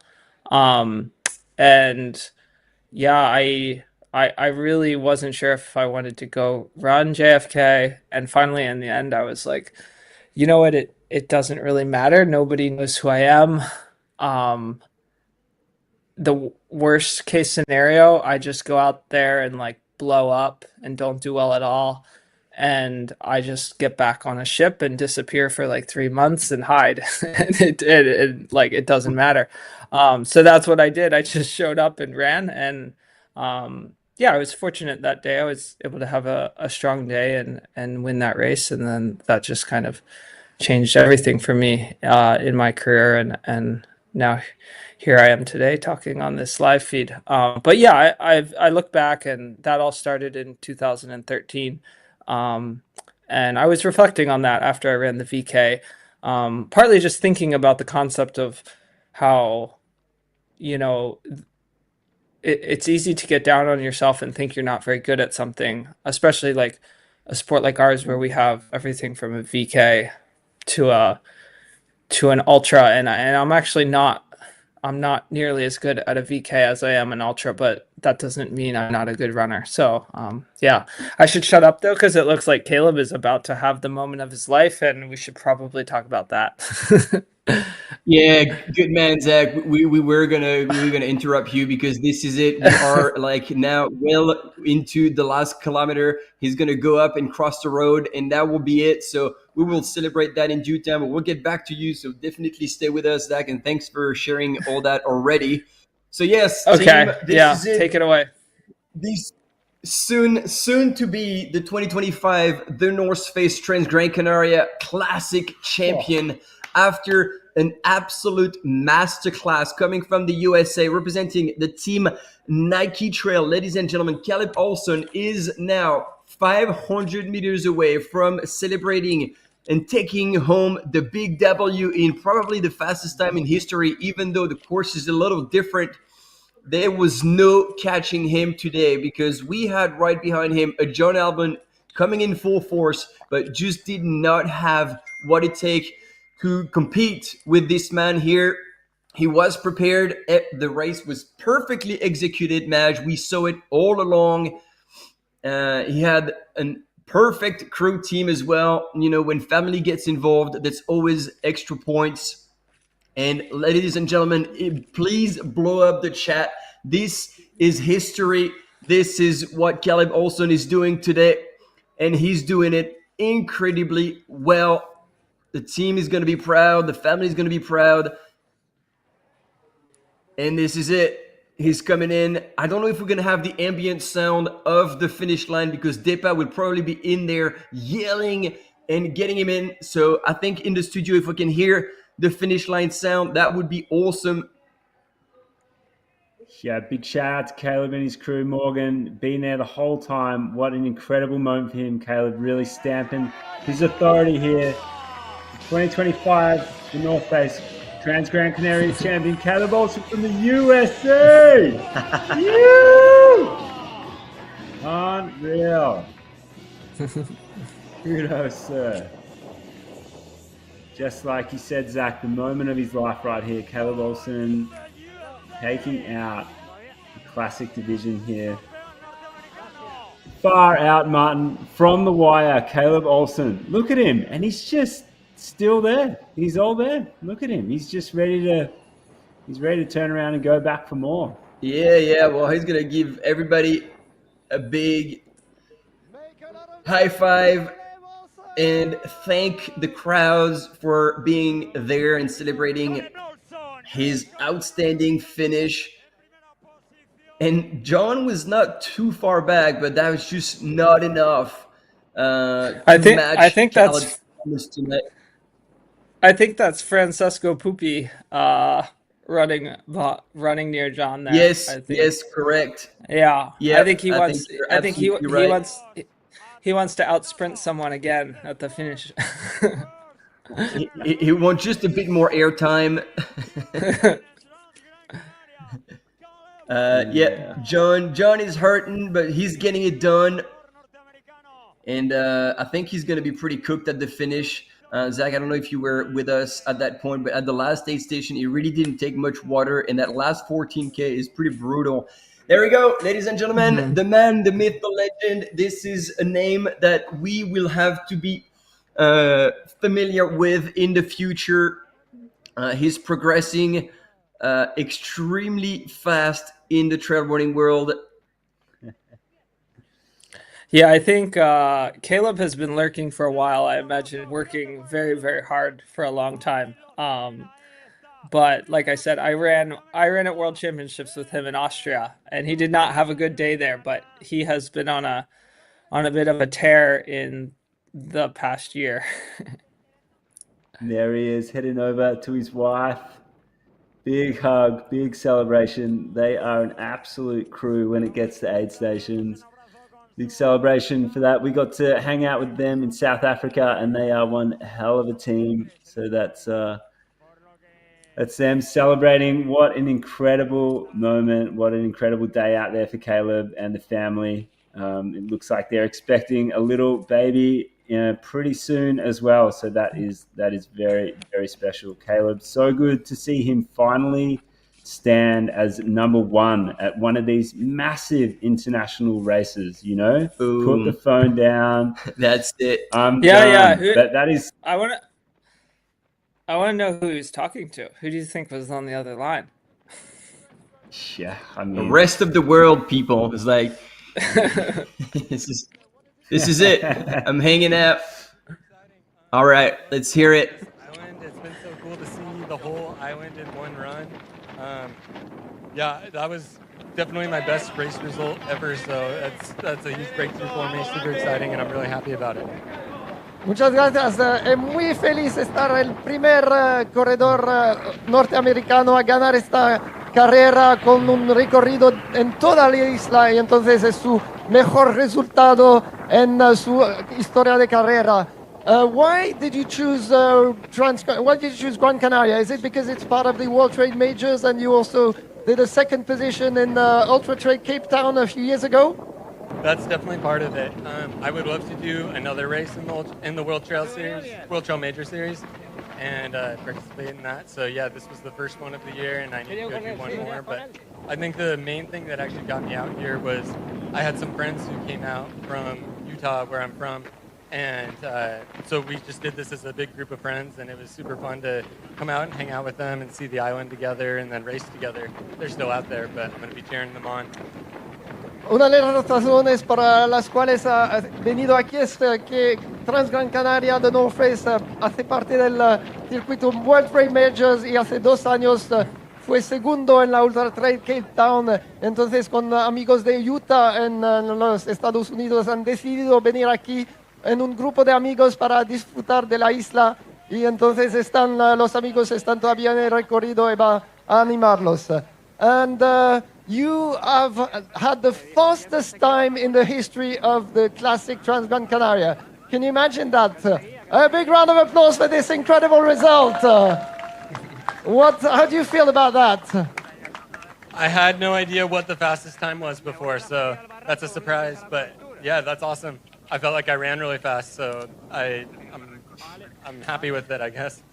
Sí, no sabía que estaba por hacer el mejor tiempo de la historia de la Transgrancanaria Classic y es muy feliz, por supuesto, que ha ganado el mejor tiempo. Y última pregunta, last question. I saw that you might have be waiting for a great surprise during this year. Can you tell us a bit more about that? Yeah, my wife Morgan is pregnant, and we're waiting for our first baby. It's going to be a boy, and he's due in May, so we're really excited about that. This is our last big trip before the baby's born. La noticia Muchísimas gracias. Morgan está encinta, embarazada y esperan el primer chico en mayo. Y entonces, felicidades a Caleb, Olsen y Morgan. Very special moment here on that finish line, and now we're seeing John Albin, who is now minutes away from crossing the line, and it is 12 hours 23 elapsed, and Caleb crossed the line in 12:17:25. So even Jonathan Albin is running. He's run this race in such a fast time compared to what we've seen before. So, like Jonathan has placed second here today, but far out he's laid down a fast time, and that is something that should not be ignored. It should be celebrated as well, because John's put in a huge session. And we'll see what he says when he crosses the line. The first team, the North Face athlete, Zach, one of your boys out there getting it done. So he'll be coming over the line in second here, looking like he's hurting, but I bet he's going to have a huge sense of relief as he makes his way to the finish. Looks like a hot day out there, but he's ready to get it finished up and done. So get on the chat if Jonathan Albin is one of your people. Look at that. Big celebrations there. Yeah, I mean, he can be proud of his race. Like, he ran super well. It was just that Kelly was on another planet today. There he is. Yeah, I was diving into the finish line. Yes, Zach. I was just gonna say, I was thinking the same thing. That this is one of those performances where, like, in training, you lay out these numbers and hope for this day that John just put together, and then you get to the finish and are like, well, like, that should have been capable of winning. Like, that should have won. Like, in training, I thought that performance would have won. And then just on race day, somebody had something extra special that was even better. So yeah, great performance by John, especially coming from Norway, doing the heat training. That's an impressive day. Yeah, I mean, you know him as a teammate, and when John toes the line, he's ready. He's ready to throw down, and he very rarely disappoints. Like, he's always very, very strong and very meticulous in his approach. And he's learned a lot over the years. But as you said, there was just somebody stronger today, and I think, he can, and I hope he will be proud, and even more so because, like, I mean, his second place is outstanding, but we've got Harriet still in the lead in the women's race, and she's got about 20 minutes lead on second place, so she could be crossing the line in first, and that he would also be extremely stoked about. Yeah, that if the Albans go first and second today, that will be phenomenal for the Albin household. Although I do hope she ribs him for the rest of the year that he's the second best performer of the household at Transgrancanaria. Yeah. And if she doesn't, we will. Yeah. So, but no, they are great. The Albans are great, and they put in a lot of hard work. So it's great to see them having this day. Yeah. So, back to you, Zach. So we talked about like how it all started, and so then you went on and carried on with your racing. Originally signed with Nike, and very quickly you were the guy who was just living it all out on the course. Whether you were being chased with that day between you and Hayden Hogues, that I don't know who hasn't seen that video, or whether you're not chased, but you still going full gas all the way through the finish line. And I'm just curious, like, where does that come from? I was asked about this yesterday, and I think it just comes from, sort of a respect for the sport, in that the idea of a race is that you get from the start to the finish as fast as you can. And the beautiful thing about that is whether you're winning the race or dead last or somewhere in the middle, you can always try to get there as fast as you can. And that's just a way I like to compete. It's a way to kind of honor the sport. And so yeah, I'm just trying to get there as fast as possible. And yeah, that's just kind of the spirit that I run with. And growing up, I think I was taught to run through the line. That was just how you race all the way to the end. And I like to do that even in an ultra. Cool. That makes sense, and this is definitely something we can appreciate and value. Now, does that translate into anything else in life for you?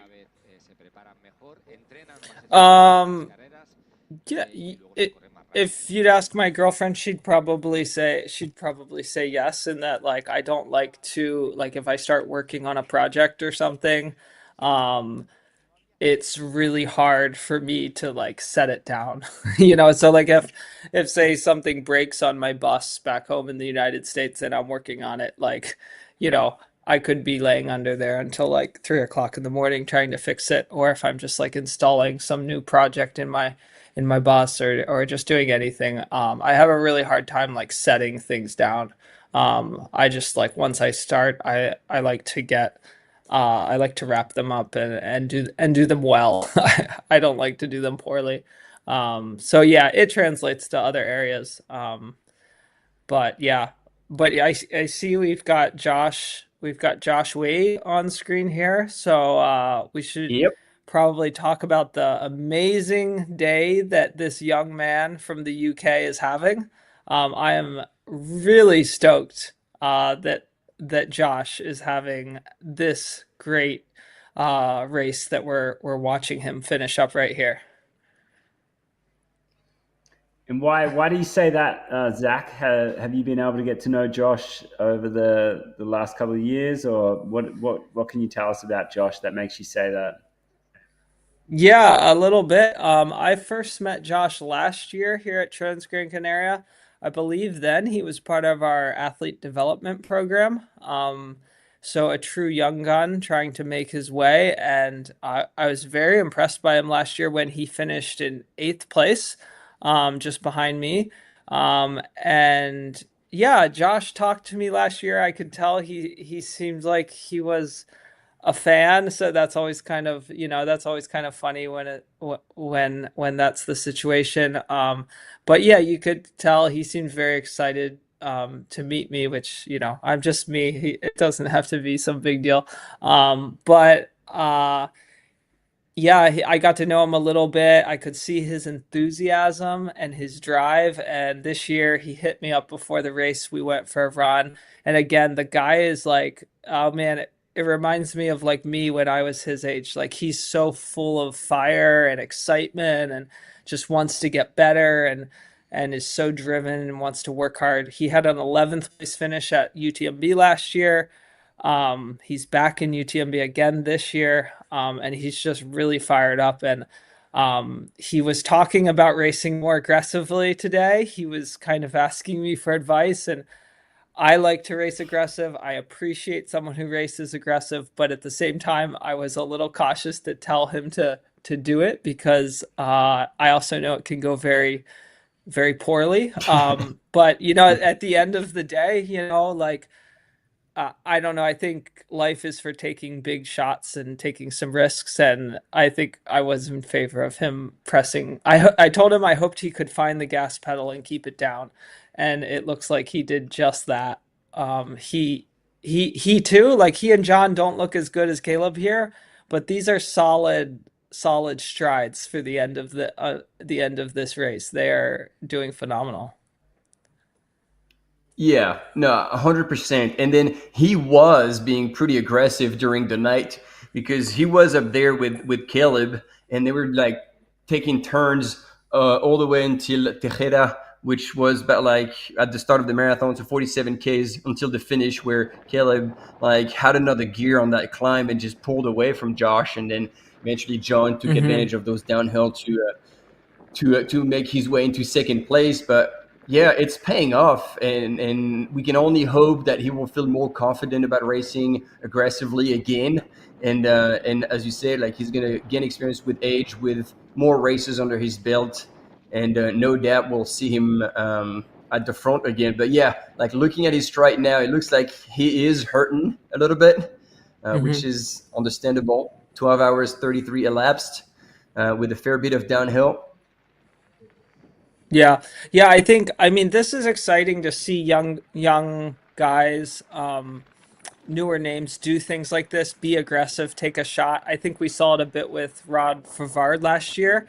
I think some of these guys, Josh reminds me a bit of Rod, a guy who trains hard, is a solid runner, has raced smart, but then gets hungry and is like, you know what, I'm gonna like kind of stop racing smart and I'm just gonna put myself in there and see what happens. And then all of a sudden we have, a breakout performance like this for Josh, or Rod's Canyons and Western last year. And that's a phenomenal thing for the sport, for guys to believe in themselves and just go for it.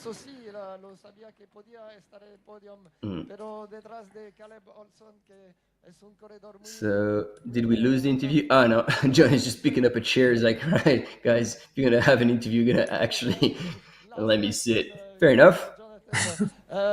What about the heat? How did you manage? Were you expecting that it would be so hot? And how did you manage to finish in a beautiful second position despite the heat? Yeah, I thought it would be a bit cooler, to be honest, but it was nice. My crew managed to get some ice in Tinti, so that really helped, and ran out of water towards the end. Sufrido del calor porque esperaba una temperaturas un poco menos calientes pero el hielo, el agua con hielo en los avituallamientos han ayudado mucho a Jonathan Albon, que ahora quiere descansar un poco. Un aplauso para Jonathan Albon, por favor. Segundo en la carrera de la The North Face Transgrancanaria Classic.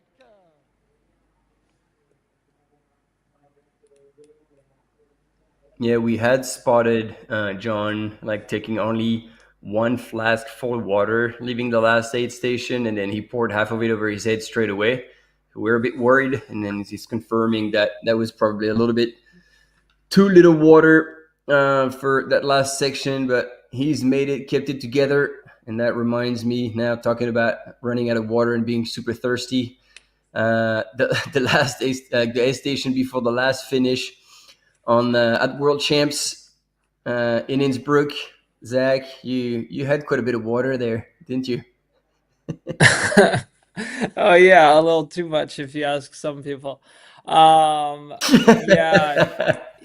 heat management is important, guys, and some days you just gotta dump a ton of water on yourself. But yeah, there was a bit of a viral video that went around of me dumping a lot of water on myself, and But yeah, I'm one who I do not consider heat my strength. So I've got to get my body cooled off late in a race if it's starting to overheat, and that's what I was trying to do at Worlds. But yeah, but speaking of overheating and falling apart, Josh does not look like he's falling apart. I was watching his stride as he comes in here, and he looks, at least from the side profile, he looks pretty smooth. Like I'm yeah, like I said, I'm stoked for this guy. He looks good. He must have he's either holding it together really well or he's got that nutrition dialed pretty well, because he's not falling apart here. No, indeed. Less than a K, I guess. We see the bridge over there in the distance, and then he's gonna take that final right-hand turn, get off the trail, get on the road, and that will be it. And the third place at this 2025 the North Face Transgrancanaria Classic will be his. And pretty good day for the team, the North Face. 2 spots on the podium. That's solid. Yeah, not bad at all. Not bad at all for the team. So it's always nice to have that top spot, but hey, Caleb had an amazing day and I'm super happy for him. So yeah, these guys are doing great. And yeah, Josh should be able to enjoy this final stretch if he wants. I think he's got a good gap back to third. Yeah. No, he's pretty safe.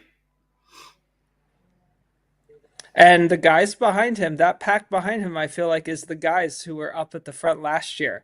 So it really kind of speaks to how fast they're running this year, because you have some very familiar names back there, and it's like last year's front is, I don't know, what, 20, 30 minutes behind this year's front. And it's all new guys at the front this year. That's a very good point, Zach. I think they've really gone hard, and like we were trying to compare with 2019 when Pau Capel said what was the fastest time on that course, but it was 2 kilometers longer and had 700 meters of elevation gain more than this year. But because they didn't have to carry as much like military equipment, the night was not too cold, the day was not stupidly hot.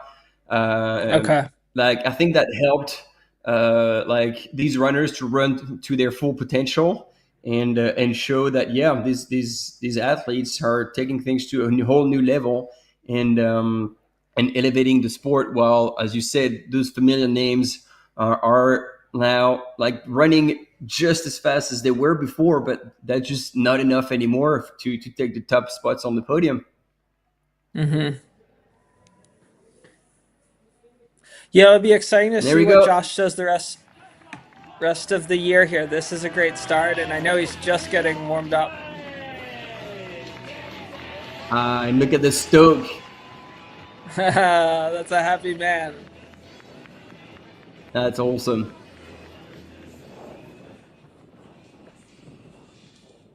Emocionante, Guillaume, la llegada del tercer clasificado del tercer puesto de Just Wade.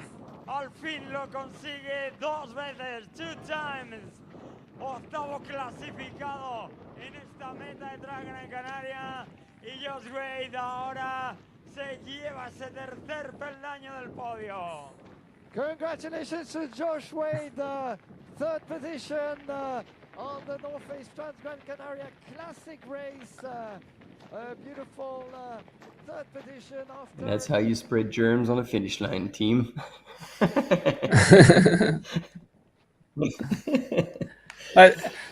No, it's all right. It's just Josh a little beautiful improvement. Yeah, Zach, I was just going to say big shout out to Josh Wade there. That's a truly impressive run. He's come over the line in 3rd place here at the North Face Transgrancanaria for 2025. He's going to get his name pretty high on the list of the Gran Canaria World Trail Majors as well. So he might look to do another one of those races later in the year to see how he finishes up overall in that ranking. But Josh Wade coming over the line 22 minutes and 52 seconds after the winner, Caleb Olsen.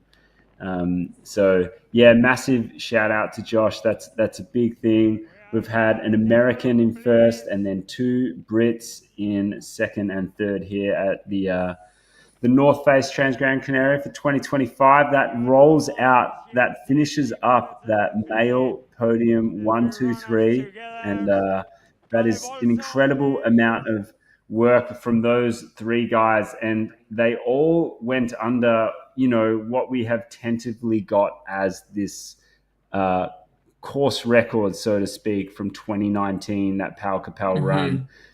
It's not the same course. There's a lot of differences within all of that, but those 3 gentlemen have posted some incredible times. And like you said before, Zach, you can have a race plan executed extremely well and hit a time that you think is going to win you the race, but then someone like Caleb Olsen comes along and just has the day that he's been dreaming of and the day that he's capable of, and he just blows everyone else out of the water. So yeah, big shout out to Caleb Olsen from the USA, Jonathan Alban from Great Britain, and also Josh Wade. Both of those guys, second and third from the North Face, and rounding out the male top 3 for the race this year. Big shout out to those guys. Yeah, pretty cool to see it all unfold and see those guys just not back off the gas the whole time. Yeah, awesome display of just great racing from those 3. It looks like we've got the women back on screen. I'm not sure who we're watching here. This is Martina Klemsnick. And she is, if nothing has changed, running in 3rd position behind Claudia Tremps in 2nd and Harriet Alban in 1st. Yep, this is confirmed on the screen. It's still running in 3rd. So she's been running much slower than Claudia and Harriet on the climbs, but she was looking really good on the descent, and it looks like she still has the legs to take advantage of that descent all the way into Ayagures. So she might be making up a little time there. And in the meantime, on the left-hand side of the screen, your top 3 winners of this edition of the North Face Transgrancanaria Classic, putting on a hell of a show today. Zach, we want to be mindful of your time, so it's been super good to have you with us, and thanks for sharing everything. I'd like maybe part ways with words of advice. Like, I feel like an old timer when I say that, but I feel like the trail running world is changing a little bit with, I don't know, like a bit more structure, a bit more money, some runners with a bit more of an attitude. What would you say to the new generation coming in about like how to approach the sport and to make sure that we keep it like in a kind of a healthy status? Yeah, I mean, I think we want to make sure that it continues to be something that's driven out of our love for, out of our love for the nature and the places that we get to explore, our love to push ourselves and test ourselves, and our love to support each other towards really audacious goals. So I think if we stick to those things, we'll be on a pretty good trajectory. Yeah, like you said, there's a lot more these days in terms of money and hype and all that stuff. Those things in and of themselves aren't necessarily bad, but we just want to check that we kind of keep our sort of inner trail compass pointing true. So make sure we're still working hard and having fun and caring for each other out there, and we'll be in good shape. Awesome. Thanks, Zach. Team, words of advice. Right. So, Zach, thanks heaps for joining us, mate. Feel free to hang around if you want, man. But we totally respect that. You've probably got other things to do. It's just going on. Well, it's 1:45 p.m. for you over there. So no doubt you've got a few few donuts and bagels to eat. I love ultras with lots Yeah, I think I might sneak out and see if I can pop over to the finish and say congratulations to these guys. But yeah, you guys enjoy commentating, and hopefully, I don't know, maybe if I have some downtime, I'll pop back in and chat a bit more. But I'd like to get over here maybe and see Josh and John and Caleb and shake their hand on a job well done. All right. Well, time is now. I don't think they're going to be moving very fast, but still, don't miss out. Thanks again for being with us. Yeah. Thanks, Zachary. We'll see you soon out there in the big wide world, mate. Okay. Thanks, guys. Thanks for all you're doing. Ciao. See you, buddy.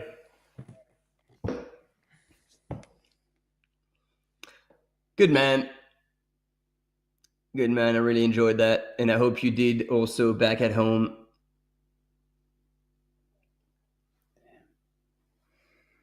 Oh, we got someone on the crossing on the dam. Being a bit confused. There we go. We've got Kaitlyn here on the screen.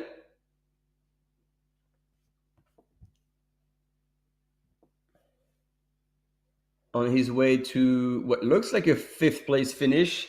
And in between him and the finish line is Lionel Christian Manolet, who's done a really good race. We have questions about the whole pole story, but it's neither of us can basically tell you anything more than that. It's going to be on the race director to make decisions.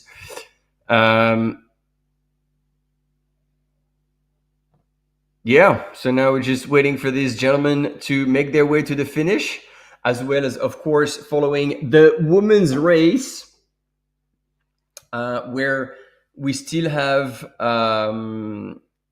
Harriet Albin in the lead with a very comfortable lead indeed. She is 13th overall, so she might even break into the top 10. And Claudia Trumps already clocked through Tunte, and she was about 31 minutes back from Harriet. So it seems like almost a world now between these two. And Martina Klenchnik hasn't clocked through Tunte just yet. So I think this is pretty safe. And so we're expecting another, like that the gap would get even greater between Harriet and Claudia when they get to the bottom of that descent at Ayagores, the last aid station before the finish line.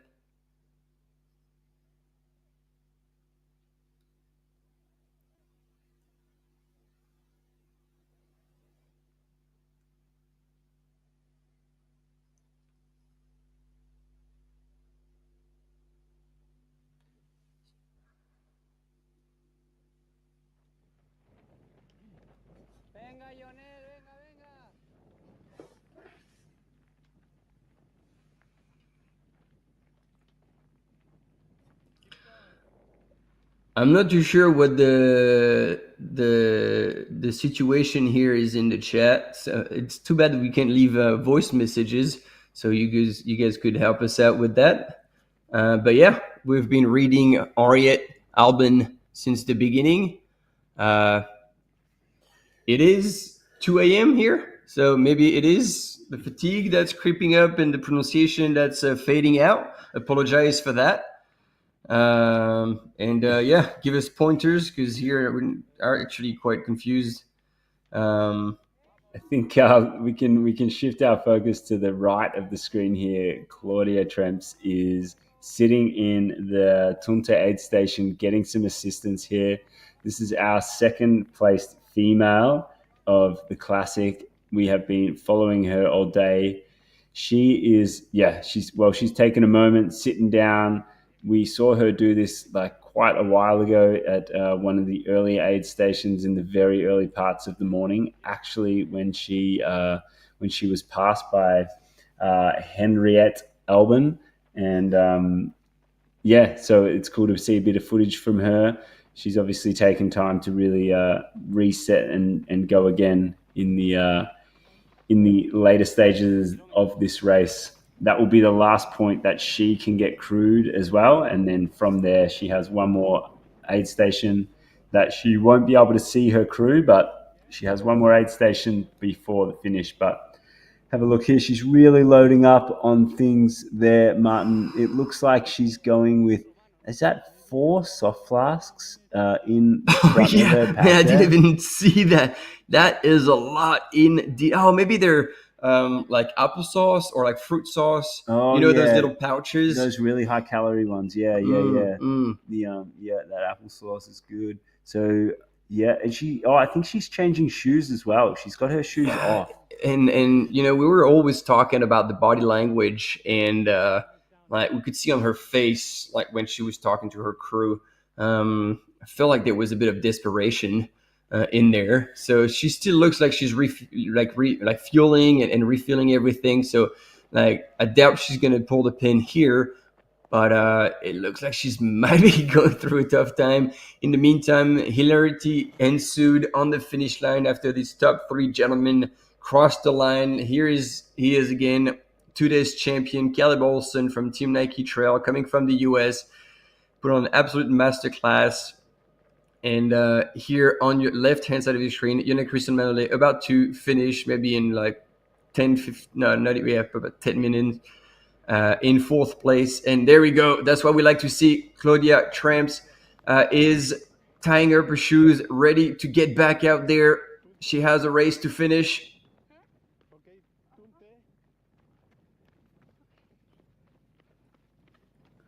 And in the meantime, it is Martina who's carrying on her progression down into the next aid station at Tunte.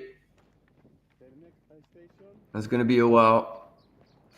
Yeah, from the live tracker, it's got Martina estimated to come into that aid station imminently, but we can tell you that she's definitely a while away from that, and you can see she's working hard to maintain a run down this steep section, but there's also signs of some fatigue that is not what we want to see from her. We want to see that she is able to just run this whole thing fluidly and smoothly. That would be our wish for her. As she gets into, as you said, Martin, the Tunte aid station, she still has a little bit of downhill before she gets there. So maybe she has fallen off the pace of what the tracker estimated her to be at. So we will see.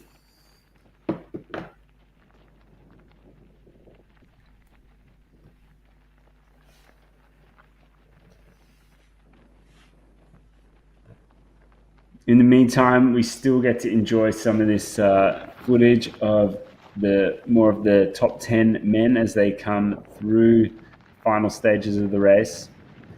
Some of the beautiful scenery that people get to run through. Look at that, look at those rocky outcrops above. That is some spectacular stuff.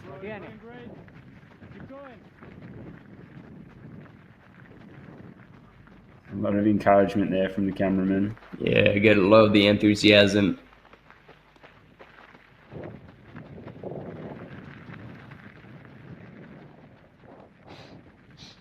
Yeah, those camera runners would have covered a lot of ground today.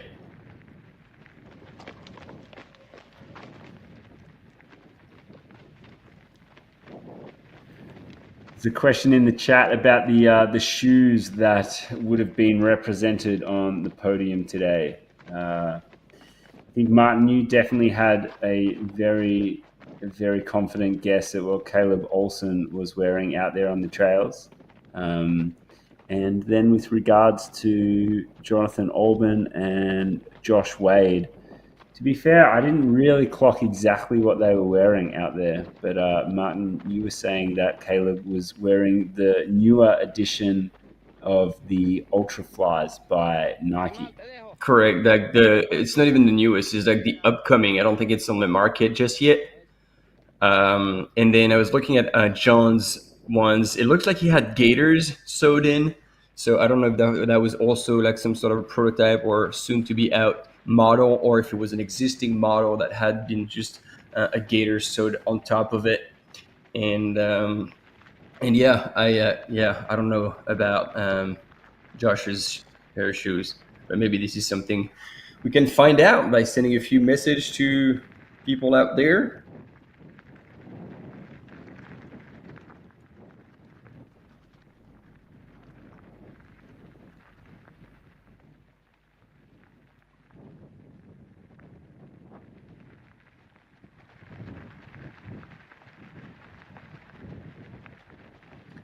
So it looks like John was probably wearing the Vective Summit Pro 3 out there.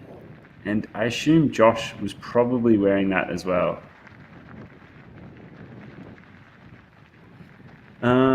Thanks a lot, Jonas, for helping us out with the pronunciation of Henriette. Shit, so that's what we needed like 6 hours ago.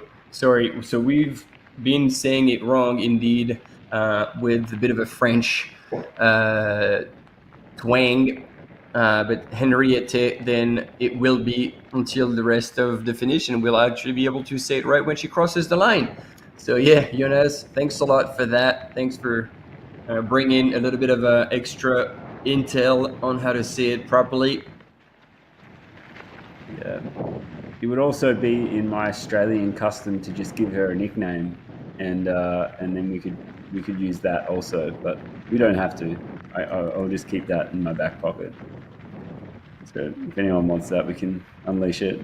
Henriette is what it's going to be from now on.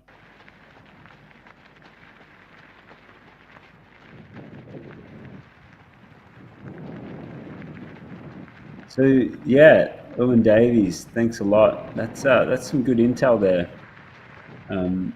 That is, yeah, sewing in a gator for the sand at the beginning of the race and then carrying that all the way through. Yeah, it's pretty impressive.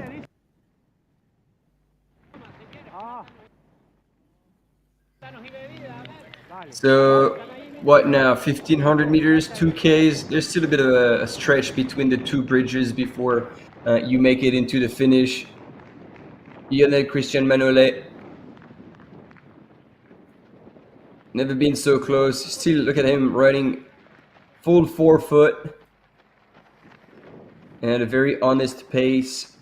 It must be hard mentally, realizing you don't have U-poles and wondering, okay, what are the rules? What is the possible penalty? Is there going to be something? Is there not going to be anything? Am I going to keep my 4th place? Am I not going to keep it?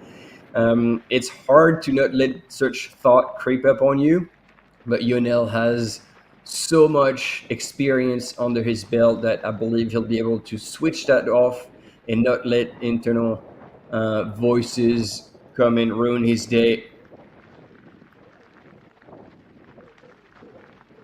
And there he is.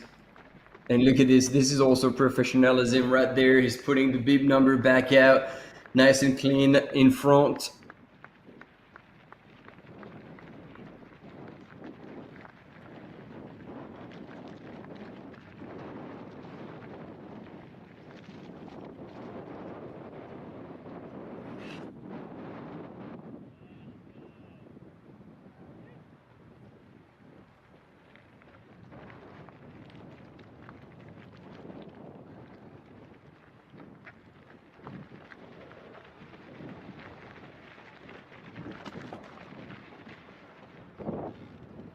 And see, that's typical, you know, when you're trying to relax, to keep your shoulders down, arms low, you breathe out. That's how you kind of reset things a little bit when things get tough.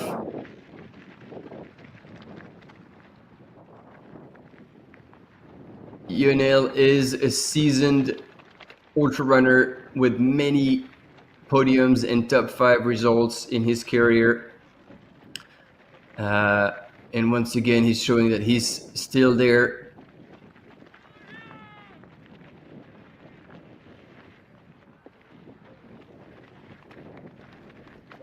He'll also be our first Spanish runner through the classic race, so that is cool. I'm sure he'll be getting a lot of local support out there. Not that he's from this island directly, but you know, they will definitely know when there is a Spanish runner out there, and they will be cheering him on as one of their own.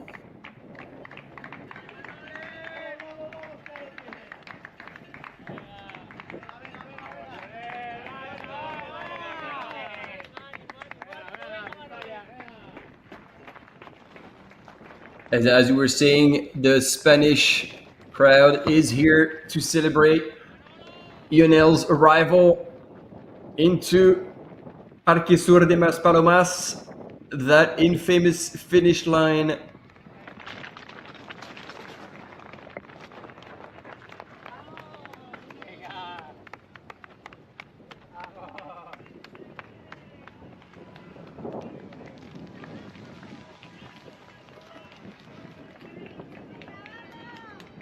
Yeah, incredible race here. He placed third here last year, but in a time that is, that it was definitely a lot slower than this one. So hopefully he's definitely happy with his result out here. So it's an incredible time that he's been able to post, just gone over 13 hours into the race. So that means it's just gone 1 p.m. here, local time. It's fourth place in an incredibly fast race here and an incredibly stacked field from the start. So I'm sure he's going to be very relieved to get this one done. Yeah. What a great human too. Like, I got to meet him many years ago at Val d'Aran in Pyrenees, and very humble, very quiet. He lets his legs do the talking, and well, they speak for themselves. Here on such a stacked field, he still managed to deliver and hit the fourth place of the podium.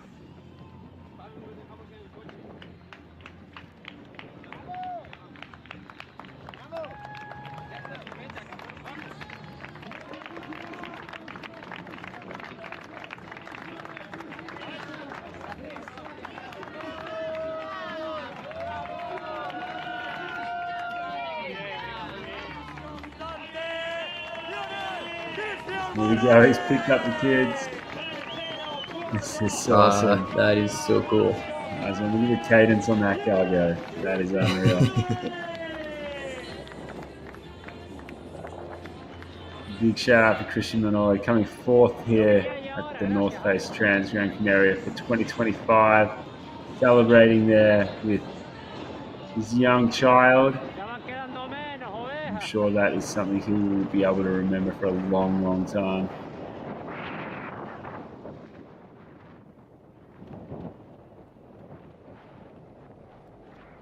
Backing it up again, Martin. Third here last year, and he is doing it again. Coming fourth though, so very, very close, but I'm sure he's going to find a lot of satisfaction in coming back out to this incredible part of the world, finishing off that race and being able to celebrate with so many others in the community as he makes his way back down the finishing chute, handing out some high fives, maybe a couple of germs and a bunch of smiles. High fives are well deserved. And so for the we'll see if we get an interview with you now. Hey, Depa still in the house to celebrate, and it looks like it was a tough day in the office, but Depa and Lionel are very good friends. And bueno, so tenemos, good words of encouragement, aquí con and nosotros, to have a finish line interview with Lionel. Una pegatina, quítasela la pegatina ahí, quítasela. Fuerte, tienes que tirar fuerte ahí. Ahí estamos. Manole, yo creo que el primer año que estuviste por aquí no estaba el pequeño todavía. Ni el primero, ni el segundo, ni el tercero. Creo que vino en 2020, ya era el segundo año. Oye, decíamos y comentábamos del alto nivel que cada vez tiene más la North Face Transgrancanaria, de lo difícil que es estar en un puesto como el tuyo, cuarto clasificado, pero lo verdaderamente difícil es mantenerse en el tiempo, el año pasado tercero, este año cuarto, siempre luchando por la victoria y siempre en primera línea. Bueno, eso dicen, que lo más difícil es mantenerse. No sé. Simplemente ganas de venir y vengo porque hay muy buenos corredores. ¿Cómo? Y es una carrera que te deja, reventado, pero no, lo siguiente. O sea, te deja las patas para el año, creo que sí. para ver lo que hay que mejorar. Es un muy buen test. Es un muy buen test, la carrera, y como tú dices, cada vez de más nivel, cada vez más corredores internacionales que ponen el ojo también en esta carrera, y cada vez es más difícil estar delante. Por lo tanto, la valoración que se tiene que hacer, quizás alguien puede pensar y dice, bueno, un cuarto puesto el año pasado, tercero, pero es que fíjate, Butachi está corriendo la Advance, Miguel retirado, que fueron tus compañeros de podio el año pasado, tú cuarto clasificado. Yo creo que la valoración ha de ser muy positiva teniendo en cuenta lo que hemos visto: Caleb Olsen primero, Jonathan Albon segundo, Josh Wade tercero, un podio de nivel internacional de corredores tantos como campeones del mundo. Sí, todos los años vienen muy buenos corredores, siempre hay sorpresas también. Y cada vez so basically, Lionel is explaining why he comes back to this race. He's done it multiple times, and he says it always attracts all the top runners, and he's always excited to come over there and always wanting to race here. So definitely a race that he rates very highly. And he said, but today there were runners absolutely world class. There's always very top runners, and this time, this fourth was my best.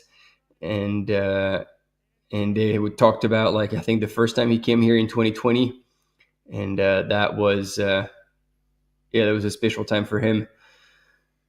So we have another runner here past the Ayagores aid station, and Borja Fernandez. Yes, I should have recognized the Scott backpack here.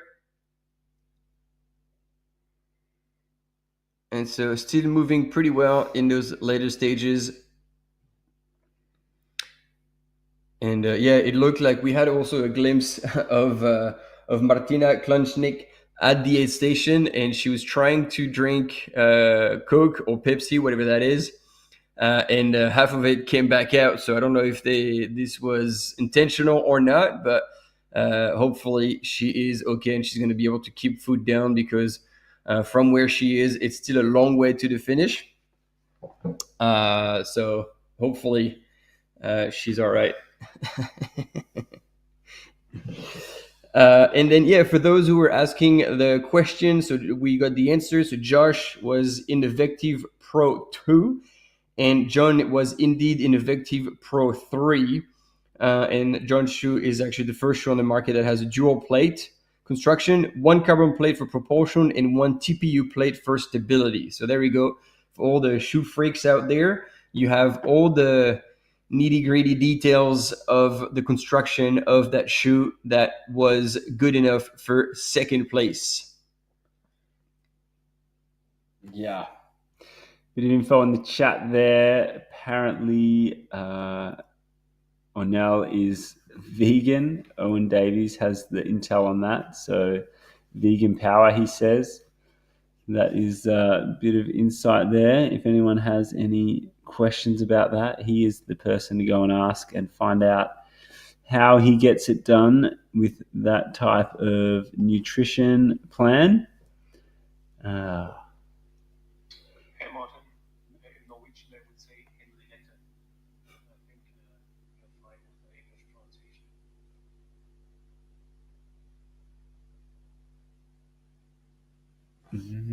Henrietta, I thought I was saying that.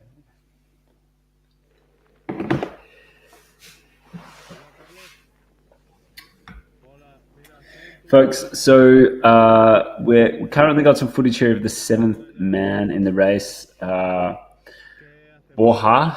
But what I can tell you is just a little bit of an update on the female timing of the race. Henrietta Olsen went through the last aid station in 12 hours, 16 minutes elapsed in the race. She was being chased by Claudia Tremps, who went through that aid station 31 minutes and 49 seconds after her. And then another 50 minutes back from Henrietta Olsen was Martina Klenchnik, who went through that aid station, Tunte, 50 minutes and 6 seconds off the lead. So Henrietta Olsen is in the lead, and followed by Claudia Tremps, 31 minutes, 49 seconds behind, and then third place, Martina, who is 50 minutes off the lead at the moment. So they have all successfully gone through the Tunte aid station, which is at 101.4 kilometers into the race. They have a small climb and then a big descent to their next aid station, which will be at 113 kilometers into the race. So we do expect them to be still quite a while off the finish, likely a couple of hours, maybe a bit less for Henrietta Olsen, who is currently in the lead. But for the other two women at the moment, it's going to be a few hours before we get to celebrate them coming over the line. But yeah, that's a bit of an update for everyone out there. Unfortunately, we don't have any footage of them right now, just out of the nature of it. And we have asked the questions to the studio, and they will try and get in touch with all the cam runners. So ideally, one of them or maybe several can actually go back up the hill towards Tonte from Ayagores and then catch Henriette. We're going to get this right. Henriette, as she's running in that descent towards the Ayagores aid station. So, they're asking. We'll see if that works, and we appreciate your patience. Again, we're commenting the images that we are given, and the extra piece of information that we can give you is I don't know if actually we could have a visual on some of the fixed cameras.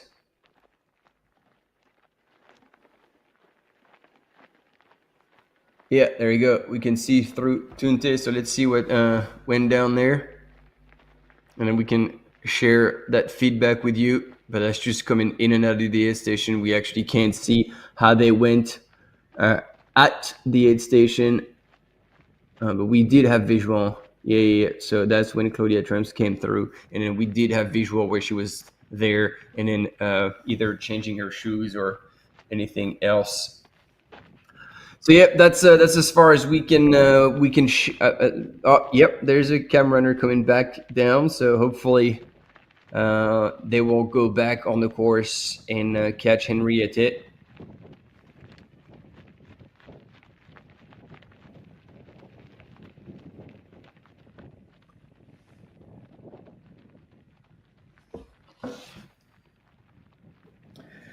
So, folks, currently in the race, we still have, 730 people out there on this beautiful course. And unfortunately, today, so far, we've had 148 DNFs. So, yeah, there's a bit of attrition out there. Things don't always go to plan, but there's still 730 people out there on this incredible course getting it done. We've had 4 finishes today. So, big shout out to everyone, making sure that they keep going. You can get a really, really cool insight to how the spread of the race is happening. There is a really, what you would say, a bell curve of things happening out there in the race. And you can go onto the transgrancanaria.livetrail website, and you can have a look at the course profile and the spread of the runners that are currently out on course and how it looks for those 700 and now 29, 729. So we've lost another one. Sorry. Yep. So 729 runners out there on the course. Yeah, really cool technology there by Live Trail. So thanks heaps, and make sure that if you want, you can jump on that and get a bit more of insight into the race. Follow your own runners, have a look at the splits that people are running, have a look at those steady cams that are at each aid station that Martin just had a look at. So yeah, make sure you go check that out, and you will get more information for your Saturday or Sunday that you can really work with. So yeah, go and check it out.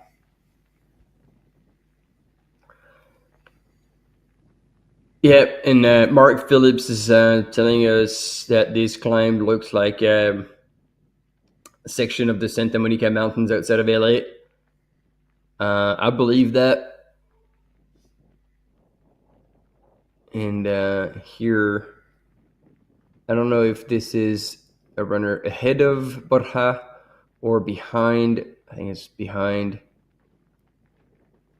So I think, yeah, those cam mountain bikers are going back and forth with those male runners because, and that we didn't have like much images of the men's in the descent from Tonte. And there we go. We have another female here on the screen. I think it is Marketa Simkova, who will be running in fourth. Yeah, that would be fourth if things haven't changed. Do we have an update on that?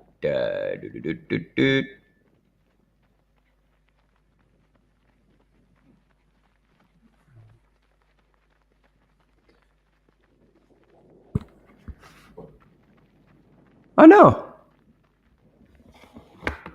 No, I think that's Marine Lacache. Our Frenchie. So this one, ladies and gentlemen, good luck trying to pronounce that if you're an English speaker, but I will get that one right. Marilyn Nakache, ladies and gentlemen, a good old veteran runner, weathered. She's got heaps of experience, selections in the French national team, and currently running in fourth, meaning that she did pass Marketa Simkova from Czech Republic, and now on her way to the Tonte aid station.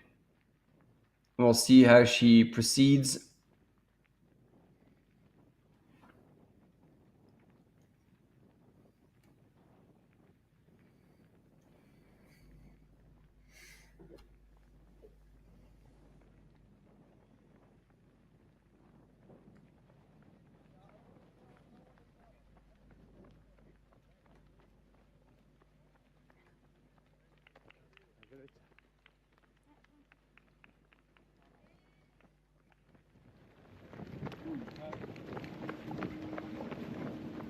There she is, and it's good. We have a bit of audio. We're going to be able to hear any possible conversation with her crew.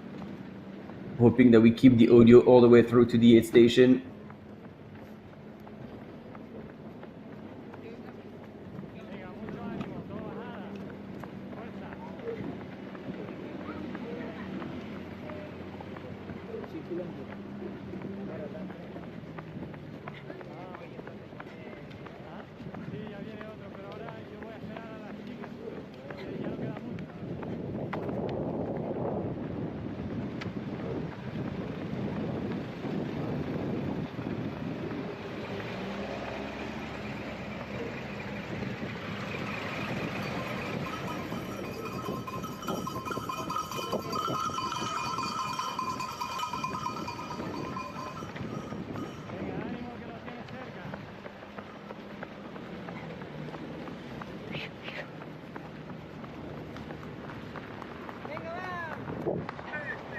Sí, a la derecha.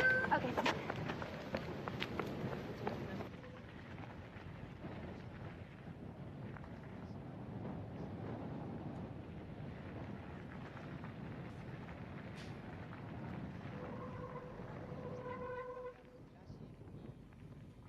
Martina, que lo tienes muy cerca.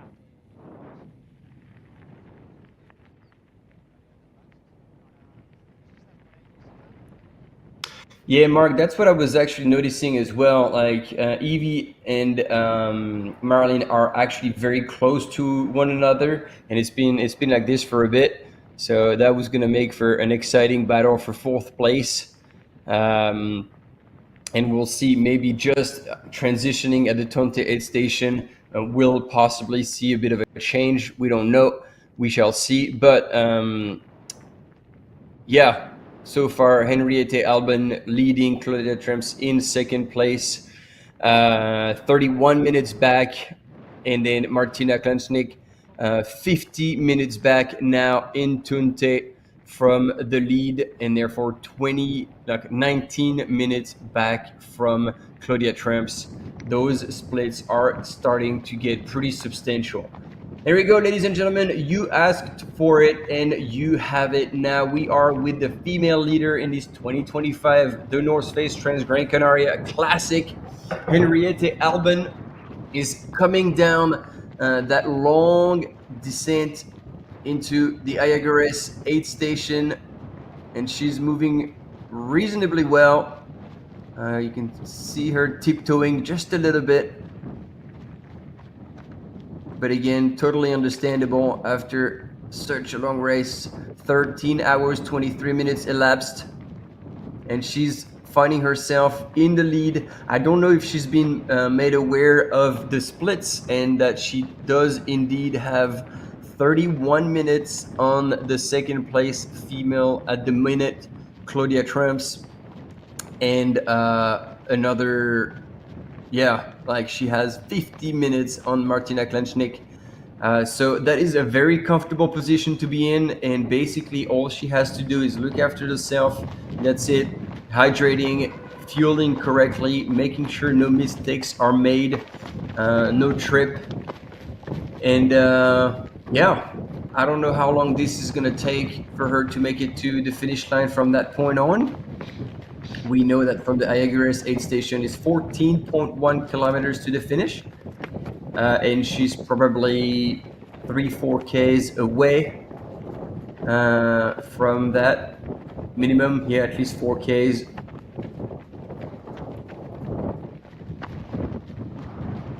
But she's still looking pretty smooth.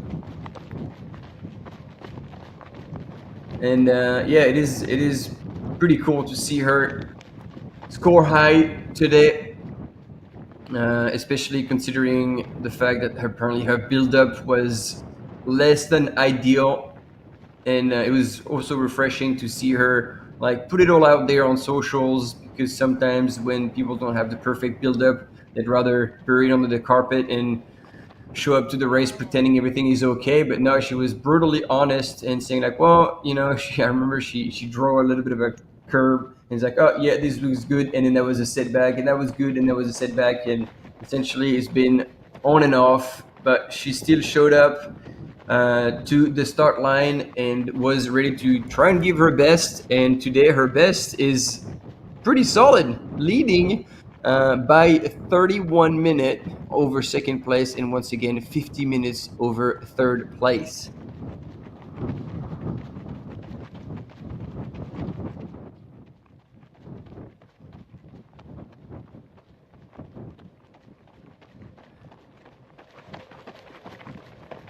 Yeah, I mean, there's been studies done on the like carrying optimization, and the best way to carry weight is indeed around your waist. This is the most efficient way.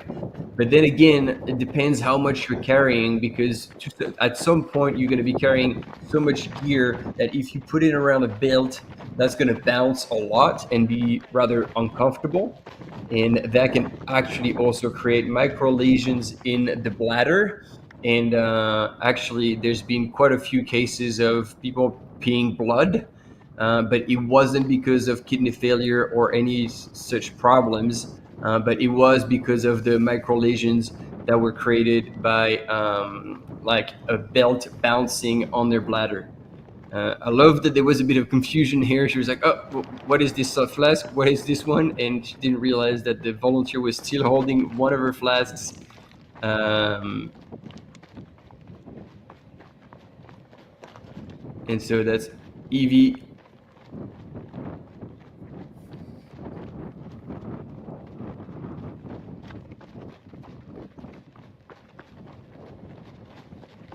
Going through Conte.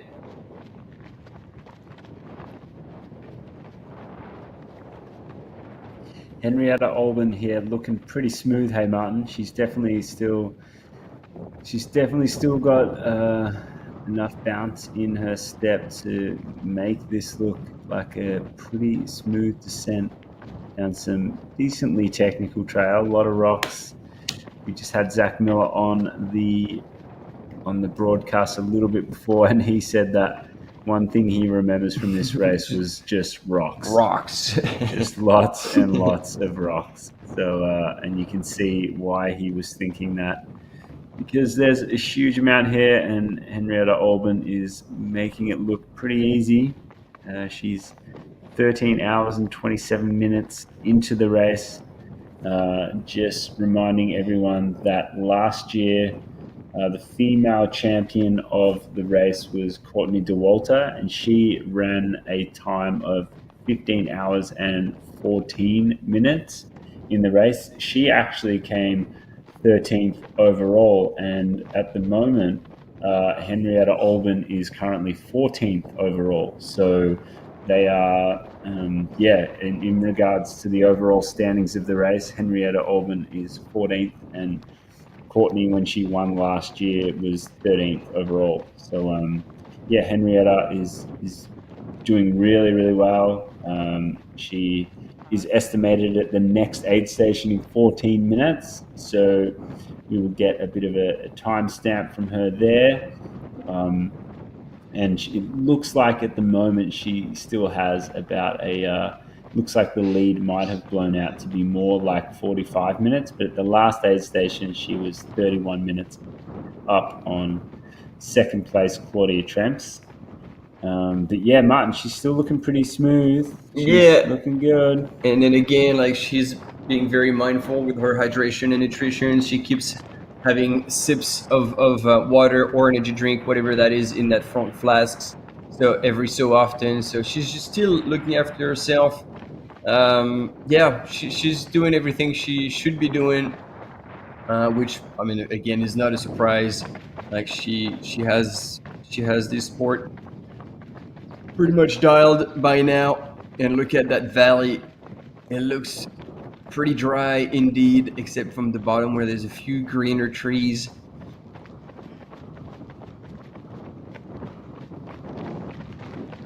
And this is quite a spectacular environment to run in for all these athletes.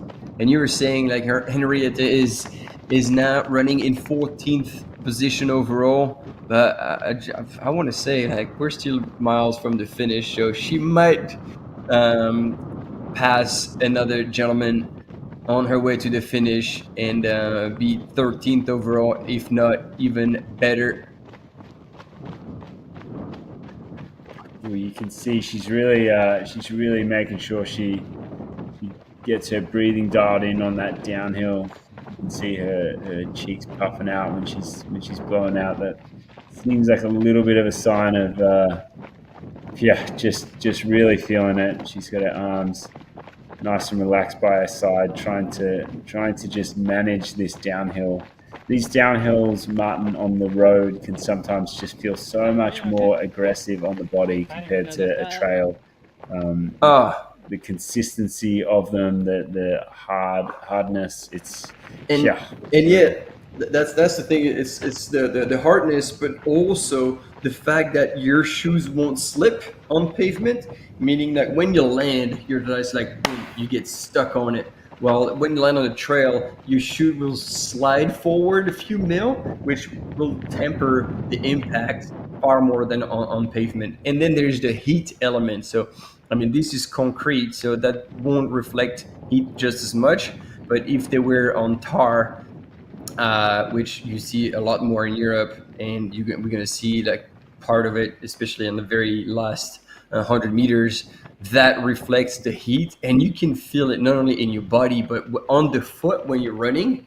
I don't know how that happens, but that happened to me on another island of the Canary Islands in a different race, and I can tell you that is very, very painful, and you can really feel it. So she's trying to look after herself and limit the damage of the impact of that downhill, but she's transitioning really, really well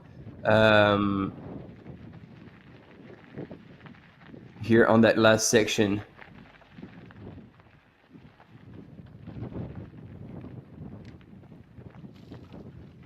Yes,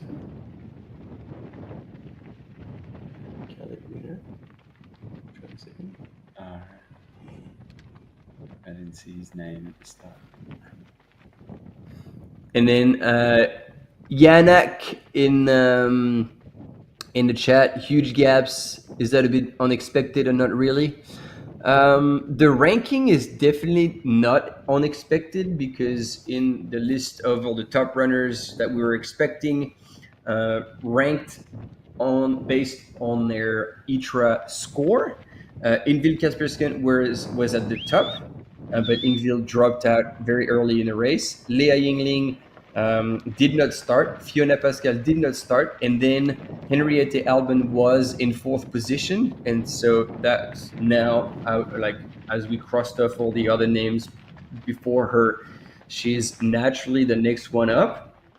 And then behind her, the next one down is Claudia Tremps. So Claudia is also in 2nd place. So that order of ITRA score is respected. And then coming behind is Martina Klenschnick.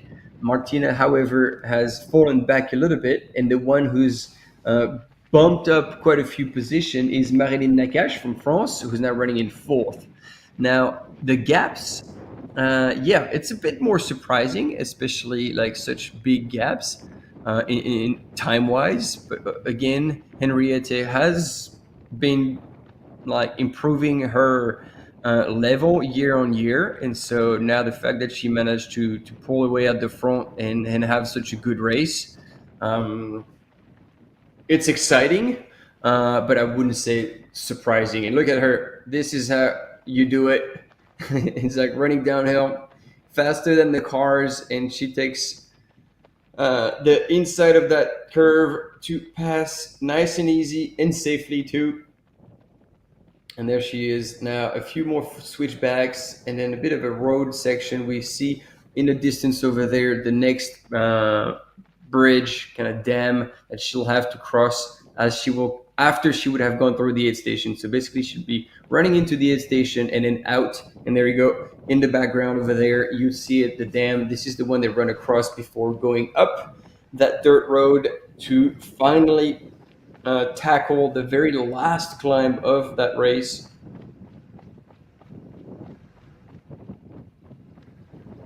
And there again, you can see it running down, shoulders down, arms relaxed, probably breathing out at the same time, letting the upper body just move freely instead of contracting if the going gets rough a little bit, you tend to contract your upper body for no reason. You just kind of try to protect yourself, and that reduces the amount of air that you can bring into your lungs. So if you do relax your shoulders, you keep them down, you keep your arms low, and you breathe out, that will help you relax and keep air flowing nice and easy in your lungs. Because, as you know, you do need air, especially when you're working that hard.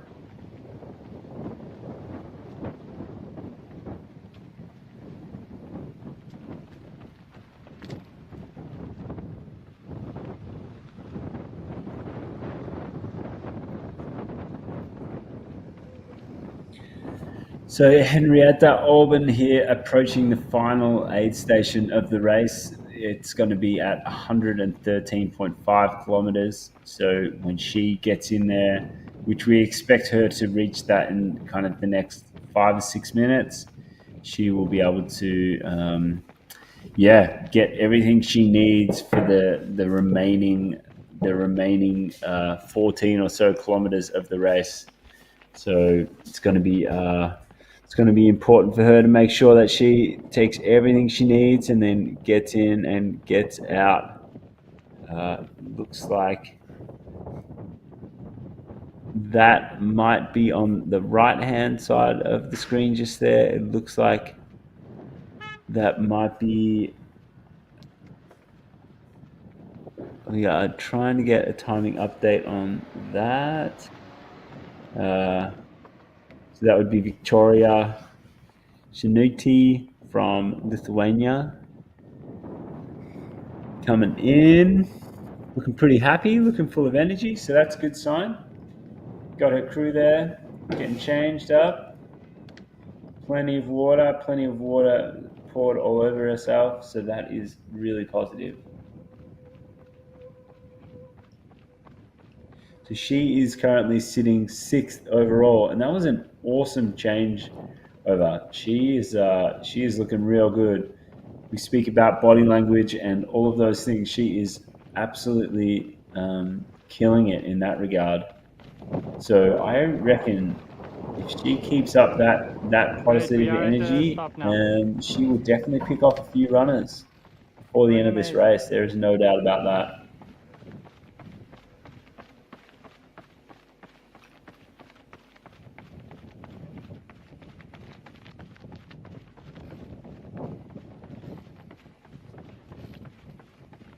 Pretty good cadence also for Henriette.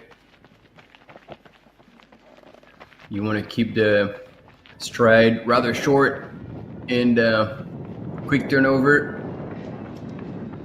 Kind of have that ultra, I can't call it shuffle. She's still moving really, really well and fast. But ticking along.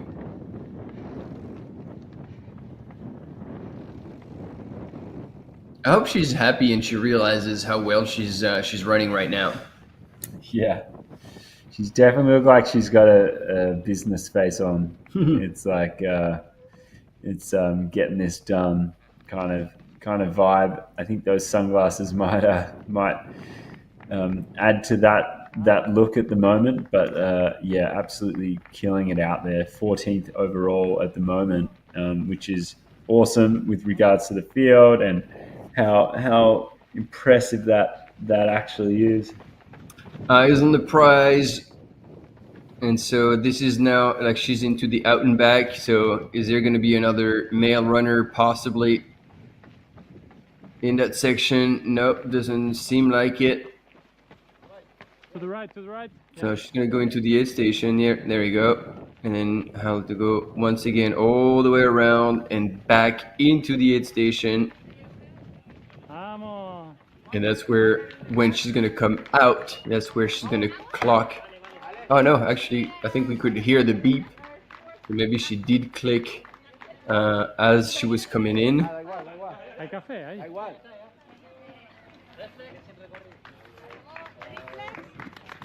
Yeah.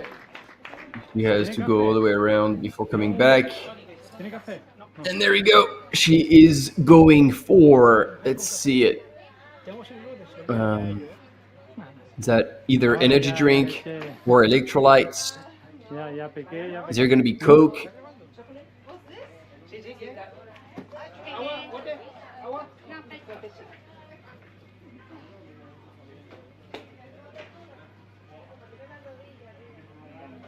And then the volunteer is there with the jug full of water, ready to pour it over Henriette should she ask for it.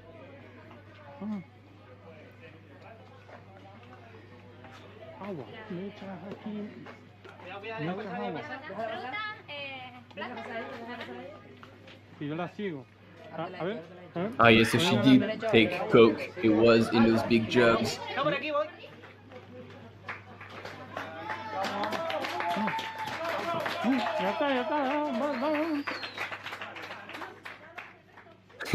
And our camera runner or mountain biker was also asking for, mountain biker was also asking for a bit of food or fluid.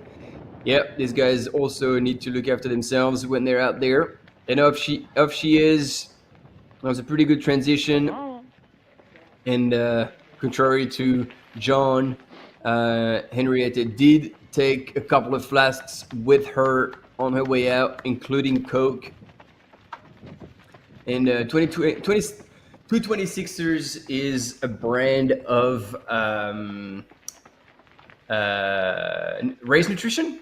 Started with Ironmans, and 226 kilometers, the total distance that the Ironman athletes cover through the swim, the bike, and the run. And this is where the origin of the 226er brand is.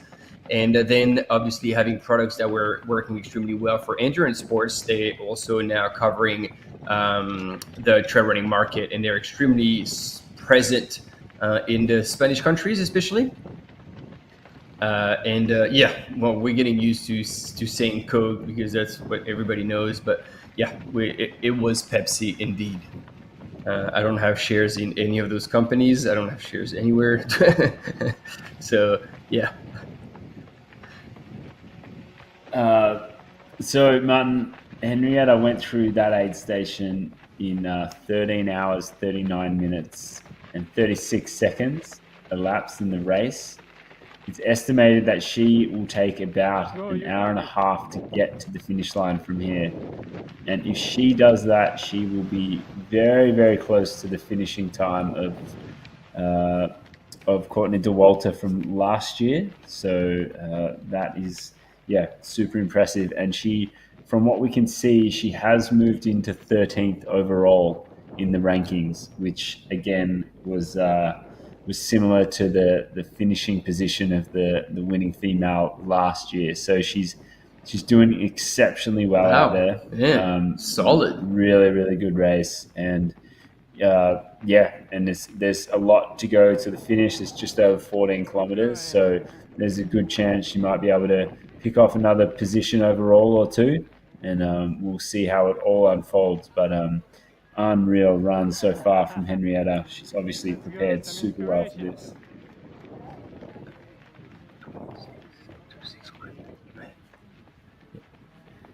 And this is Marketa Simkova. She is from the Czech Republic, sitting in here from Team Salomon. She is currently sitting in 7th position. So Marketa is... she's making sure she makes the most of this last crude point. This will be the last crude point she gets until she rolls into the finish and hopefully sees her crew waiting for her there. But and then Mark, thanks so much, and please excuse my ignorance. Love that you actually explained that thing, and I'm definitely going to check out this reference. The US humor, I like any kind of humor, and I dig it, and so I'm going to actually check it out. So next time I'll understand it and I can laugh about it and then maybe add something to it. So keep bringing it in, especially at this time of the day or the night, wherever you guys are. Any type of humor is definitely welcome here. And thanks for enlightening us about this. We'll go to bed smarter, or at least a little smarter. Yeah, definitely smarter, maybe a little bit more enlightened. There's really nothing we can't learn from this chat group. Strong chat group. It's a good chat group.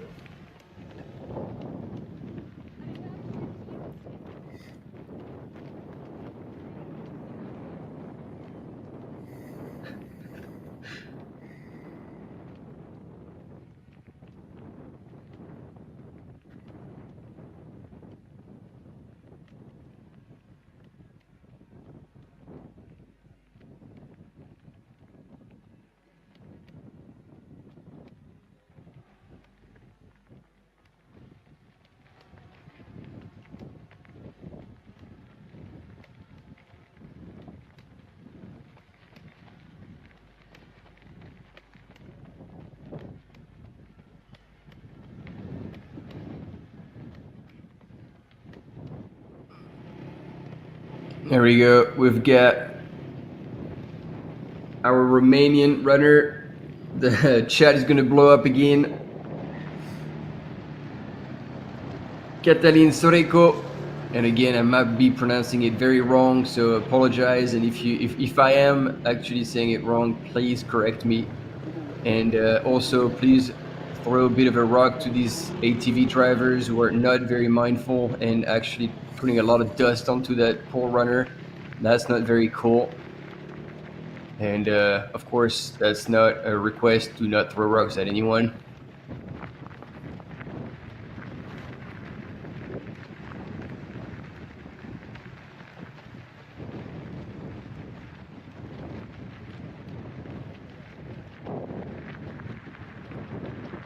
And so Kaitlyn Gerin on his way to the 5th place at this 2025 The North Face Transgrancanaria Classic.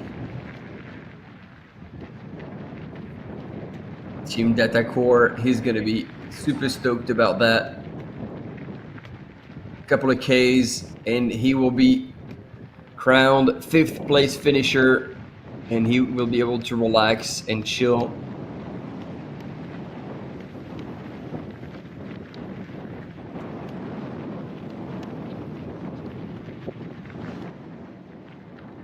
And we're switching between Kaitlyn and Henriette Albin leading the women's race.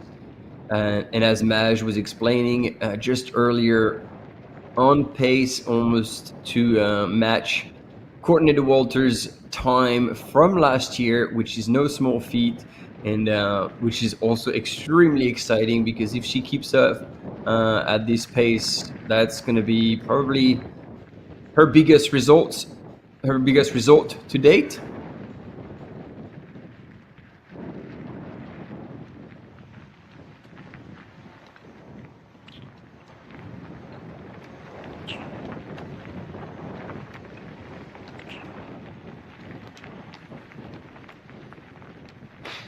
And now we've got quite a few runners. I was going to say like runners who have finished and are now chilling on the chairs, but no, it looks like it's all spectators, probably friends and family, coming to witness greatness today at this finish in Las Palomas.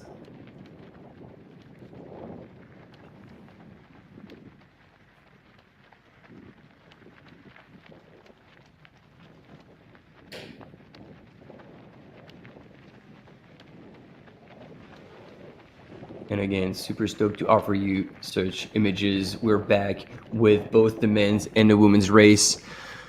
At this point, it's Kaitlyn Gerin in 5th place.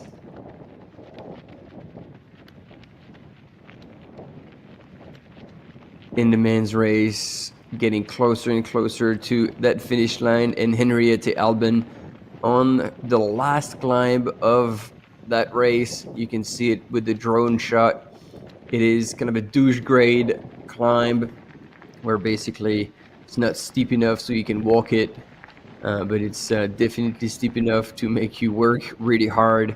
Poles are out and all systems go for Henriette, and yeah, she's absolutely crushing.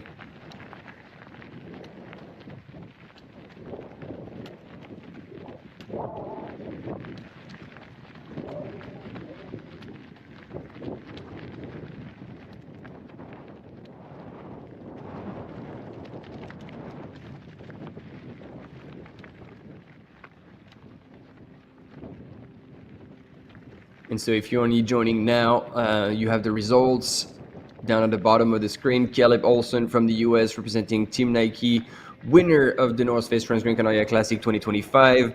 John Albin representing Team The North Face from the UK is scored the 2nd place, and Josh Wade, also representing Team The North Face from the UK, was 3rd place. And here we've got number 28 coming into the 28th station, and that is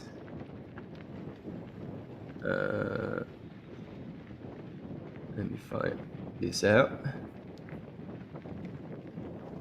Wrong tab, sorry team.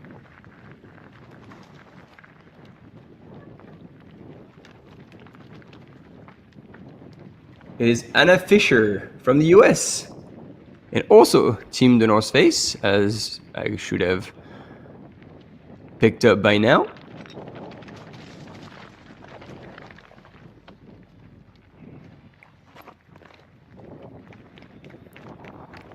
She's got a pretty active crew there, helping her out, cleaning her legs, putting sunscreen on.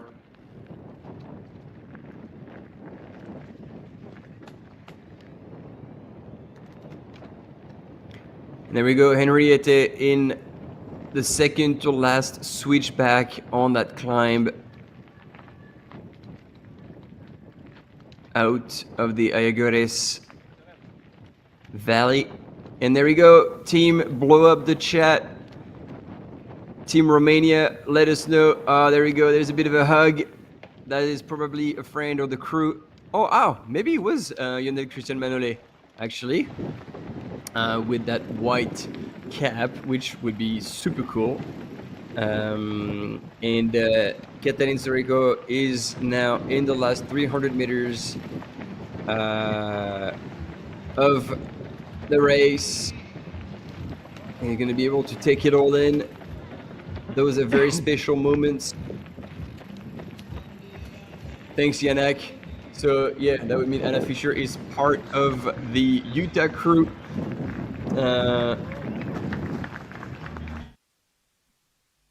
That Caleb was talking about in the interview on the finish line. Thanks for pointing it out.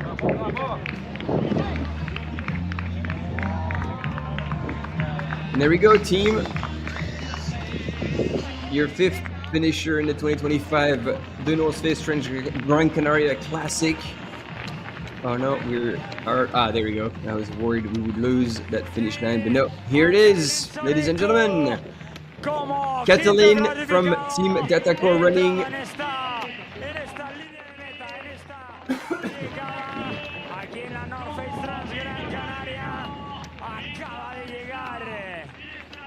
And pretty happy to find a place to sit.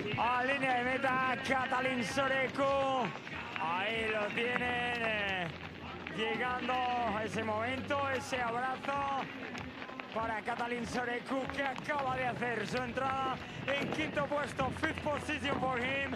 Congratulations, good job, nice race, well done, Kaitlyn, good job.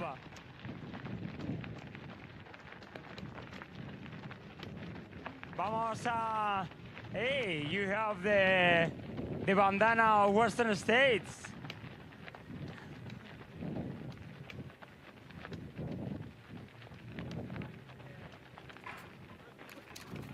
Bueno, pues mira, tiene un presente, un regalo de la Western States, donde Jonathan Albon quedó quinto en la Western. Vamos a hacerle la entrevista. Tenemos con nosotros a Guillón para esa entrevista a Kaitlyn Gerin. Felicidades, quinta posición. Vaya carrerón que se ha marcado también. Congratulations, Kaitlyn. A beautiful fifth position here for you in the North Face Transgrancanaria classic distance. How was your race today? Exhausting. Yeah, I think I play my cards very well. Yeah, started very, very chill, relaxed, did my pacing, and then, yeah, I think after Artenara, I started to attack. Yeah, started to pass runners.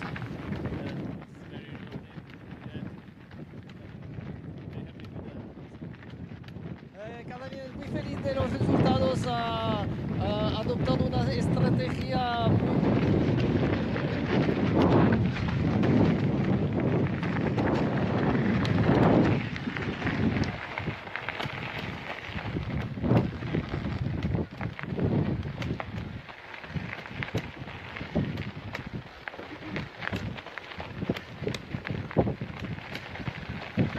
I think we're on the wrong audio. We still have the audio of Henriette running instead of the finish line interview. I don't know if we can switch that in the studios.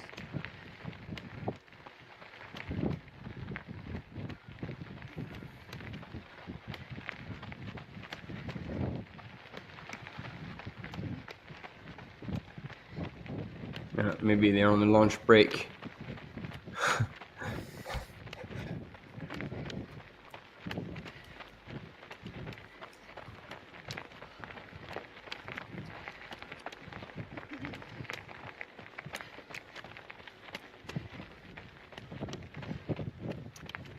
And there we go.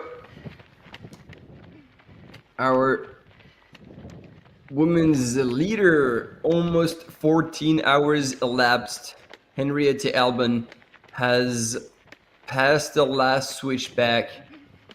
Oh, there we go. We have a bit of a chat with Yosu. Let's hear it. He's Maite Mayora partner and crew as well. So let's see what he says. He always cracks jokes. Love the guy. Can we have audio on the other part of the split screen?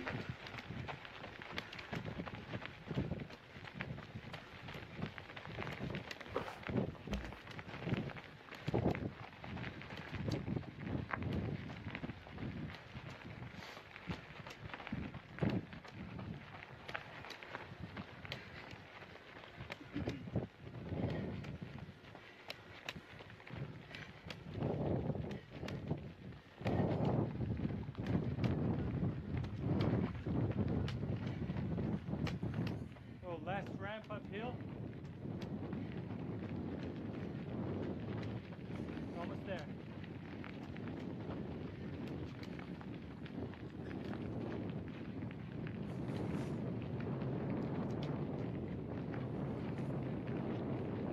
You can see the end of the uphill. There you go. Things are getting a little bit tough here for Henriette. Rightfully so. She's been running this entire climb, and that takes so much out of you. You're always exposed, always in the sun. You're cooking.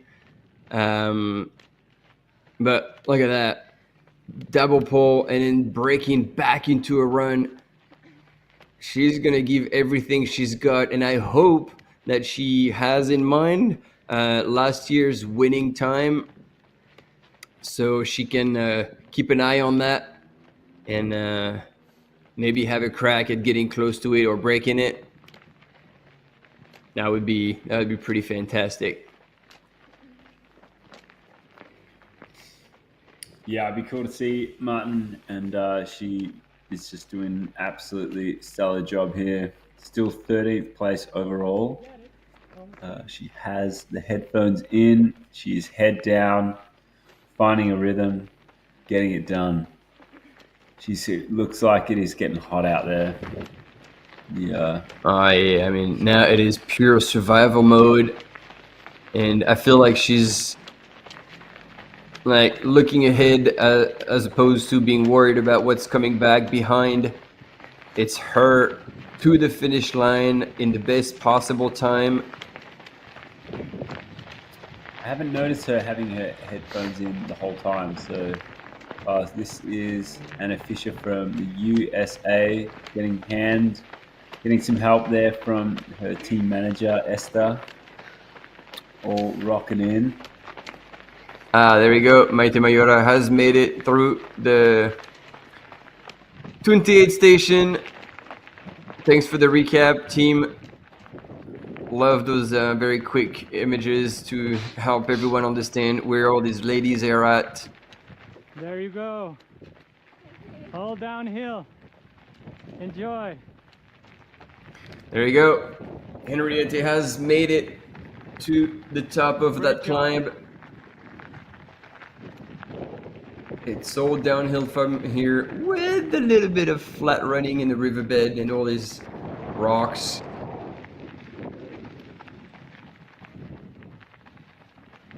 Nice work, Henriette. Yeah, that is a lot of the work done. 6,800 meters of climbing in the bag over that distance, and now she just has to make sure she keeps her feet lifted, doesn't want to trip over any of the hundreds of rocks still to come, but she is going to need to just keep her feet up, keep moving, keep a cadence, and just keep chipping away meter by meter, kilometer by kilometer until she gets to that finish line and she will be able to call herself the 2025 the North Face Transgrancanaria champion if she just maintains this effort and this composure, which she's done all day, Martin, and I can't see that changing at all. No. Like the way she is behaving, just still looking after herself. She was composed when she was at the aid station, picking up all the right things, Pepsi, not Coke. Yeah, like she's just getting it done and well done. So now we got another runner coming in, 6th position. Who do we get?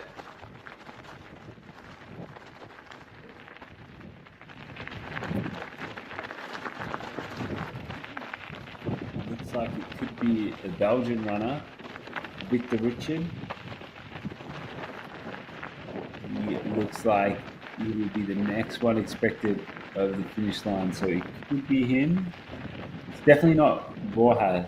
Borja Fernandez? No, because Borja has a grey bag. But look now, between Borja, Ondi, and Adur, look at the expected finishing time.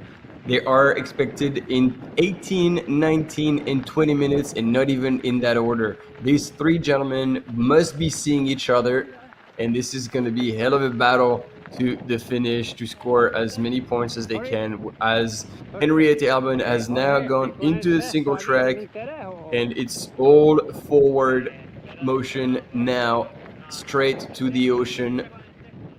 First on the side of that valley, and then on the valley floor in the riverbed, where I think she might benefit from a bit of shade from those tall plants. I don't know if they're not bamboos, toi toi, as we say here. I don't know.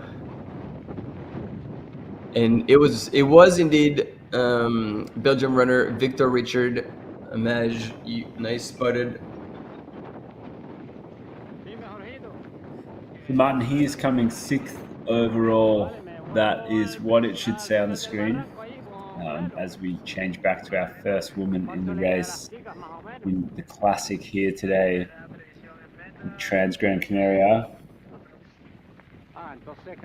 Henriette Albon doing a fantastic job. 13th overall at the moment, which is also something to pin a feather on. She would have gone past Johan Lance at some point in the not too distant past, passing the Swede as a Norwegian. That's always probably going to be a good thing, you know. Bit of rivalry there. Yeah, she's got a lot of Spanish runners ahead of her, so she's going to need to chase down some of the. Let's see. Some of the nationals.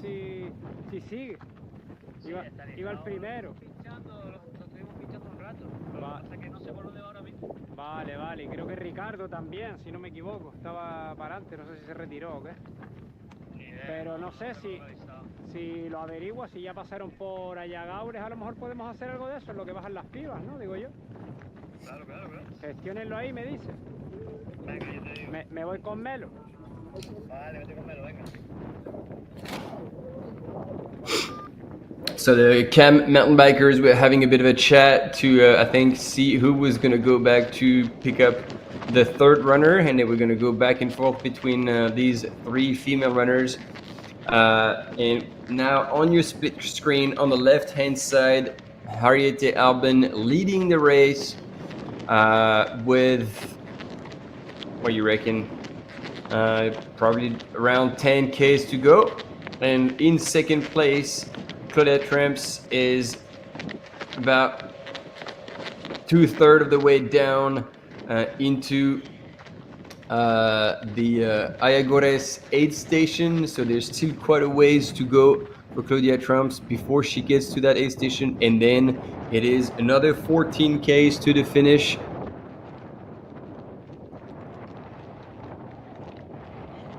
And Verde, you might be very right here. It did look indeed like cane plants, but at that point my brain is totally fried and I can't really think.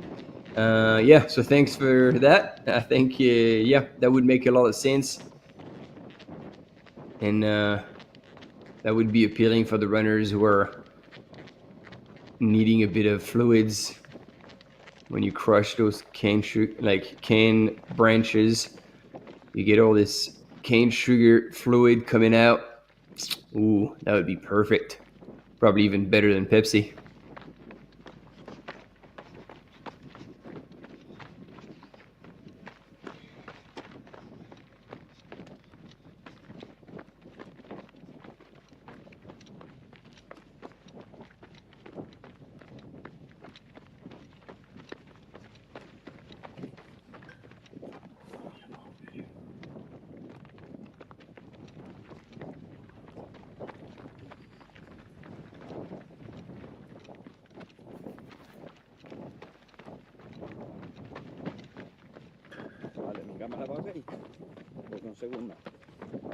I'm gonna check in with the team back at the island because we had been told originally that there was going to be a second interview at 2 p.m. So perhaps we're going to have Kaitlyn coming in, which would be perfect to have a female North Face athlete to help us comment that women's race.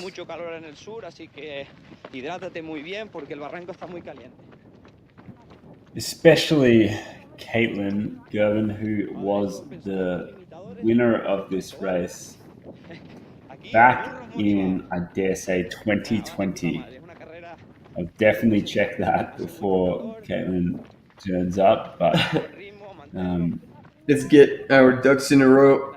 Yes, I think she was the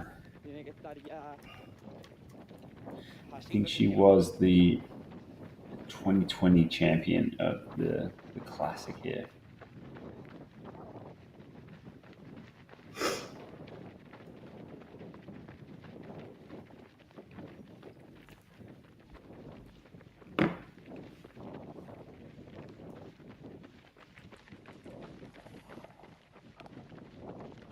Yo te aviso, ¿vale? Me van a avisar por el final. Ojalá te avisen cuando ya esté a la Mira, mi compañero estaba arriba, todavía no ha dicho que va a correr el final. Ya casi tiene un kilómetro por delante. Tiene un kilómetro de diferencia ya. Wait. Oh, there you go. You know, ask and you shall receive. Hey, Kaitlyn, how you doing? Can you hear us well? Now I can hear you. Okay, you can hear me? Yeah. Yeah, Loud and perfect. clear. Okay, great. Good to be here. Yeah, this is I'm Kaitlyn Gerin, so joining in on the live stream now. I'm excited. We just saw the top two women running down the canyon there, so it's really awesome to have this camera footage of out on the canyon. Yeah, and it looks everything but easy. That last part with the riverbed and a lot of rocks. But yeah, they're both moving pretty well. So that is exciting.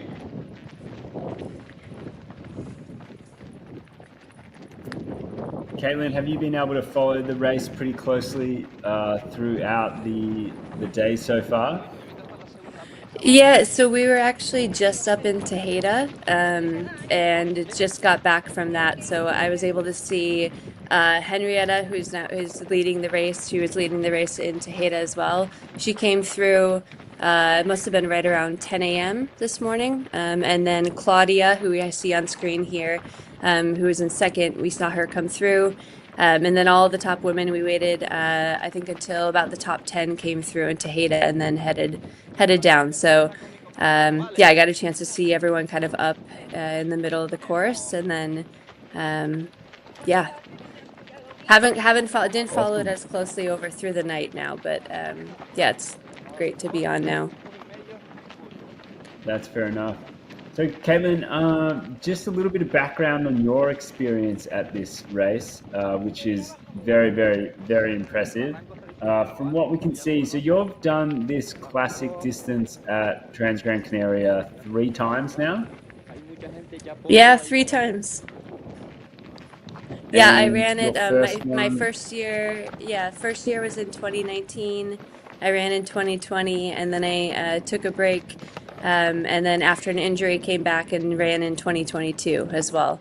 But yeah, this has been one of those races that I just love coming back to. The island is amazing. It's a great place to travel to this time of year. So this is my 5th time being back on the island, but I've done the race 3 times now. So. Epic. And like, how can you summarize the race for people, like in terms of the actual race that unfolds for you out here? Like, how do you, like, if you were trying to sell this race to a friend of yours, what would you Yeah. say in a couple of sentences? Yeah, well, so just to tie it with what we're seeing on the camera here, I'll say I will not tell people about the part that Henrietta is running right now. You can see her in the riverbed. She just got into the riverbed section there, and this is one of those sections that anyone who's run the race is like, oh, have you tried the riverbed yet? Like, you need to know that that's coming at the finish, because it's just like the most brutal finish. After you're coming through the mountains, you do this beautiful descending, but your legs are just gone, and then as you can see, she's just running on all these slippery, smooth rocks. And that goes on for a while. So we'll see her running this for quite some time. The other thing is it gets really hot in there. Yeah, maybe there's a breeze today. I don't know. But yeah, it can be quite hot. But yeah, I think one of the things that is amazing about this race is it's just such an amazing course to go all the way from the north to the south end of the island.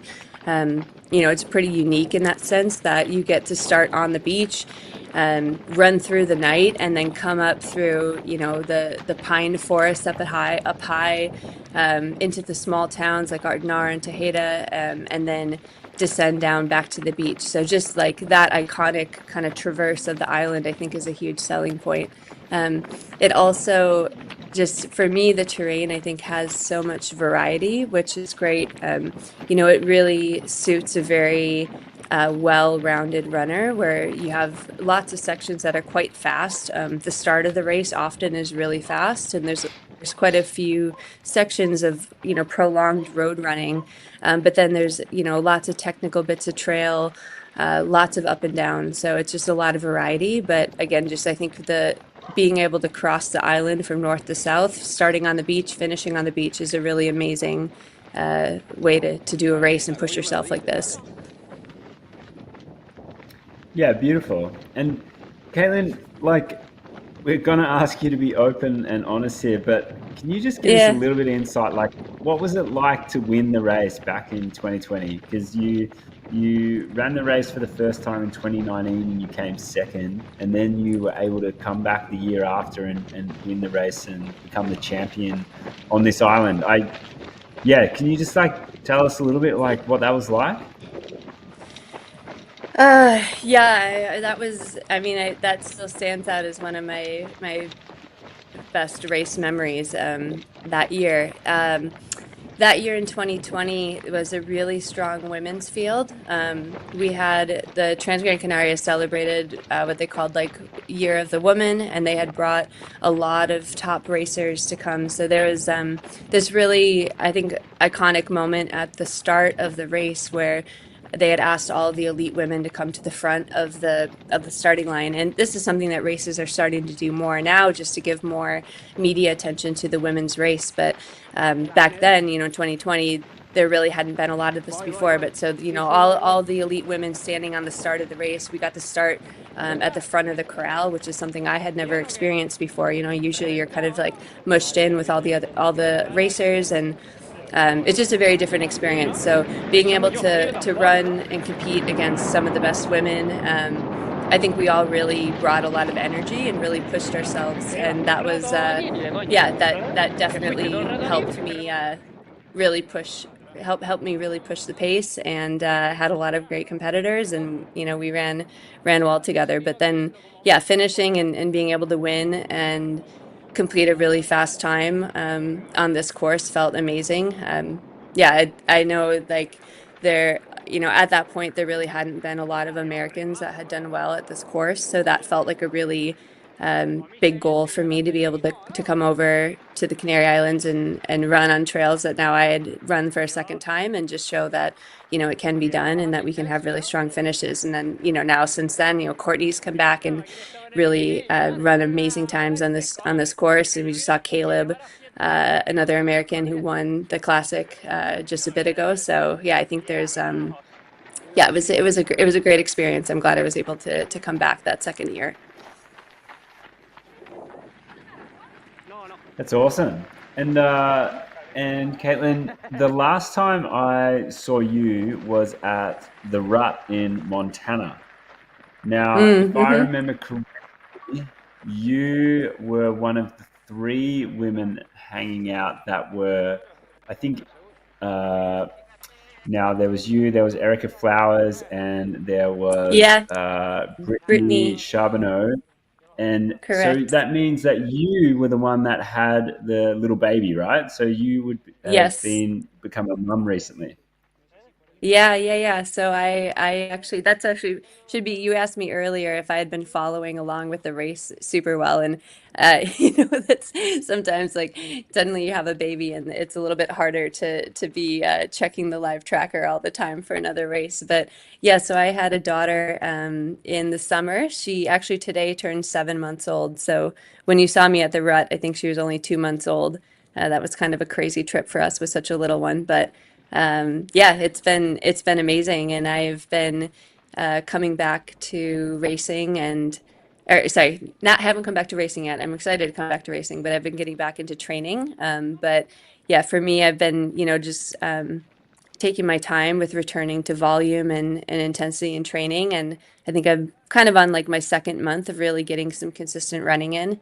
And it's been fun to get back. But yeah, it's exciting to be in this race environment again and just like see all the energy, especially for the women's race. And yeah, I have my husband and my daughter actually traveled out here with me. It's a little too soon for me to leave her behind for a big trip like this, so I'm really lucky that they got to come along. And my daughter got to help crew earlier today up in Tejeda, so her first experience at the aid station. So we're getting her in early so that she can be well prepared when it's time for us later. Yeah. That's cool. And we understand that obviously motherhood is like an amazing experience that will collide with a runner's career for a few years. But you seem to be still extremely active. And one of the last publication you shared with the women's out there is like how you handle that. And pumping milk on the slopes before Yeah. snowboarding down Oh was yeah. pretty epic.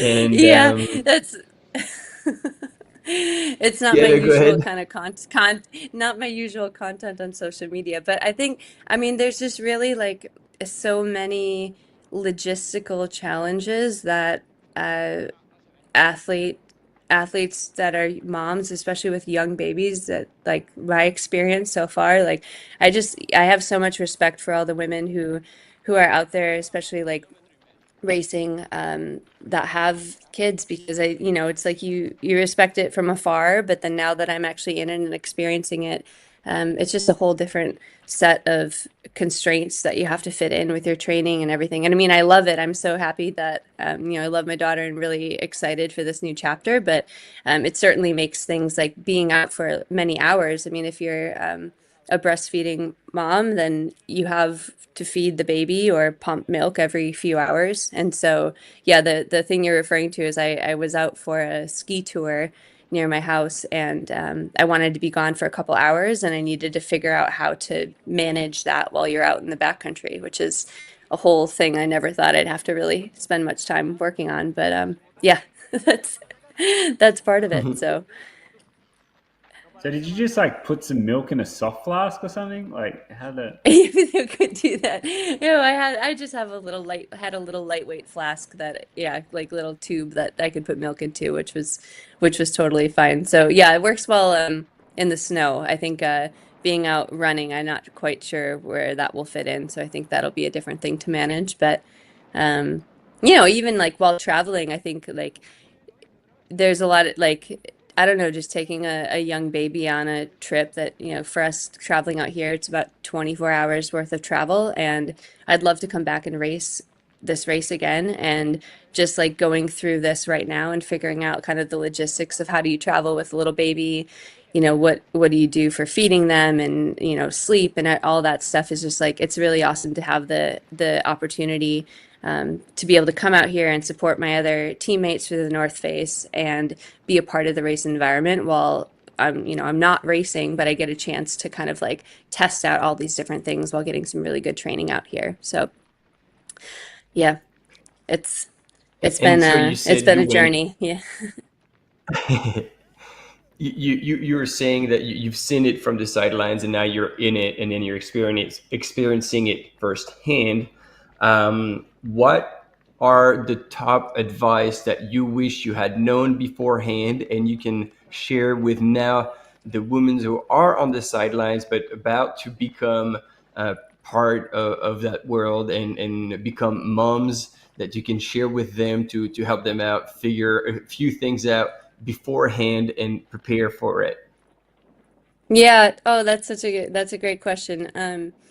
I think that I have two things that come to mind. The first thing is that I think it's really challenging as a female athlete who wants to have a family to figure out the timing of when the right time is to have a baby. And I definitely had a hard time with that for myself with, knowing that like, you get pregnant and then have the pregnancy and then postpartum recovery. And I was just really worried about taking a year and a half or 2 years off of competitive racing to do that. And I think that's something that I kind of wish that I had the perspective of that I have now. It's like, actually like I think that time really isn't that big of a deal. It feels like a big deal when you're, about to start that, but I think the reality is, you miss a little bit of racing, but you can come back and, we've seen so many other women do it that, it just is like a little gap and, it's not in the grand scheme of things, it's not that big of a deal. And suddenly when you do have a little baby at home, you're just kind of living in a time warp. It's like right now I'm like, I can't believe she's 7 months old because it feels like it really just happened. It felt like we had her just a month ago, but so time goes by quite fast. And then the other thing that I would love to share more about is just that I think it is really okay to take your time to come back to running and training and racing after having a baby.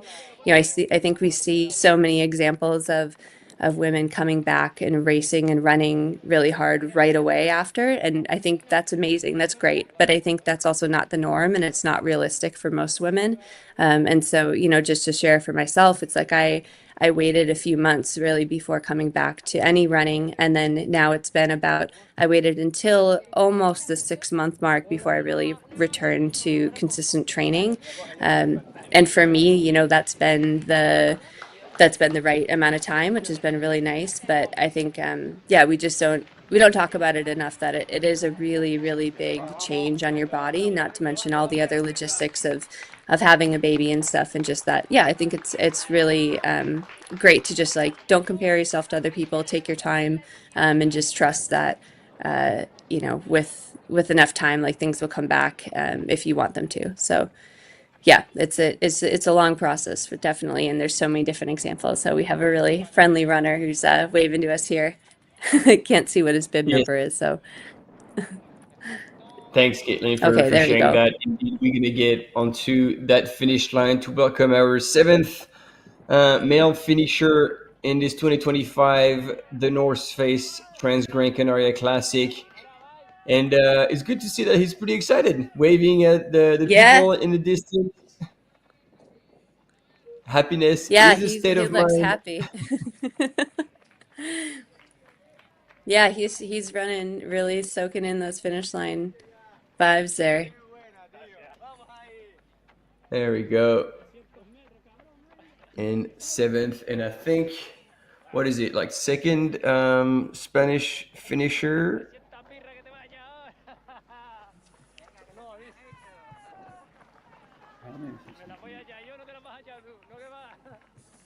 Oh wow! So he managed to hold off quite a few runners because there's 4 expected in the finish line according to Live Trail. So we might have to turn the camera around and see like a chasing pack behind him. I don't know how far back they are, but I guess it looks like he has it in the bag.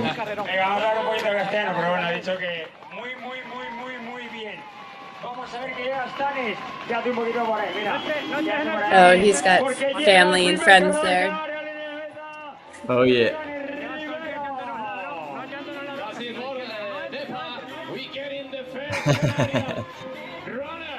The stoke is high.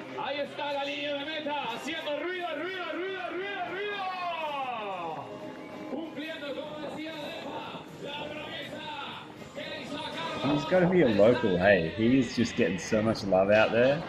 I just feel like he looks like it's just got the vibe that he's a local and known by a lot of people, which is so cool.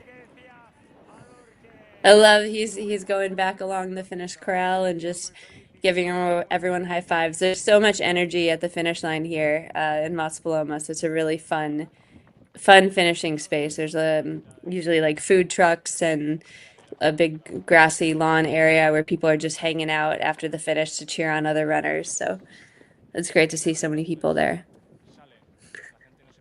Oh, super cool. Maj, food truck would be pretty good right now. Yeah, I could do with a food truck or two for sure.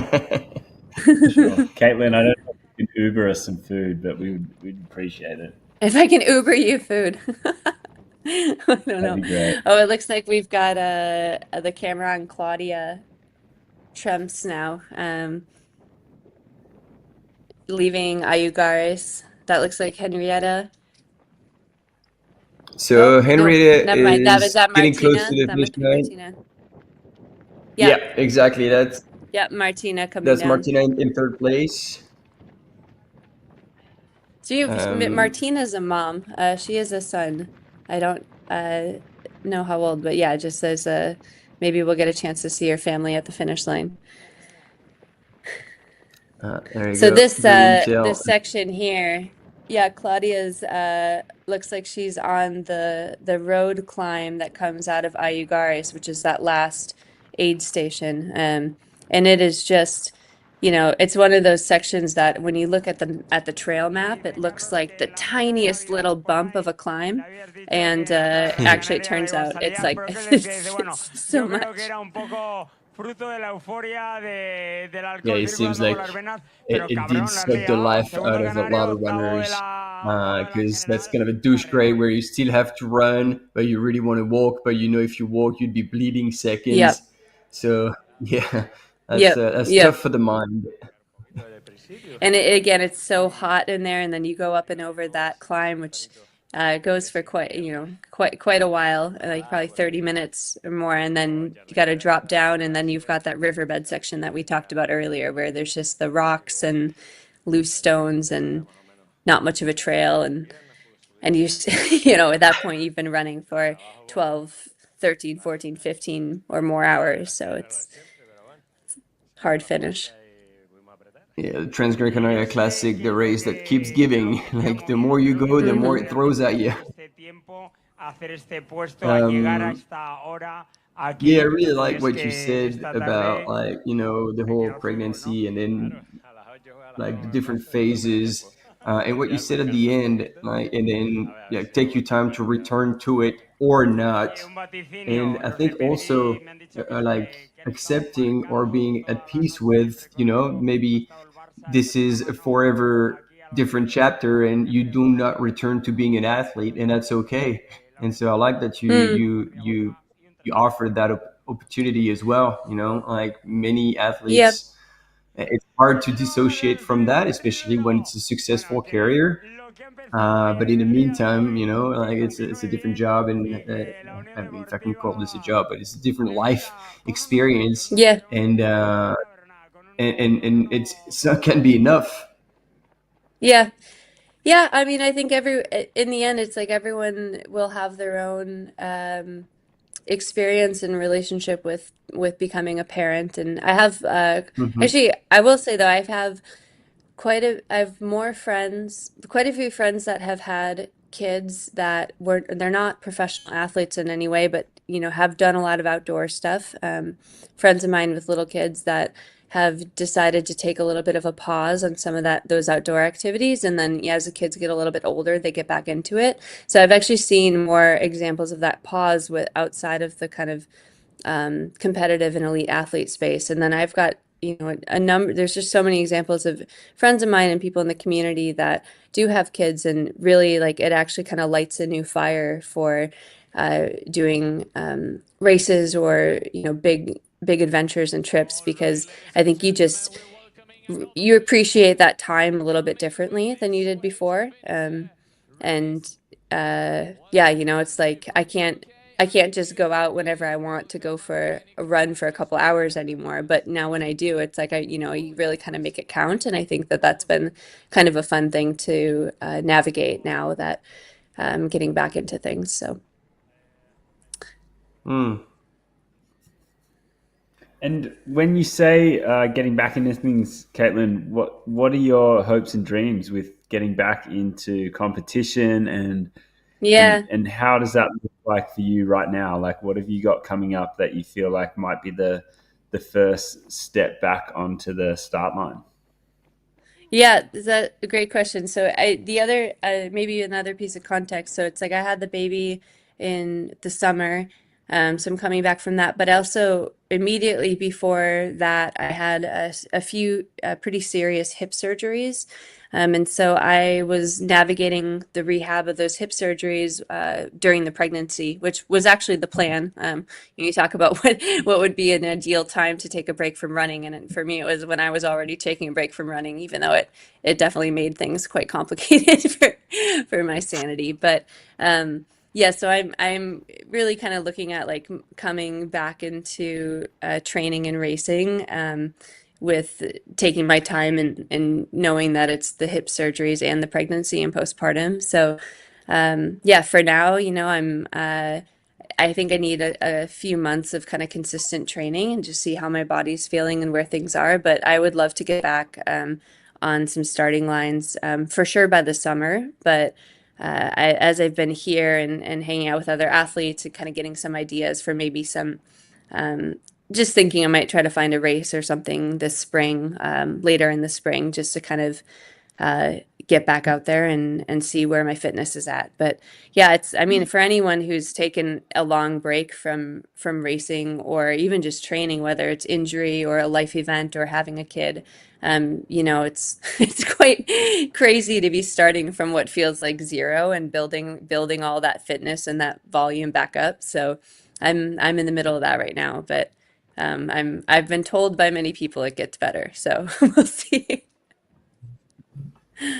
Yeah, I don't think anyone's lying about that. The body has a pretty incredible memory. Muscle memory is definitely a thing. And yeah, I mean, there's no doubt through all of that time, you're going to be you'll be picking up skills, mental skills that you'll no doubt apply in the world of racing when it comes around again. Yeah. And do you Yeah. the world of trail running has really exploded, hey, over the last kind of few years, and you would have been front and center to a lot of that and seeing just how the sport's been, just like created over and over and over again all around the world, and with so many more people coming into the space. Actually, Martin asked this question really well before to Zach Miller, so I actually might just handball it over with regards to the future of the sport. Yeah, seeing that things change with like how the sport is evolving because it's getting more mature and therefore the business is growing. There's more money, more sponsors, and possibly different whys as per people are going into trail running. But we also see some like things drifting from probably the reason why we really sound like old timers now, but like we got into it originally when trail running was not cool, when you were pretty much a loser if you were getting up early on the Sunday morning for a 3-hour run. And now it's cool, and that's the stuff you put on Instagram, and everybody wants to be a part of it. So it felt like sometimes things are drifting from the original like just pure passion of the outdoors, and especially for you who like beyond the trail running part, you're like a true mountain athlete, a mountain person. So what would you say to the new generation coming into the sport to basically steer them in the right direction, as opposed to like seeing them like come in either for the wrong reasons or being influenced in a way that wouldn't benefit them and the sport? Yeah. Yeah, I mean, I think that like maybe the one of the most important parts of trail running to me, I think, is just like the community and the respect for the community and the outdoors and the trails. And so for me, I think as long as people have some understanding of that, some connection either with the trails that they're recreating on or giving back to the land in some way, or kind of like being involved in the community, then I think there's really no reason that I can say that like my way of doing it is the best way, or the way we've been doing it. I think that it's great to see so much growth in the sport and so many people excited to get out on trails. I think that's amazing. But yeah, I think there definitely has been a lot of change, and sometimes we see those changes like at big events like this. I mean, honestly, even the fact that we can do the live streaming, that's pretty new. And it's on one hand, it's like, wow, it's quite different than the feeling of being out in the middle of the mountains with no one around, because now you've got a camera, someone running by you, as we're seeing here. But on the other hand, I think it's giving uh, others a chance to really see behind the scenes of what it's like racing out there, and that's pretty cool. So I think, yeah, just there's so many different ways to do it, and it's like we all find our reasons for getting out there and doing the training, and ultimately, I think once it comes down to really racing. After many hours, I think you need a real reason for what your why is. And I think sometimes, like, that fade, if you're doing it for the social media, you're doing it to try to get a cool photo, that's not really going to last when you're at hour 10 or 12 or 24, depending on what you're running. So I think that the toughness of it kind of has a way of like whittling that down a bit. I don't know, Kaitlyn. I've seen some influencers out there that are pretty damn consistent with their content at Yeah, all hours of the maybe. day. It's getting scary. It's getting scary. Yeah, yeah, I'm not. There's.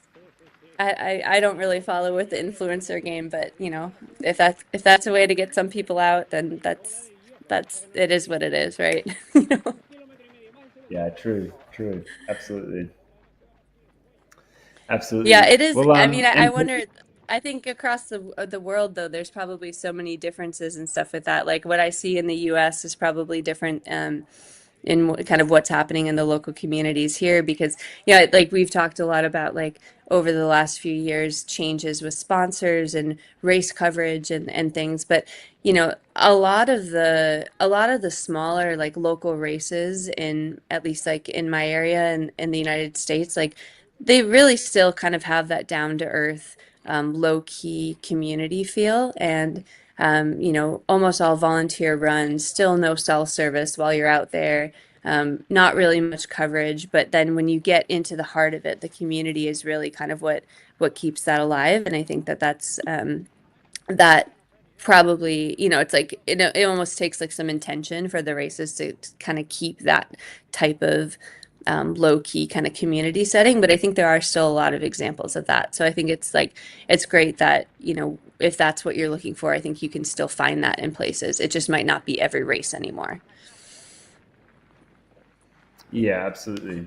Absolutely. So kids, you heard that. Go and have fun at your local grassroots race. This is where truth will be found and not exclusively under the spotlights of all the big international series like we see develop.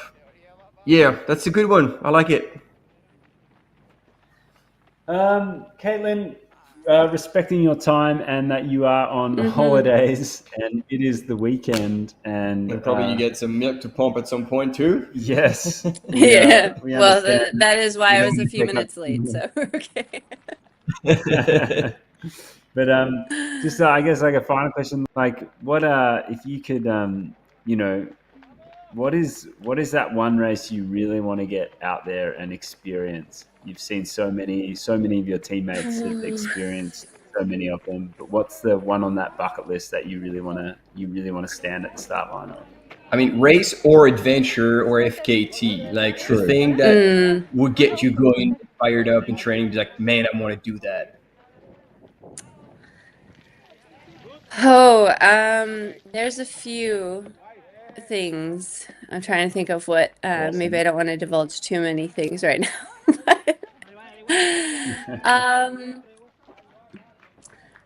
Okay, I'll put this out there. One race that has been kind of on my bucket list, which is different from what I've done before, but I'd love to do Tour de France sometime. And I've been out there. Bold. Yeah. Damn. My husband has raced it twice actually, and so I've been out there crewing twice. So that's like, getting kind of almost like linking back to the question you asked just before about like what the different vibes, the different races and stuff are. I think that's one race where it's just like, yeah, there is some coverage and there's certainly sponsors and supporters, but like in the end, it just really comes down to like there's an amazing community of runners there, and so much grit that goes into something like that. So at some point that would be a fun one to go to. But yeah, very different from things I've raced before for sure. Kaitlyn, I think crewing that race has got to be harder than running it. Yeah, I was just gonna say that. Yeah. I would, yeah, I'm glad you said that because that's what I always have told my husband, but at some point we'll figure it out. But yeah, no, I've crewed that race solo, and it's just it's unreal. Yeah, it's you come out of it like a zombie for sure. But also, I think in that way, like it's also really fun to crew any race, but especially something like that where you're going through the night, multiple nights. Like you just really like are experiencing it as well in your own way. I mean, it kind of becomes your race also. So it's like in a way, I feel like I've done some part of it, but yeah, obviously quite different than covering the trail. Yeah. I'd just say I've crewed a friend out there, and geez, I was like crying on the finish line as well. Oh, like, you did crew, yeah. 5 days. 5 days, so yeah. full We on. did like a 6-day. Yeah, but driving on those roads too is just insane. I mean, actually, like the roads here on Gran Canaria are rival that one, those Italian little valley roads, but. Especially with all the bikers here. I don't know if you guys have talked about that on the live stream already, but like crewing this race, you driving up and down the island can be a challenge. With just tourist buses and hairpin turns and cliffs on either side, and then you've got bikers coming from both sides, so it can be a little stressful for the crew too. Oh, sounds like a little bit of extra fun. Yeah. Well, Kaitlyn, thanks so much. We hope that you, have a great time finishing off your holiday out there with your family and the rest of your family at the North Face team.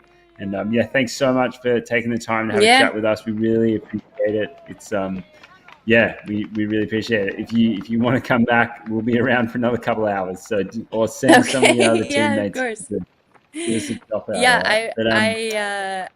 see what I can do. Awesome. Thanks so much, Kaitlyn. Guys. Thanks so much. Look after yourself. All right. Safe travels. Yeah. And bye. Cheers. Ciao.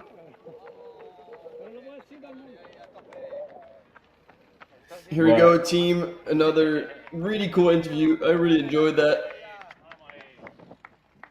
Awesome of Kaitlyn to come in, such a well-known athlete at this race, second in 2019, first in 2020, and then she also raced in 2022. She came in the top 10 at 8th. Oh no! Damn, bro. And this is a very similar location where actually you remember Sylvia Noxcar also fell. Yeah, damn. What's there? Is there like a nail sticking out? That is just the sneakiness of flat trail when you've been running on rocks your whole night. Yeah, but Damn, dude. oh, it looks like there's a rock in his arm.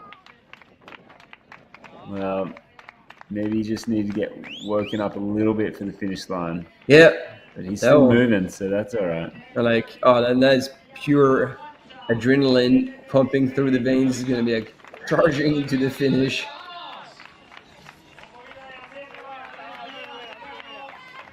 Ricardo, huh? Ricardo finishing off strong here.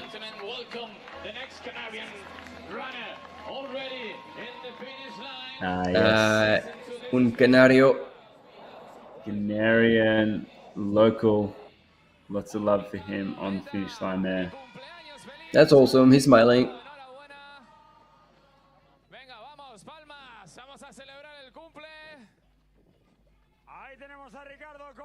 Yeah, you can definitely tell when it's a local coming over the finish line.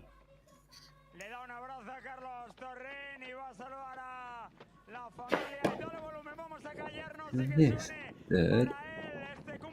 No, wait.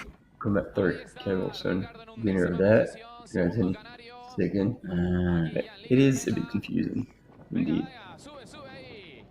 Yeah.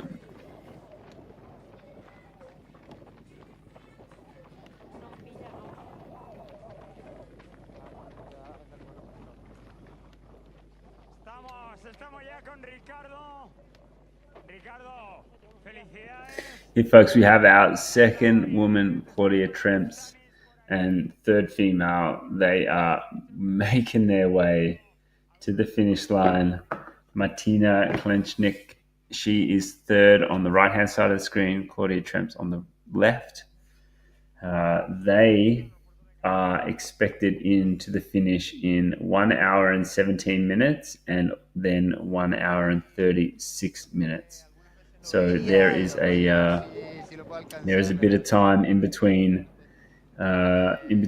those two women finishing, but they are expected at the finish line being their next timing point and their last timing point of the day. So they've passed all the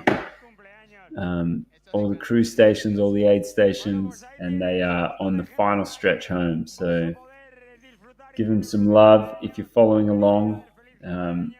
There is going to be a little bit of a chase going on for third place there overall. By the French runner Martin. Marilyn Nakache. Marilyn Nakache. There you go. She is in fourth currently, but it is estimated that she is going to be crossing the finish line ahead of Martina, who is on the screen there. Oh, the fight is on, ladies and gentlemen. And I mean, if Marilyn is getting a whiff of a potential third place, she'll be chasing Martina down hard. And yeah, well, that's going to keep things entertaining for us all the way through to the finish. But again, the splits are quite impressive. Henriette Albin in the lead and currently has 44 minutes over second place Claudia Tremps and 1 hour and 2 minutes over Martina Klenchnik. This is an undisputable lead, and there she is. I'm glad we talked about her because she is our 2025 race leader in the women's category at the North Face Transgrancanaria Classic, on her way to the finish line and still moving extraordinarily well. Is she still, you reckon, on par with Courtney's time, you reckon? Yeah, I dare say she is estimated to come in at 15 hours and 9 minutes, and Courtney's time was 15 hours and 14 minutes. Oh, wow. Yeah, So again, like we've said it over and over again, like the courses change every year, but it sounds like between last year and this year, there was actually very little difference. So we could somehow compare those times, and it shows again how strong Henriette ran today. And a bit like Caleb Olsen, in a world of her own, she pulled away in the last third of the race with like just over just under 50k to go. Yeah, at Game On. Atenara, I believe, Martin. That was where she overtook Claudia coming out of that aid station. So that was at 68 kilometers. And from there, she just never looked back. Mm-hmm. Yeah, true. So that was actually, a little bit more than with 40Ks to go.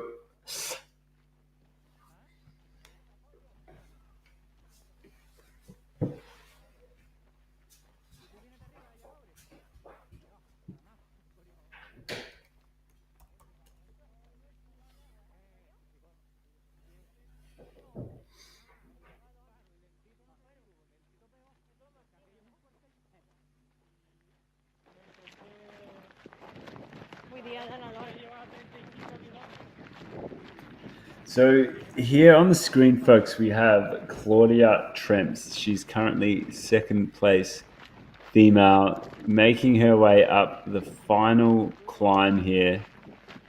And it looks like she's about to put her poles away because she is going to start the final descent. And that is it for her and her poles. And it is time to make the most of the downhill because she does not need that anymore.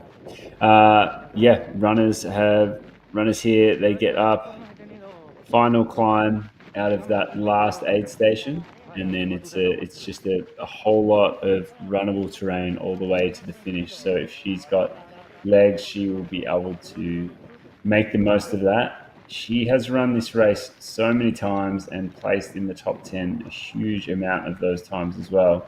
I'm just going to try and get an understanding for how many times that actually is for you. So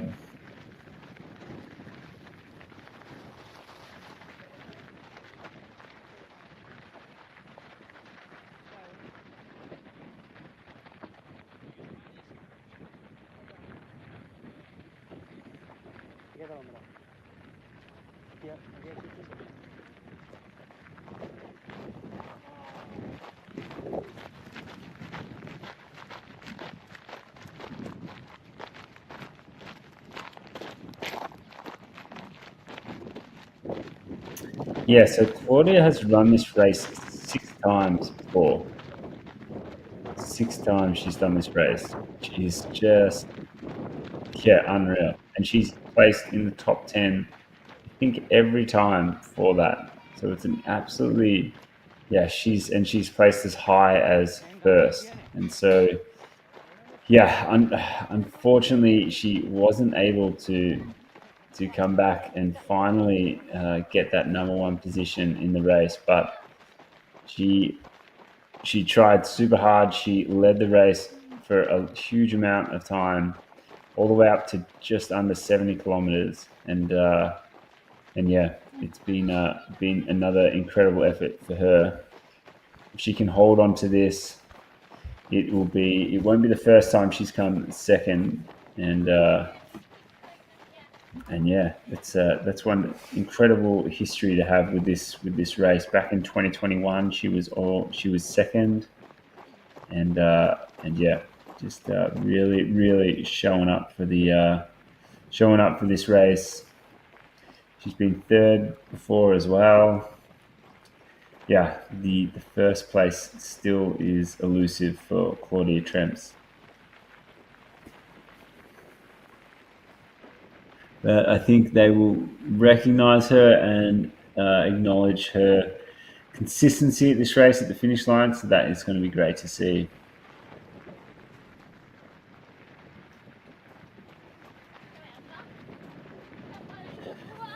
And she was also second here last year, so that is that's an obvious one too. So that is cool to see.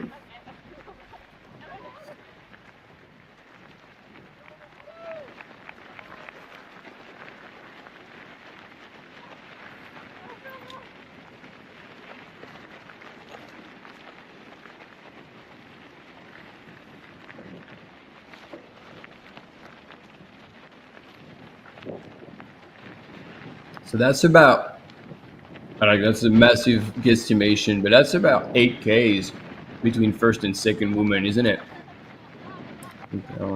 Yeah, well, Claudia has just gone over the top of that final climb. And yeah, branched into that single track. And so then it's all the way down across the valley, then down the valley floor, riverbed, and then coming out while Henriette is about to run under the first bridge, which is less than 2 Ks to go. Yeah, so I'd say, yeah, so it could be actually as much as about 9 kilometers, eh? Oh, yeah, 8 or 9, yep. A lot. Yeah, a decent gap. I mean, the gap that she had at the last checkpoint was 44 minutes and 8 seconds. So it looks like she's probably increased that a bit too. But Henrietta, look at her run right now. Like, she's just still running so strong. It's truly impressive. Yeah, keeping her head down, working hard, focused, eyes on the prize. She will execute all the way until the end, being supported by someone in the North Face team who was running with her for a little bit here.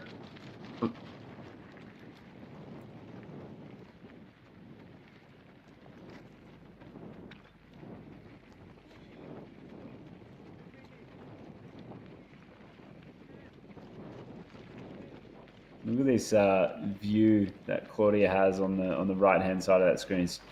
It's absolutely stunning. This final section of the course, as you make your way down, just look at some of those views out to the left of her. They're just absolutely stunning. What a way to finish a race. With beautiful vistas, but a trail that's going to be challenging you with that descent, and then this rocky riverbed. Yeah. Well, I guess that's a good point there, Martin. I don't think Claudia is going to be looking up at many of those vistas and views, but but we can enjoy them thanks to the footage, which is awesome. But yeah, Henrietta Olsen, bit of a masterclass here from her.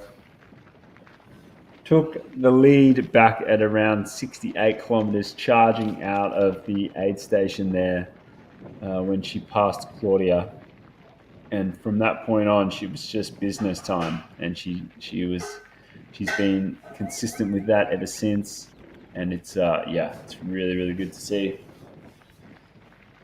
I reckon there'll be a big crowd awaiting, because it will be 3 p.m. local time, and there is going to be a good amount of people hanging out at the finish line.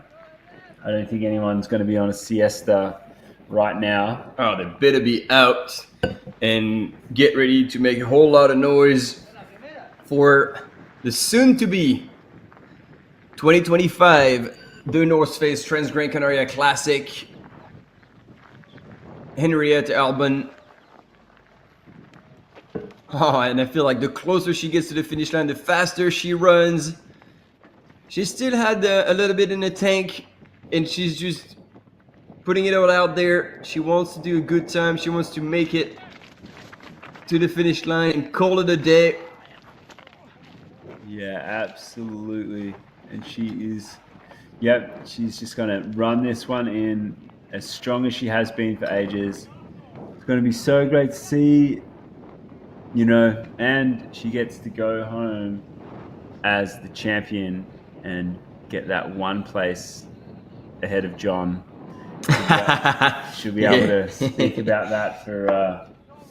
I think John's the one. John is going to be doing the vacuuming this week. There is no doubt about it. Yeah, I loved Zach's comment about that. Yeah, we did kind of steal that from Zach Miller for sure. And then the Albon app still in the chat, still repping. Yeah, absolutely true, Mark. Big difference there in body language between the top 3 female runners. There you go. Pulls her out. Takes out the music. Gotta get that bonus. Yeah,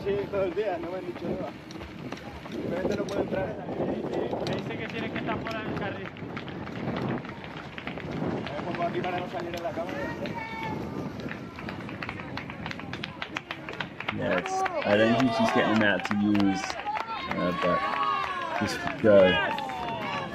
Anyway, she can do whatever she wants. She's earned it.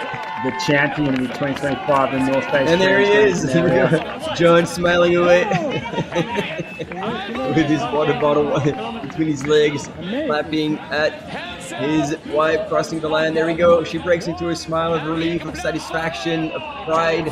What a day she would have had, and what a performance.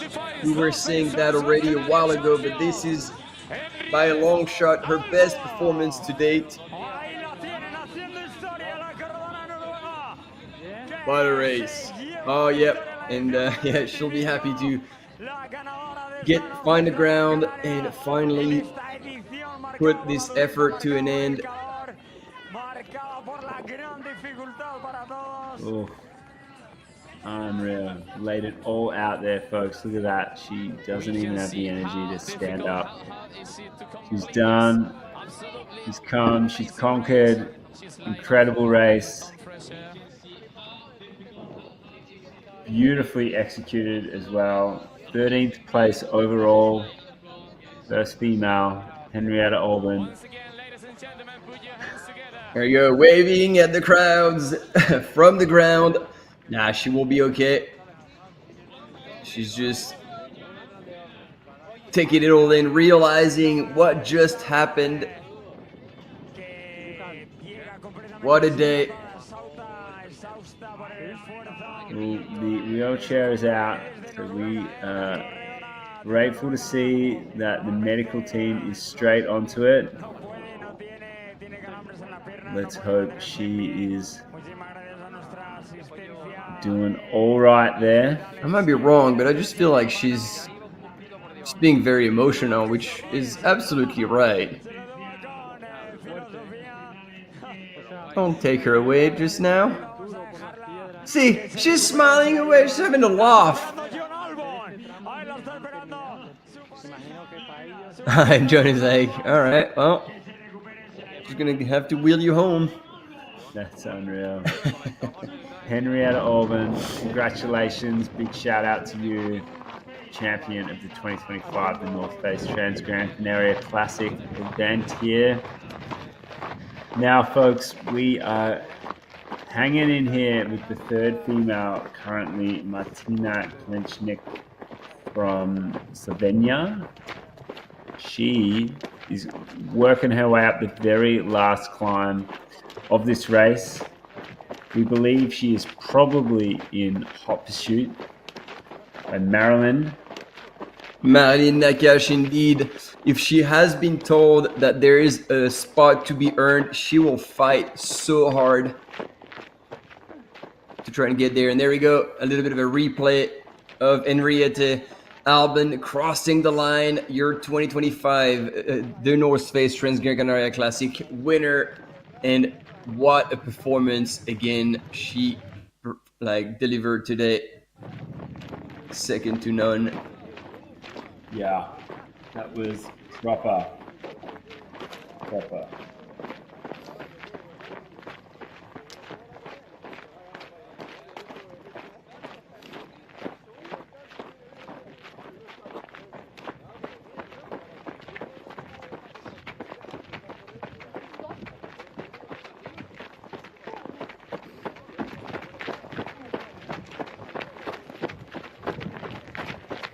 So Claudia Tremps in second place here in 2025. She was second last year.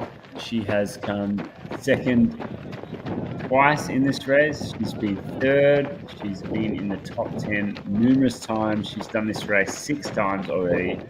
Wow. So very much a local, so to speak, on these trails. I bet she is just not going to give up until she wins this race one day. But just to her for coming back, she must love it. It would be interesting to chat to her about it. But yeah, she is currently in second place. This is third place here right now. Martina Klinchnik from Slovenia, sitting 25th overall and third in the women's field, just cresting that final bit of climbing. So she would have that 6,800 meters in her legs.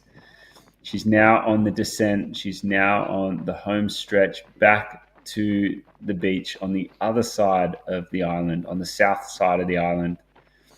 Starting at midnight last night, she's been running all the way through the night, just like everyone else, making her way south to this other beautiful part of the island. Yeah, and I love all of the shout outs in the chat. Emotional. She left nothing out on the course. She's like it is super cool to see again athletes who did their best in the lead up. Admittedly, she said it was a bit of a hectic build up towards this race, but she was still going to give it a crack.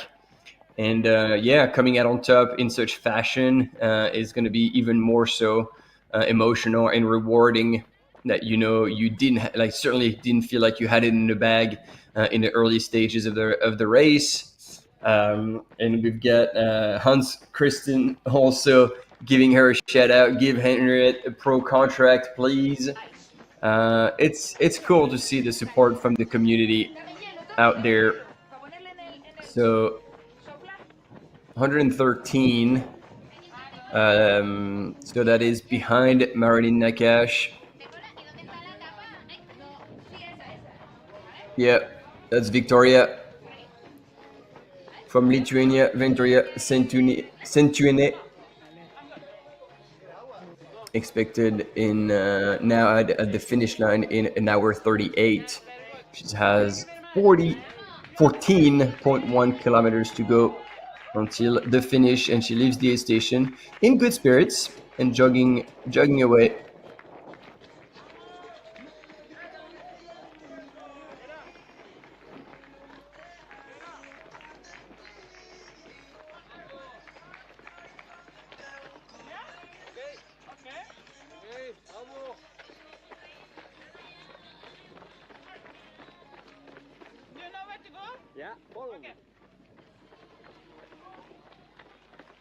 She's unsure about the course. And again, if you follow the live trail website, you'll see that Claudia Tremps expected in just under an hour at the finish line in Maspalomas. But again, those predictions are reshuffling the third place and expecting Marilyn Nakash from France to make it in 1 hour 11 and then in 1 hour 14. That would be therefore in third place. Martina Klinchnik would be, indeed, falling back one spot. So is that going to happen? Is it not going to happen? But if these two duke it out in the last part, it's going to be super exciting. And I hope we're going to have cameras on it. Right now, we have cameras on us, which is far less cute. But I believe we're waiting for the next images.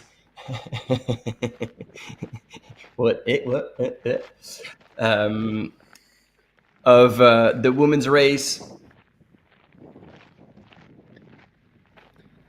It's all happening here, folks. It is all happening. We are deep into the race. The race is shaping up.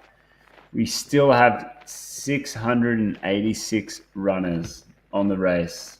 we have 184 DNFs so far, and we've had just over 12 finishes. So that is cool to see and cool to know. So Henrietta Olsen actually came 12th overall. Boom. I think I previously said she was 13th, but yeah, 12th overall for Henrietta Olsen. So we've had 12 finishes. We've still got 686 people in the race, and we had 184 DNFs so far. And the majority of the field, folks, is still in between the section of distances 68 to 80 kilometers. That is where the majority of the field is currently sitting after 15 hours of racing. So I think it's quite, it's interesting to look at those stats. Yeah, you basically have 500 participants in between the 68K mark and the 88K mark. Wow. Yeah. So there's a lot going on in that race at that point of the field. But like the cutoff is 30 hours, so we're just about halfway time-wise when we're talking about the total allocated time to cover the entire distance. Mm-hmm. So those who are around the 68K, if they don't slow down, there's still a chance for them to cross the line. Mm-hmm. Yeah. But that's going to be a long day. Ooh, and the chase here is on, Martin. This is your countrywoman here, Marilyn, and she has crested that top. She's crested the top, and she is now on the final downhill as well, chasing down third place. And I think it's gonna take her a while to catch a glimpse of Martina. So I don't know if she has been told at the aid station how far back she was, and then whether or not she believes she can catch her. The way she's running now is actually pretty good. Like the legs are still working. There's no unbalance. There's no sign of having the quads or IT bands shut. There's going to be a right-hand turn right there, right there, right there. And yeah, so like how far back is she? Did anyone took the time when Martina Kleinschmidt went into that section? I guess we could rewind a little bit if we get that right. I don't think this is going to be too easy, but we can have a crack at it.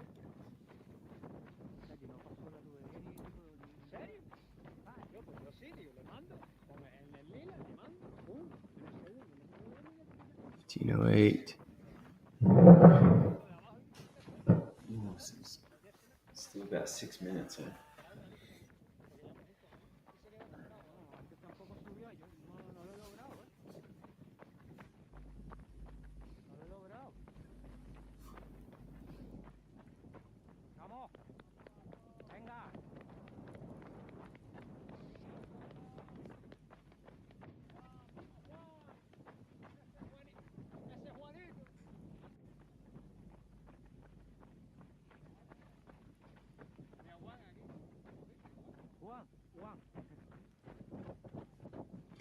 So it was just before 15:09, and she went through at 15:14. So that's 5 minutes. Yeah, 5 minutes to make up is it's still a fair bit. So I don't know. I mean, live trail sometimes is right, live trail sometimes is wrong.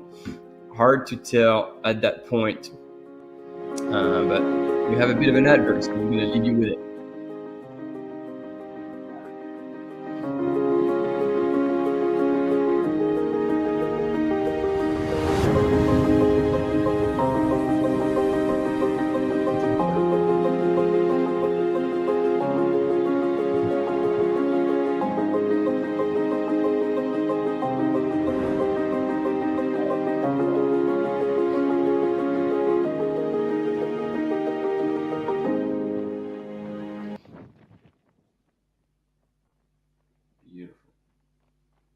And there we go, team. We're back with fourth place, currently in the women's race, Marilyn Nakash, who's, once again, according to the prediction in Live Trail, could possibly come and challenge the current third place female in the race, Martina Klanchnik.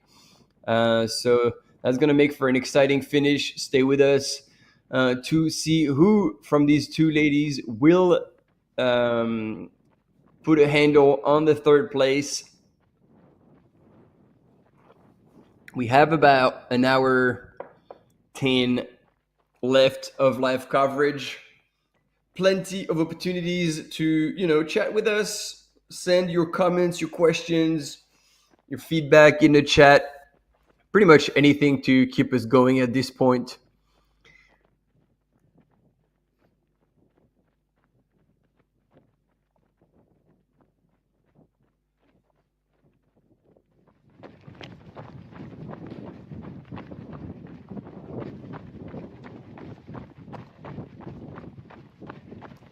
So second place, to answer your question, Josh, like second place with Claudia Tramps. We know she is some time away, about 48 minutes away from the finish line. So there was a bit of a gap, but she has another 20 minutes on Martina Klanchnik. So she's pretty safe because to make up that amount of time with the remaining distance would be actually quite challenging. So it seems that Claudia Tramps will take one more time a second place in the North Face Transgrancanaria Classic. But then all bets are off for between Martina Klanchnik and Marilyn Nakash for the third place. Here on your screen, Marilyn Nakash is moving well and could possibly, in the last few kilometers, come and try and outsprint Martina Klanchnik for the third place. So, yep, this is what we can tell you at this point and what we've been able to gather between the images and Live Trail. So we are seeing a international podium setting up on the women's side of the race, which would be pretty cool. We've got currently Henrietta Olsen crossing the line, flying the flag for Norway, Claudia Tramps, Spanish flag, and at the moment Martina, Slovenia.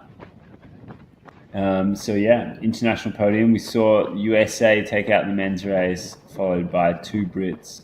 So that was Caleb Olsen, followed by John Olsen, and then Josh Wade.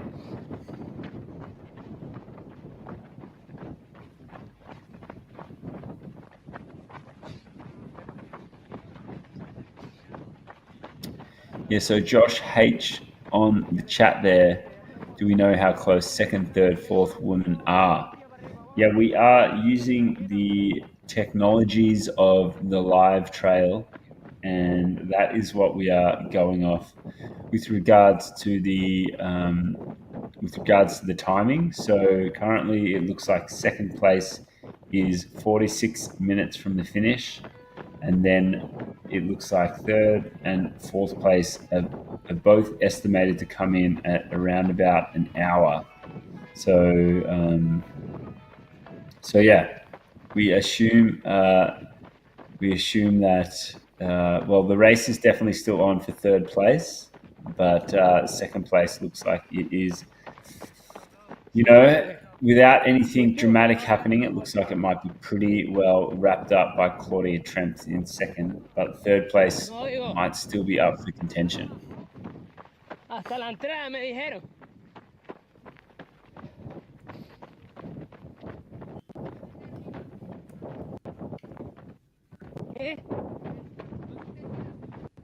Se supone que terminaban allá ahora, pero me dijeron que siguiera. Estoy roto, ¿eh? Llevo más de una hora sin agua.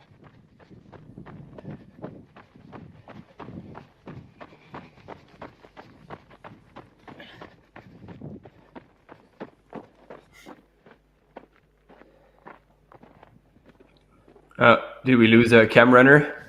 Did he get dropped?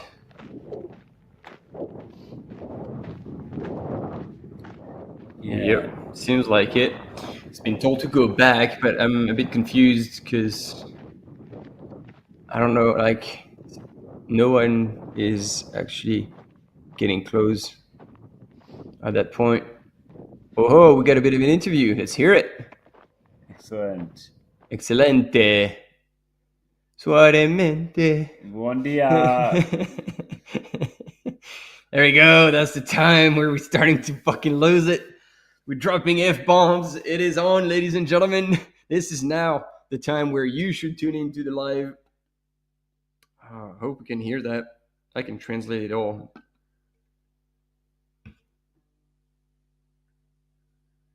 Yes, Josh H. It's going to be a brilliant end to the women's race. We're only getting started. It's going to be brilliant, mate. Who knows what is going to happen by the end? But it's shaping up to be an absolute stunner. Oh, here she is. Maite Mayora. Not backing down. Look at her go. Boom. She's business time. Trucking forward. What a day she's had.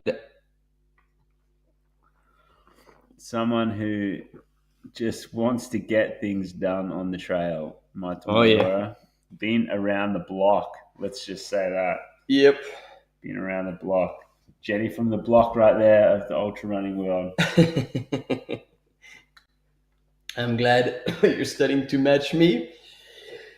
Yep, it's on like Donkey Kong.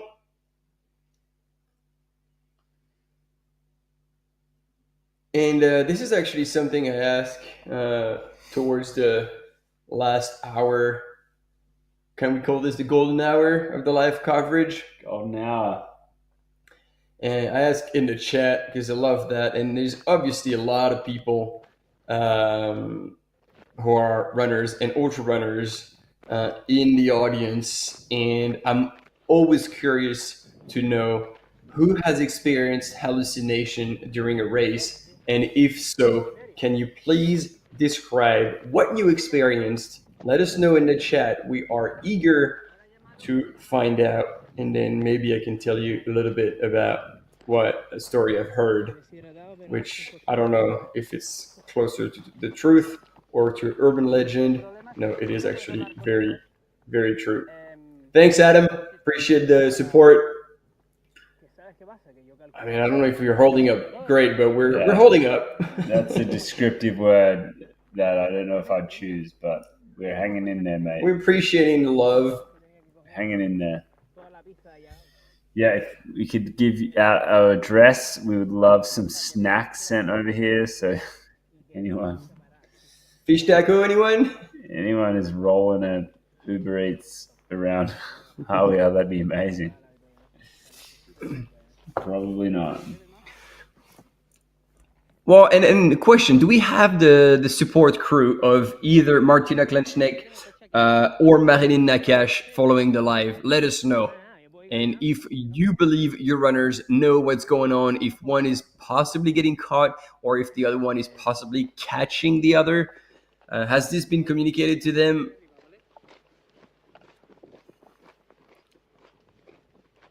Oh, we're back at the Ugaris aid station, and I think the cam runner is trying to find someone to talk to. He's getting turned down. So alternatively, we switch to us. How cool. Yeah, so we've got this trick. We've done that a few times. It's pretty cool. Go balloons. And if you go double, it's like full massive party time. Woo-hoo, confetti. Whoa. Celebration, come on. So yeah, folks, there's a bit of a spread there in the aid station. Commentator on the ground is holing into some chips. Look at her go. A bit jealous of that one, but chippies, that'd be good right now. Doing pretty good.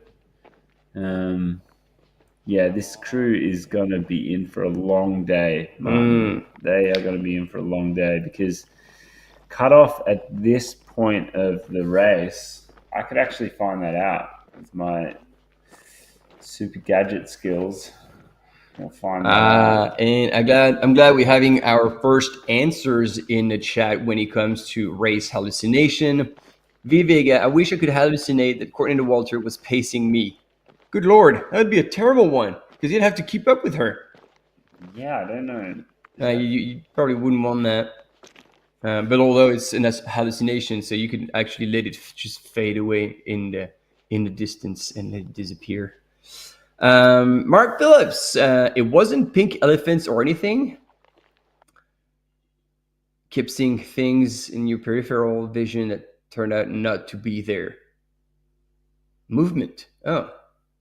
So like you thought you were running really fast, but you were actually standing still? Something like that? And Fisher from the US of A, I reckon that is. Love it, Adam. No hallucinations in a race, but after 80 plus hours without sleep, I can talk to empty seats on a train and they will answer. Yeah. If they answer, like, it is definitely the time to ask them about that grace question of what is the meaning of life? Because if the empty seat will answer that one, I am extremely interested. I believe, Adam, that would be an hallucination. Like, surely that would be considered a hallucination if a seat is answering your questions on a train. All right, Anna Fisher from Team Utah is making the best out of the aid station, and I love that she was going for the flasks and not for the microphone from our interviewer. Having a good old chat. You reckon she speaks Spanish or everybody's there speaking English? I reckon, well, you never know. The Americans have a lot of Spanish speakers, so maybe. Currently 9th overall. Seems like she is still doing great, getting a little bit of, is that most likely sunscreen, or because that's these are the medics, so could it be like also like cold spray like the soccer player have sometimes? Venga va. And she is off and out of there. The last aid station for her journey across the island from the north to the south. And so I got a question, Adam. Like, how come you end up spending 80 plus hours without sleeping? What leads to that? Do you go on like big casino streaks? Oh wow, that would be awesome. Can we have the audio? And try and qualify for UTMB and then do UTMB later in the year, but we'll see. Okay, so ladies and gentlemen, once again, just put your hands together for Henriette Albon, the 2025 Transgrancanaria champion. Many congratulations and get well soon. Bueno, nos decía Depa al final que sí que tiene un calendario ajustadito para lo que queda de año y bueno. Ahora solo pensando en recuperarse. Ay, caramba. We completely missed the answers of that interview. No bueno. No bueno. No bueno. No bueno. Yeah. People at aid station are truly the heart and soul of events. And as you can see here at this aid station of Ayagores, they're onto it, listening, caring for all the runners. Oh, hello, lifting that short a little higher, love. Yeah, it is happening here. So this aid station, Martin, is going to be open until 2:30 a.m. in the morning. So currently it is 3:30 p.m. They have another 11 hours, and they currently have about just under 700 people heading their way, ready to smash the buffet on this one. So buckle up, folks. These are the real legends of the race out here at the North Face Transgrancanaria. Look at that beautiful little stand there with all the gels lined up. That is going to be annihilated. It's going to be vacuumed up. It looks pretty right now, folks, but that thing is going to be cleaned out like a Walmart on Black Friday. I tell you what, it is going to get a workout. Every runner is going to be filling their pockets. Look at all those last chance to pick up a few free 226er gels. After that, it's finished. It's gone. They are. If any runner has taken a gel from that station, it's probably for their next race, not this race. No, they'll take 2 gels for this race, and they'll take 5 for the next race, and they'll have it stashed away. And by the way, like, I want to go, like, full disclosure. When I grow up, I want to be like Adam Mueller, because like I asked, like, how come he sleeps spend 80 plus hours without sleeping? It was like, well, there's a party, and then a second one, and then a trip to another city, so just didn't have time to sleep. Well, that's very practical, isn't it? Yeah, no, loving it. Totally. Yeah, I mean, when you're doing stuff, you need to be awake, usually. Yeah, pretty much. So I wonder now if we could have visuals on Claudia Tremps, because she's still not getting to the finish any second, but it would be good to see her last part of the race and be able for everybody to celebrate her getting to the finish line another half an hour until she crosses the line. So probably between 5 and 6 Ks away. And there we go. Let's hear it from up during the day. I remember feeling really hot heading into Tunt. You go down these cobblestone steps, this big downhill path to get into the town, and it just feels like you're not sure how you were cold at night, because now it feels so hot. But you can start to get glimpses of the ocean where you're running towards, and that makes it feel like we're gonna be okay. Yeah, the last 10 kilometers feel really hot, and the footing is a little tricky in some areas, but you're just making progress towards that finish line. You know that it's coming, you know that you'll be able to stop running soon, and that, you know, family and friends will be there to celebrate your finish. So it's putting one foot in front of the other and just making your way towards that beautiful finish line area. Absolutely, I want to come back and run Transgrancanaria again. Not this year. I know I'll be missing it out there and watching along with the live stream, but we will be back again for sure. The last uphill in the race, okay? These people. Well, not even for the memes. Where did they all come from? I remember that last year there was a what is that, and then some runners were actually dancing with them. Nowhere to be seen. Bit of a downgrade. Damn.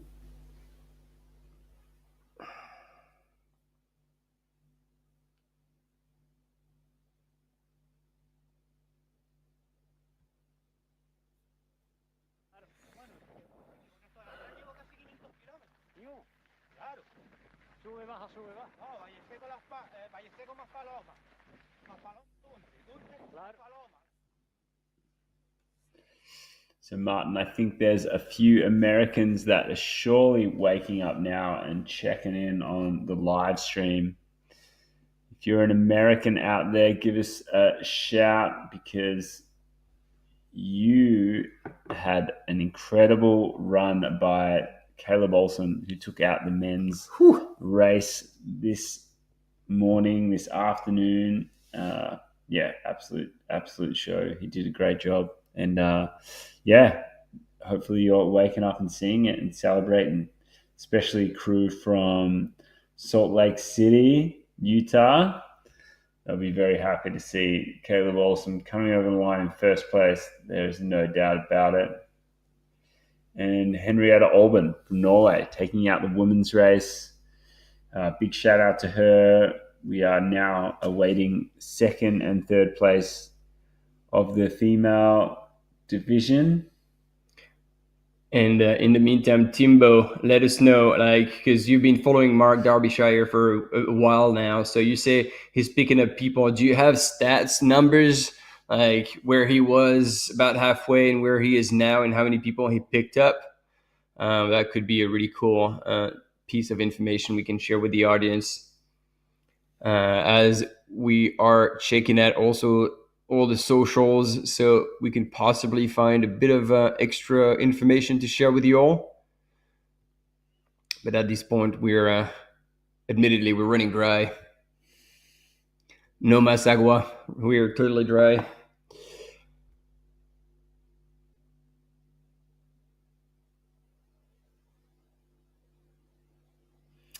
You know what we can do, Martin? We can go and have a little look-see at the advanced race that is heading towards the finish line too. So, he's going to be rolling through. He's going to be rolling through the 8th station. You get it. So this is the women's division. Let's just get rid of that.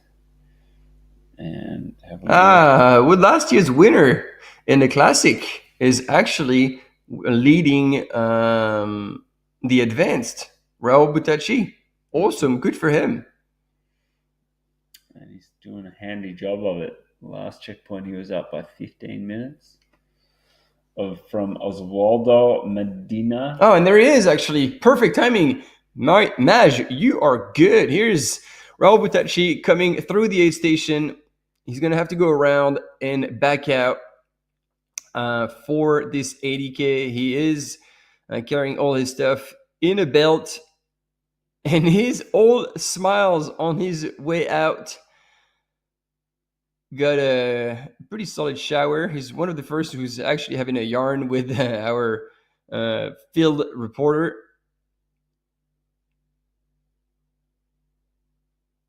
From Team BK. Representing Romania. And so, yeah, as you were saying, Maj, 15 minutes lead, and there he goes. Back out. Yeah.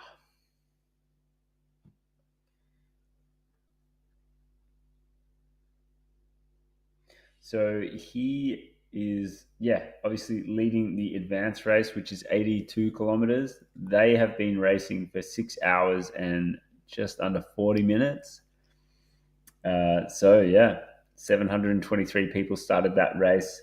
I believe they started at 9 a.m. this morning, Martin? Yep. And they have been working their way down the same course as the classic runners have been working their way down as well. So that adds to the number of people that are on the course right now.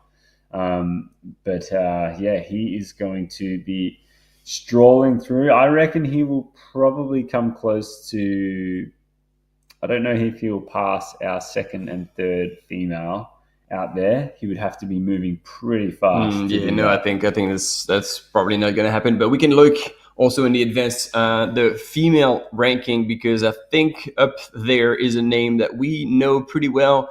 Ida Nielsen is leading the race, but it's a ding-dong battle with the Anna Trasarua, who, they're both expected at the next 8th station in Ayugares in the same minute. So that's not going to be a comfortable finish for these two. And it's going to be a matter of grit in that last climb that, Kaitlyn was explaining. It is a really, really tough one physically, but even more so mentally, because it's hot, it's long, you're exposed, and all you want to do is walk, but you're just going to have to run. Stephanie Howe also racing, and currently in 7th place in the women's repping for the US. And yeah, thanks for sharing those stats about Mark Derbyshire. He was 66 at the 70K mark, and he finished 12th overall. 12th man. 12th man. So that would be probably just behind, actually. Yeah, good chance. Just behind Henriette. Yeah. Awesome. We don't know what was at his drop bag at kilometer 70, but I want some. Need that.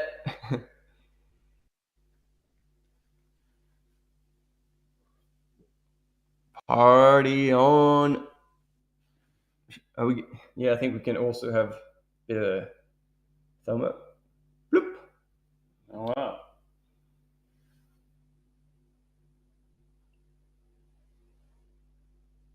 There we go. What else have we got going on here?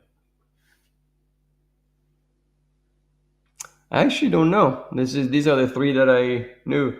Oh yeah, no, there was. Is it double thumbs up? Oh, love hearts. Love hearts. Because once I managed to have like freaking fireworks. Yeah. Yeah, baby. What do we do this? We're at. We've been cancelled. Love it. You just get booted off the screen. Yep, that's fair enough. Yeah, that's probably right. That's probably better. We'll take that. No, we're back on. We're gonna have to keep doing that. Hey, I reckon this one's got to be something.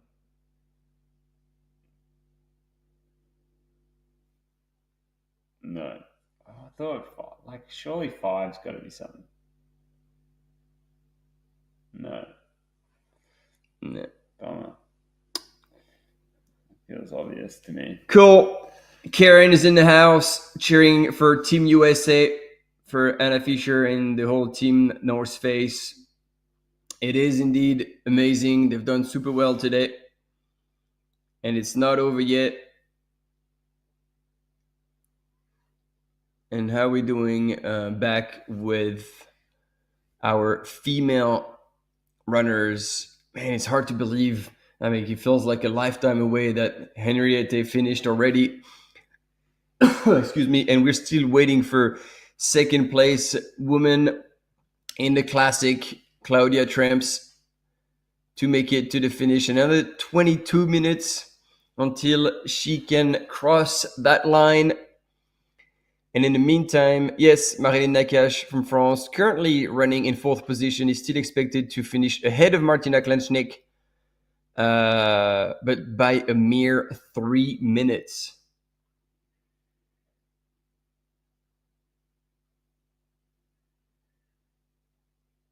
That's what I like to hear. And I don't wonder if Bart has finished his 4 to 5 hour run. Oh, I definitely must have. Surely. And but Katie Jensen is also doing the same. Thanks for tuning in. Thanks for being with us. We love that. And then long hilly runs on the treadmill. So I'm assuming you're in the northern hemisphere and it's cold out there, so you got to run on the treadmill. Or maybe you just love running on a treadmill, which is something I actually enjoy. You put on a movie, you don't think about it, and just like that, you've been running uphill 2 hours, clocking over 1,000 meter of vert. Pretty good. Glad to be of service. We are professional entertainers. And that poor field reporter is begging for feedback from runners, but they're all going after those gels. Who doesn't want a few free 226ers? And you need to put the energy drink in the flask, put the powder in. There we go, the good stuff. Oh yeah, that's going to power him up the hill. There is the good stuff. Unreal work here by this aid station crew. They're really been super helpful with all the runners that have come through here. So that is yeah, big shout out to them. They are absolute pros. Look at that. She was about to put it in, and then this guy said, shake it up, make sure it is good to go. We want it shaken, not stirred here, folks. Shaken, not stirred at this final aid station before the runners head back down to town. Number 37 crossing the line there. Big shout out to that gentleman, Nicola Bassi from Italy. He would be 17th overall, and he is our first Italian. Forza, bravo, bravo. El lago di Garda, bellísimo, donde es la carrera de Sulgarda, Limones Sulgarda, una de las carreras en el mes de octubre más importantes del calendario internacional. Más duro todavía debido al calor aquí. Sí, sí, hoy estaba un día muy caldo. Es locura. Una locura. Felicidades, gracias Nicola, desde Italia, desde el norte de Italia, desde la zona de Limones Sulgarda. Llega Nicola.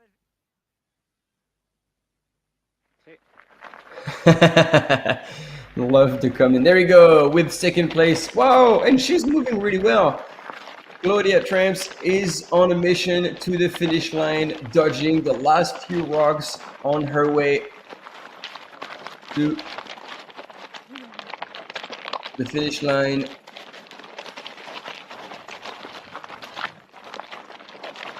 Things look like a drunk person coming back from the pub. That's exactly what these rocks will do to you. Challenge your balance and make the footwork even harder on tired legs. But she's negotiated that like a boss.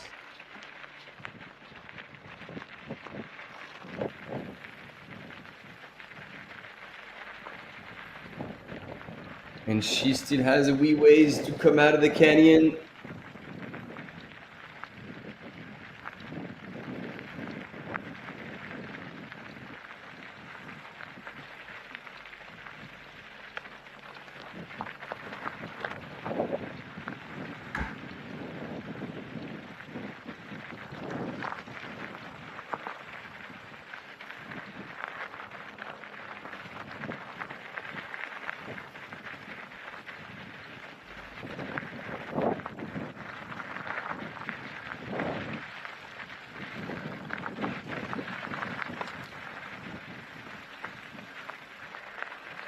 So there we go. In the chat, please, everyone, let us know. Claudia Trumps, that's in the bag. That's going to be second place. We're going to be there to celebrate that and blow the trumpets. But who between Martina and Marilyn will actually take the third place? Claudia here looking like she is struggling a bit to maintain that cadence and that running form all the way along this flat section. So it is, it's going to be a long road if she has to have a few of these walking breaks. But she's still looking like she's walking with a bit of purpose, which is great to see. Back on the jog now, but looks like the 15 hours and 50 minutes of running is really getting to her at the moment. Fernández se retiró a 200 metros de aquí. Hace como 15 minutos que se retiró ahí. Porque iba reventado. Tuvo que venirlo a buscar la novia aquí al barranco. Porque... No, hoy no lo pusieron. Porque esa en teoría no es, o sea, no es oficial, sino... Josh would like a repeat of the finish of the marathon yesterday, where good old Pepino went pedal to the metal on Robert Penboy in the last, it wasn't even 500 meters, probably at 400 meters or 300 meters, leaving him in the dust and taking away his third win at the Transgrancanaria marathon. That was a hell of a finish. It was, yeah, unreal. You can go and check that out.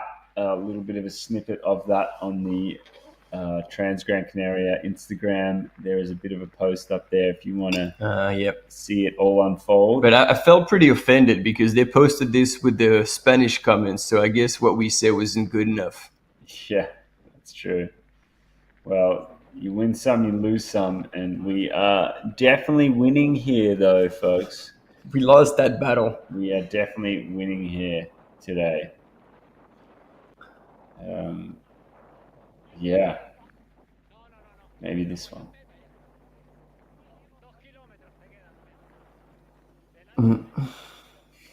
We're going to get another one. Sure. Yeah, so you can see here Claudia doing a bit of a run-walk strategy. That walk is one of purpose. She is still trying to just get this thing done.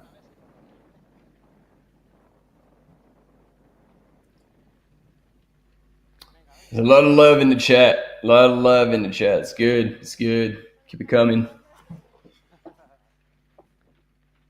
Anybody else has a prediction on who's going to take out the third spot in the women's race for this the North Face Transgrancanaria Classic?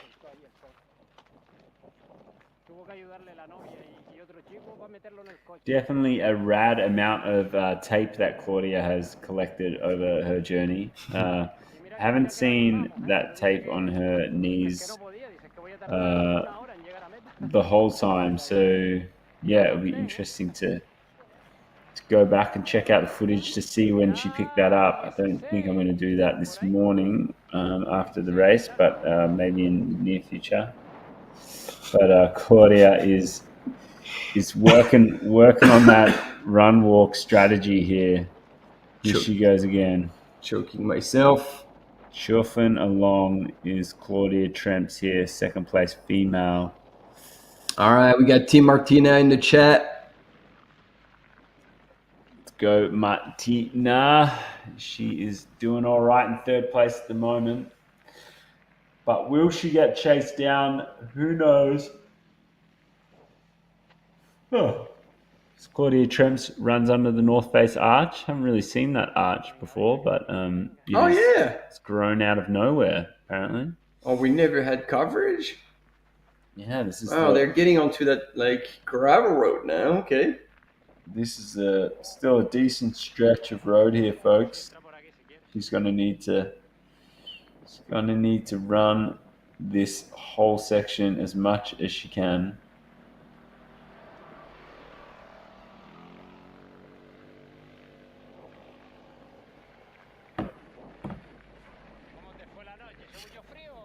Second place last year, chasing down another second place this year.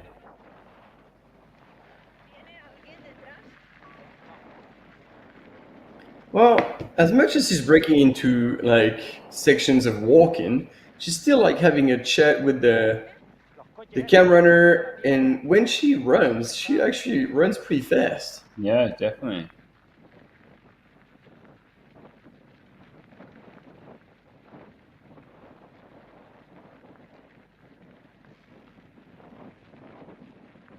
Well, we're talking what, another 2.5, 3Ks away. So even if she runs, what was it? It would be 10K an hour. That's reasonable. So that's 18 minutes. So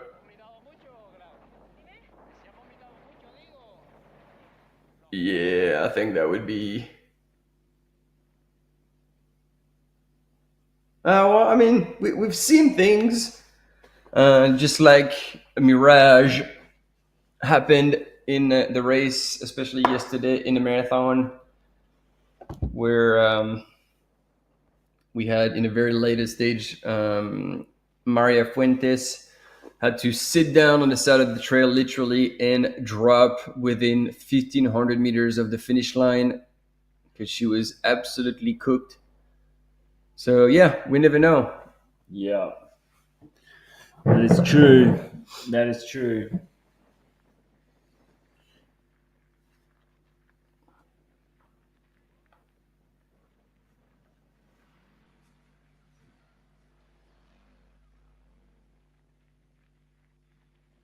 And we get another runner coming through the line. Yeah, you can see the satisfaction of being done.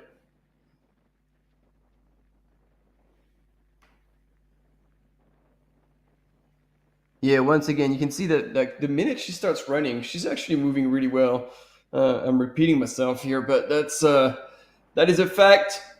So yeah, even if she has to walk every once in a while to kickstart the running just after that, well, that will still work because she has enough of a lead to be able to hold on to that second place. If Yeah. she carries on running the way she does in between those walking sections. Yeah, she is still moving really, really well, Martin. As you said, when she gets running, that is, she's looking really good.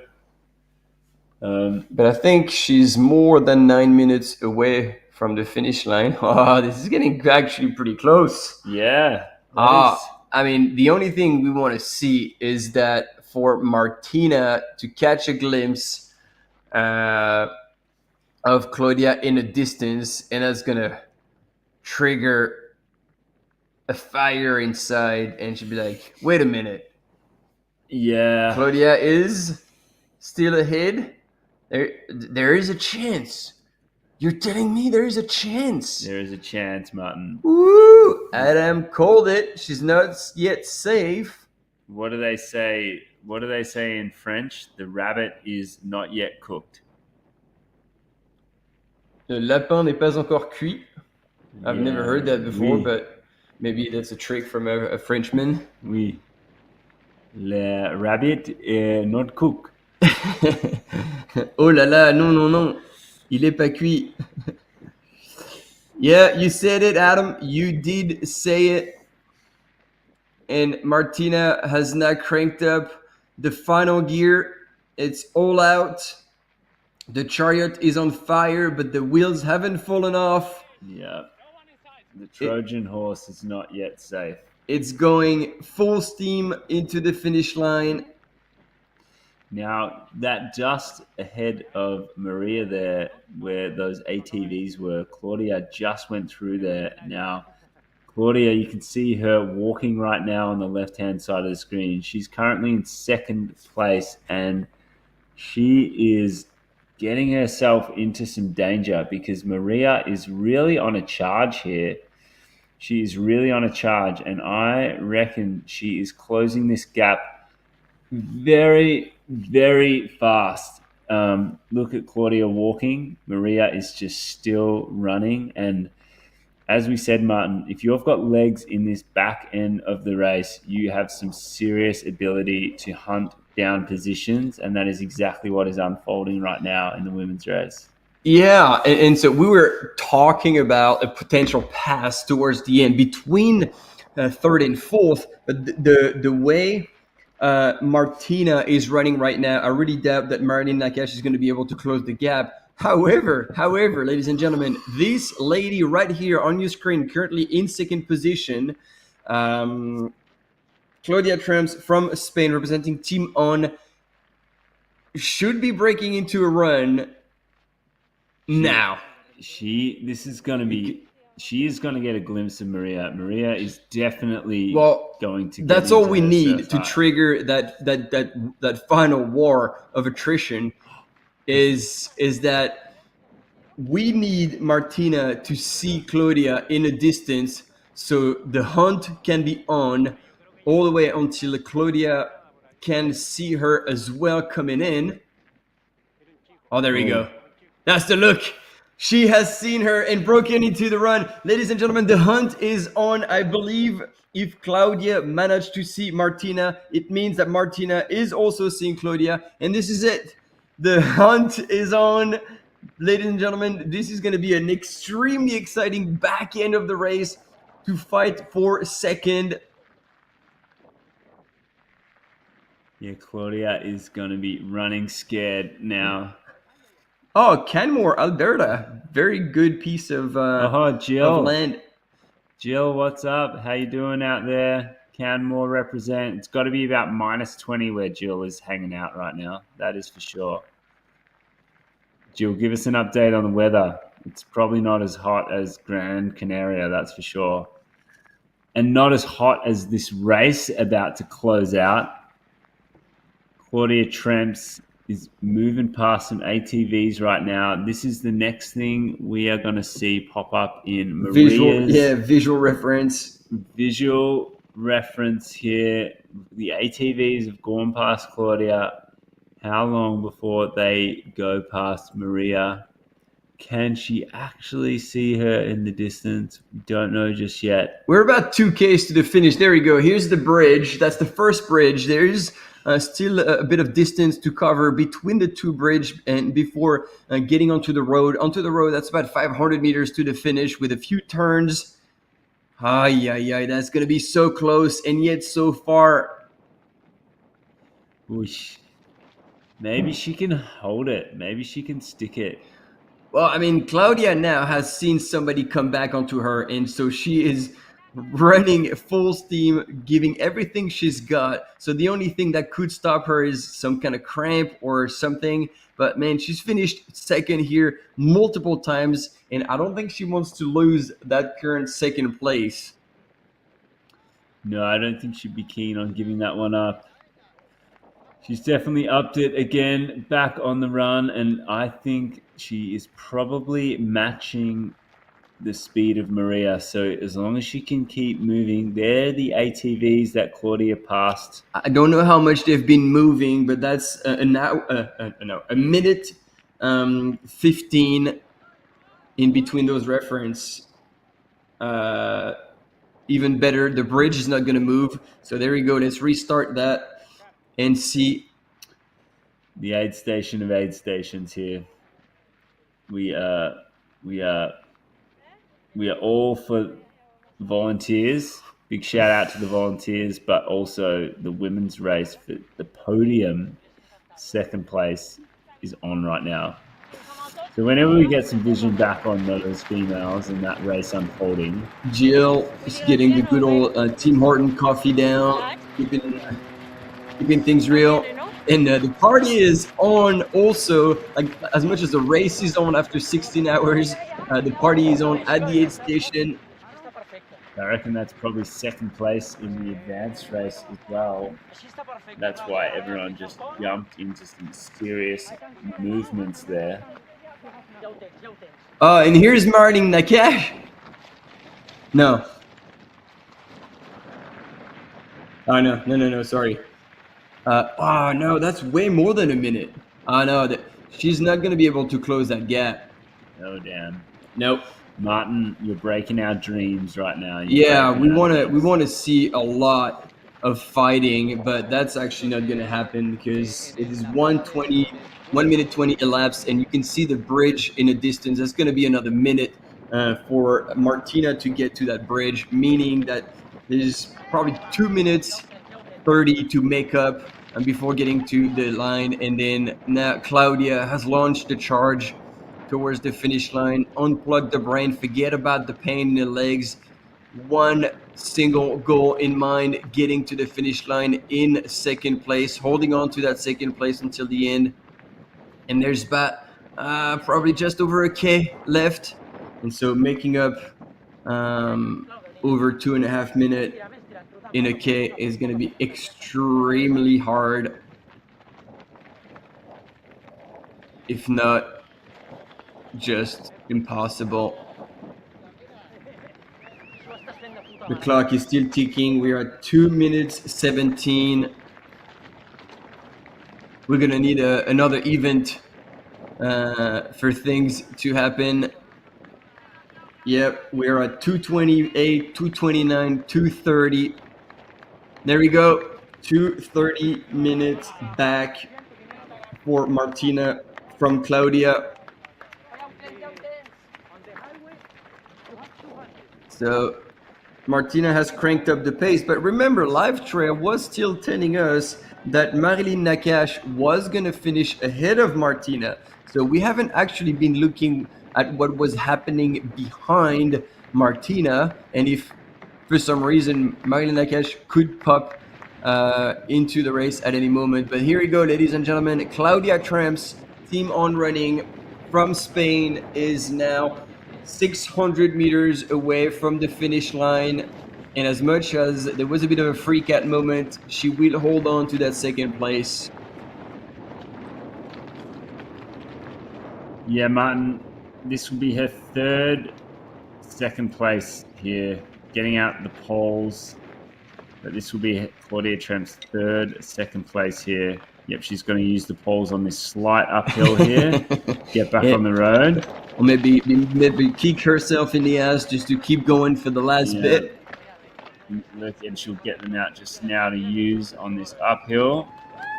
And she'll pack, and now she'll pack them away for the road section. Oh no, she's going to keep them out. Yeah, you gotta show them on the line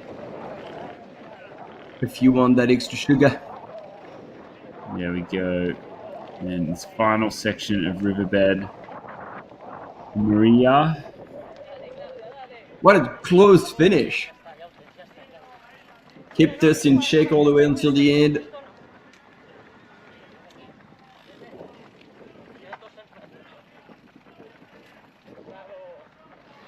No stranger to this finish line, folks. Claudia.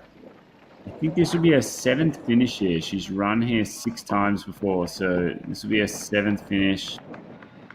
Obviously, a well-known face here at the finish line of the North Face Transgrancanaria. Partaking in the classic again. Just managing to hold off the charge of Martina. Yeah, and if anything, for Martina, seeing Claudia in a distance made her push the pace a little bit and put her in kind of the safe zone and avoiding having Marina Nakash reel her in and fight for 3rd place. But we never know. She's still about a K from the finish. So Claudia Tramps is in the safe. There we go. Another couple of turns and she'll be home. Steve, you are right on the money. That's exactly what's happening.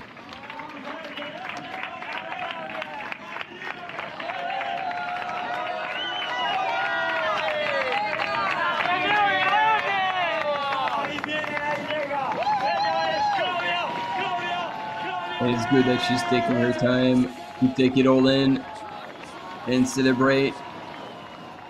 Another 2nd place in this North Face Transgrancanaria Classic.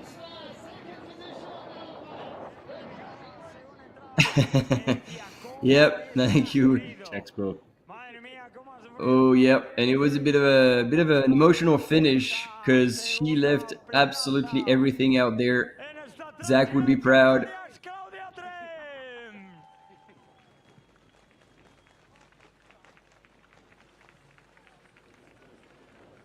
And here is Martina Klechnik coming over the line. This is the final couple of turns before she makes her way through the arches. Unreal effort. She's probably got about 400 meters to go, maybe just a little bit over that. That was close. That was really, really close.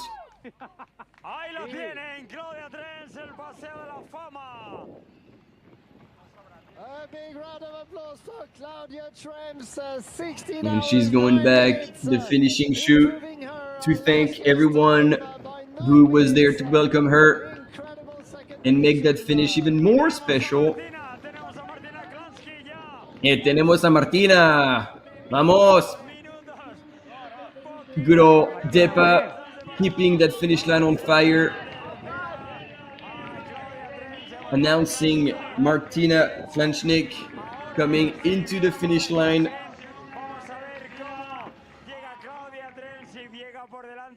Martina Klansky, así es, esa es la imagen buena. Ahí está, support here for the 3rd place female. Coming in. No. Sid coming. And look at that, Martina is ecstatic, loving it. A big round of applause for Martina Klančnik from And Slovenia. Adam giving us a bit of a stat here on Claudia Trent. Last year she ran 16:27, and this year ran 16:09.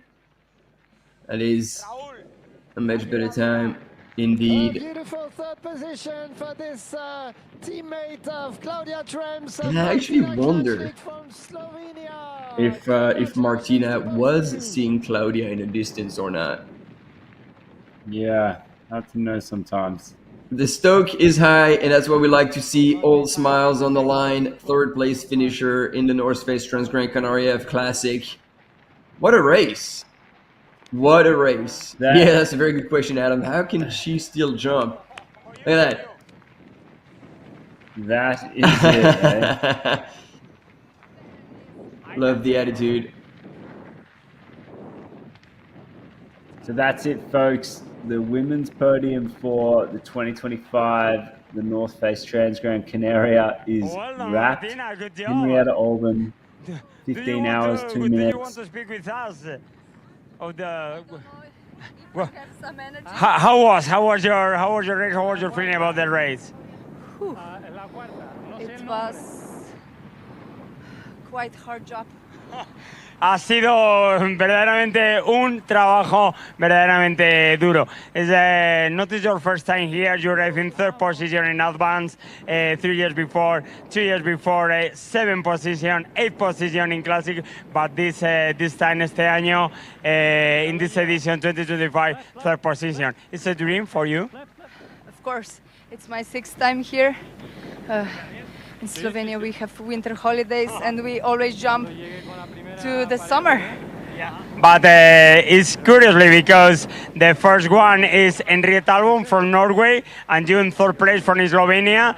The weather, the weather's condition, not is so good for you, but you arrive in third position, so good. Yeah, I can't believe. Pues créetelo, ahí la tienen, dice que no se lo cree, viene desde Eslovenia. Sexta vez aquí, tercera posición, sexta posición, séptima posición, la compañera de equipo de Claudia Trent, la corredora del equipo ON. Y ahora vamos a tener la oportunidad de hablar con... So folks, just to recap on the females podium for the North Face Transgrancanaria for 2025, Henrietta Olsen running in first place, 15 hours, 2 minutes. Second place, Claudia Tremps, 1 hour and 6 minutes behind her in a time of 16 hours and 9 minutes. Then we had Martina Klančnik from Slovenia.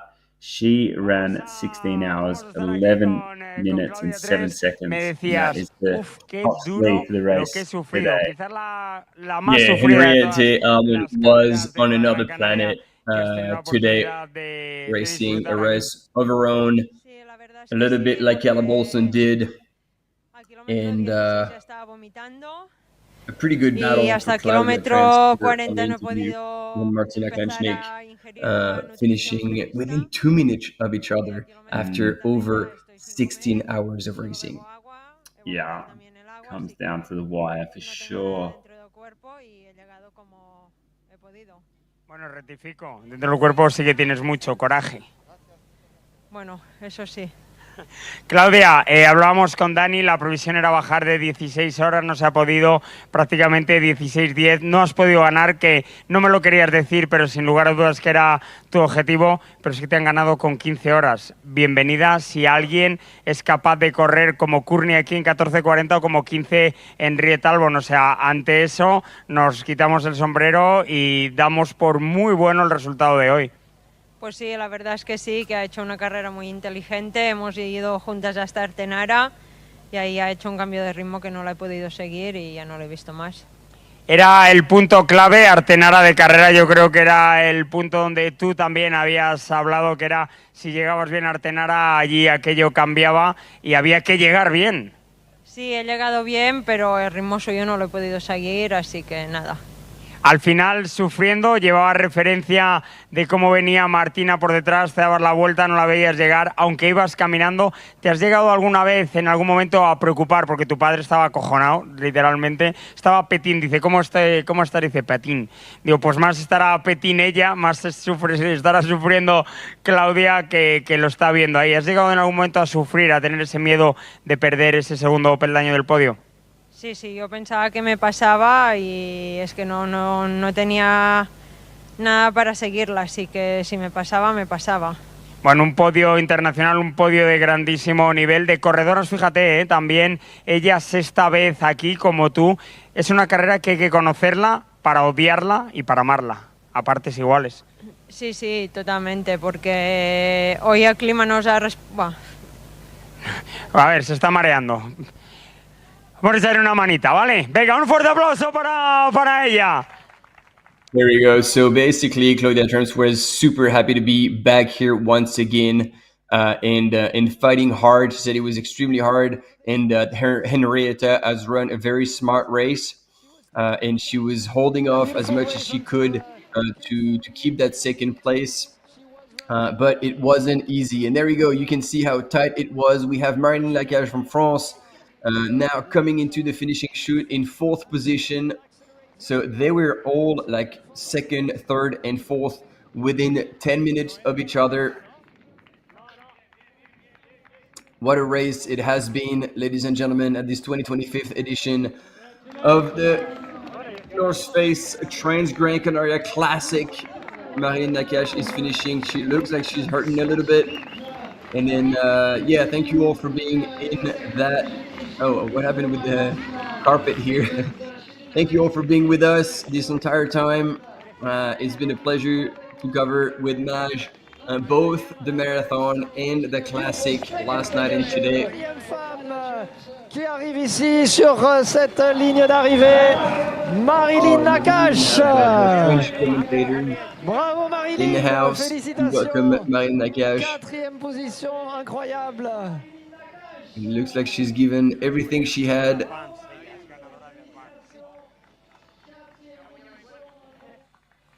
Marilyn Nakache, ganadora de la prueba Advance, aquí hoy cuarta clasificada por muy poquito. Vamos a hacerle la entrevista. Yeah, that was the fourth place and not far behind the podium. Ella fue una de las vencedoras de la prueba Advance.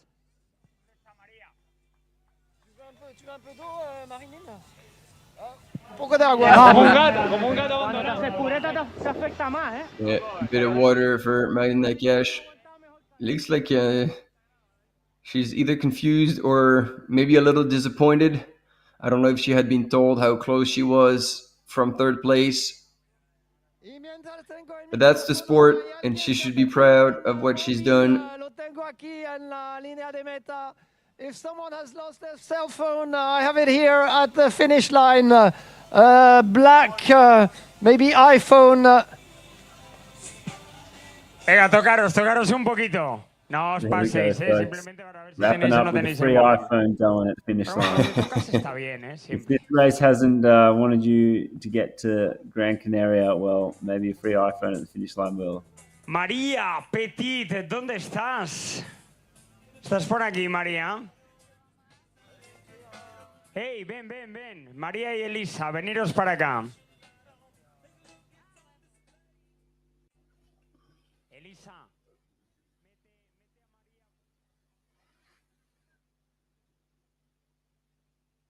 So Marilyn is having a bit of a chat off mic with one of our finish line speakers.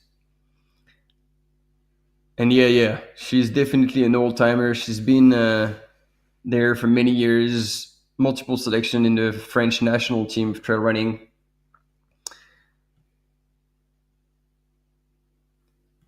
And that's it, folks, for the live broadcast of the North Face Transgrancanaria Classic.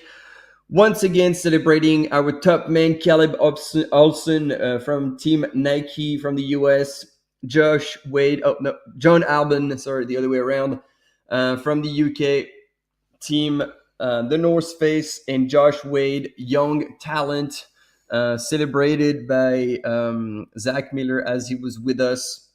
during his finish on the third step of the podium. And in the women's big celebration, Henriette Albon has taken a massive first place, over an hour ahead of second place in the women's Claudia Tramps that we saw cross the line not too long ago, followed by Martina Klunchnik from Slovenia.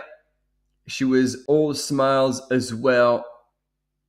And last but not least, Marine Lacache from France is the fourth woman who has finished this classic race. And this is it, I believe, ladies and gentlemen, because we are now switching to interviews on the line with two people that I admit don't really know. So I don't know if they are part of the crew, part of the team, part of the staff. Thank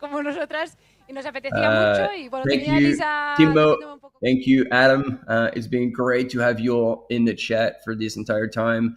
All your comments, I know now. If somebody tells me no Coke but Pepsi, I will try to have a look at what went down in this Saturday live show.